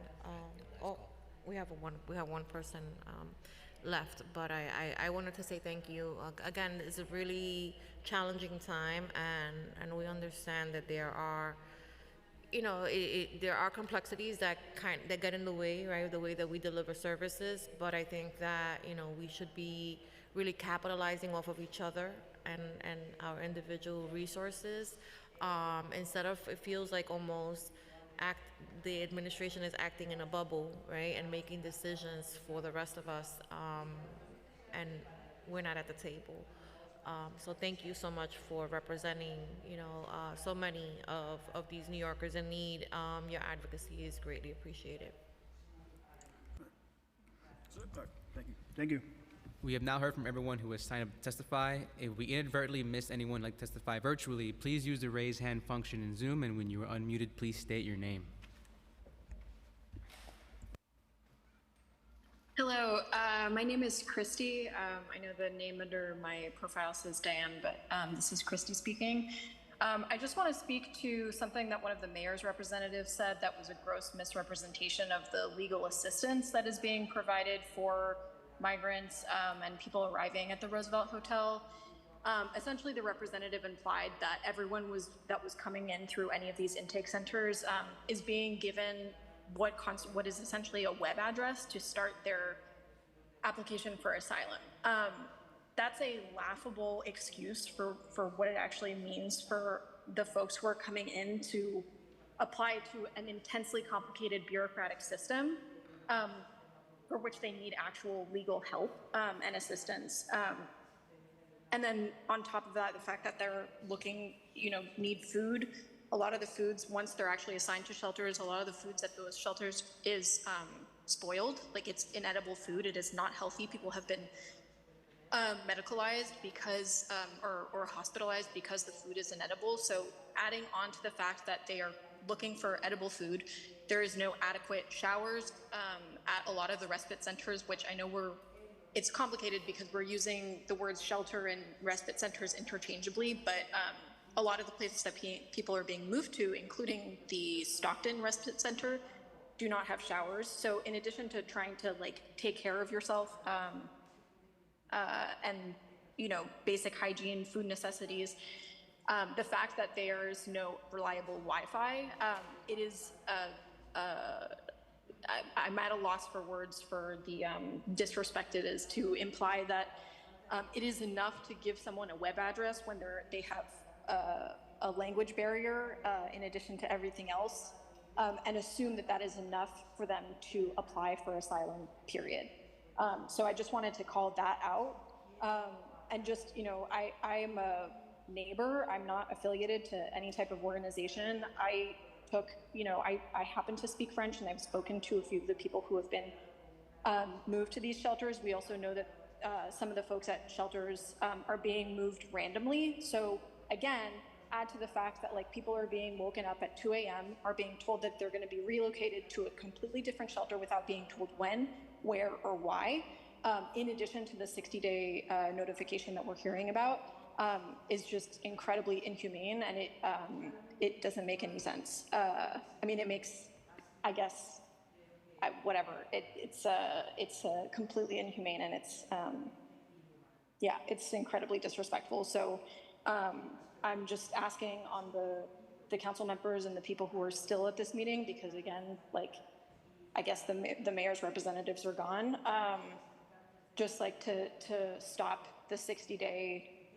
limit on how long people are able to stay, because it's just another like indignity on this whole process. And that's all I have to say. Thank you.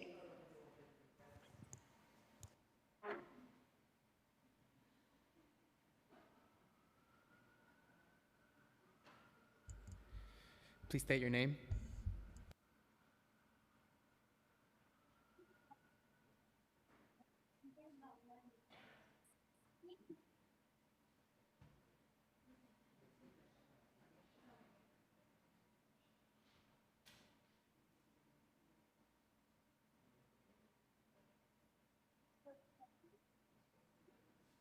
Hello. I apologize. My name is Adama Ba. I am one of the advocates that are on the ground greeting asylum seekers that are arriving to New York City. At Port Authority, we are still facing challenges from the city. They actually brought back the bus, but we don't know if it's returning permanently. We do have city employees that come that just count and then leave. But I want to talk about the 60-day rule that the mayor's office has trying to adopt. It is not feasible. It does not make sense. It makes our work harder. When the Roosevelt first opened up, what we saw is a huge wave of families being discharged out of their shelters and being sent to the Roosevelt to be re-entered into the system, which didn't make sense to us because we're in the middle of a crisis. This is something that they do to the unhoused community. This is unfair. The 60-day rule challenge makes it harder for us to triage people and send them to where they need to be. The reality of, yes, there are 90,000 asylum seekers that are coming to the city, but not all of them are staying. People are leaving once they get the proper documentation and resources. They're relocating around the country. And if we continue to do that and support them in that, we will not be in the middle of the crisis. But the mayor's office refuses to work with people that are on the ground that actually know how to handle this crisis. He's causing division between communities, between organizations, and it needs to end. We need to figure out a solution together, not a division. Thank you.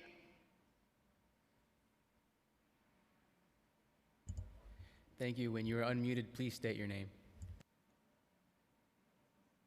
Hello, I know that my Zoom box says Diane, but my name is actually Rana, and I am a voter in the district, a concerned citizen. I have been curious about the situation and have received a lot of antagonism, violence, violent language, violent behavior from the guards of the respite center in my district, and I'm extremely confused because I see all of the newly arrived migrants as new neighbors. I think it's really exciting to have new neighbors.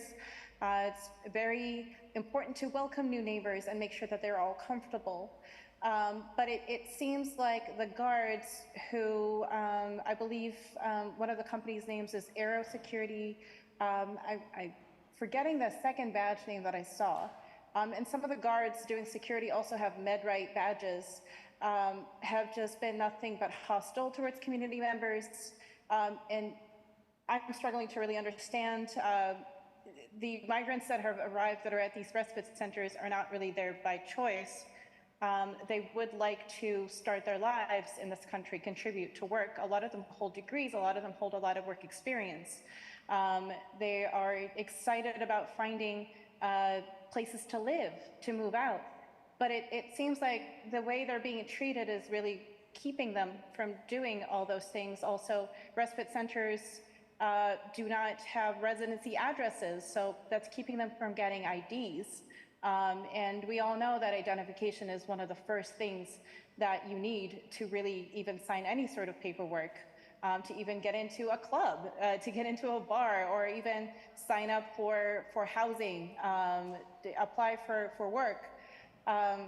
And on my commute to work today, I saw actually two cops that had pulled aside two migrant brothers, and I saw pink slips in their hands. They gave them tickets. I wasn't really sure what the tickets were for, and I saw that one of the cops was struggling to communicate, so it seemed like he pulled up a translation app on his phone. I actually walked up, and I had a couple minutes before my next meeting, and I said, "Hey, do you need translation help? I would love to help translate if there's a language barrier here and make this a little bit better, an easier situation." And all he kept saying was, "It's fine, it's fine," in an effort to shoo me away. And I was really confused how somebody who doesn't even have a shared language could ticket somebody else, not even telling them what they did wrong or what they think they did wrong. It seemed like a completely unfair situation. And I've been thinking about that all day. It made me really sad.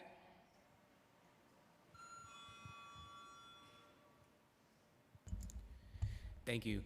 Seeing no one else, I would like to note that written testimony, which will be reviewed in full by committee staff, may be submitted to the record for 72 hours after the close of this hearing by emailing it to testimony@council.nyc.gov. Deputy Speaker Ayala, we have concluded public testimony for this hearing. I just want to once again thank my colleague, Councilmember Hanif, who's wonderful, and I couldn't ask for a better partner in this process. And I want to thank all of the advocates that came here today. I thought it was an important hearing to have, and I thought that it was important to have it as soon as possible so that we could kind of get a grasp on what was happening and why. And I think that we learned a lot today, but I think that we also have more questions than we probably came in here with today. So this is the first of what I'm sure will be a really long conversation and several more hearings to come. But I want to just say thank you to all of you who showed up today and who stayed. Thank you for your patience as well. Councilmember Hanif, did you want to close out? No, I just deeply appreciate your partnership and leadership, and to be able to tag team in holding this administration accountable, demanding more transparency, and really showing to the public what the dynamic has been like from the beginning of when asylum seekers started arriving to our city to a year plus in. And so deeply appreciate everybody who testified, who joined our hearing. We learned a lot, but as you mentioned, we've got many more questions and hope that the administration will extend a partnership so that we are not needing to bring these folks into our chambers for answers. Want to extend all my love and compassion to every single asylum seeker, and know that this council will continue to affirm that this is a city built on sanctuary values and will remain a sanctuary. Thank you. Thank you. And with that, this hearing is over. It's concluded. Thank you.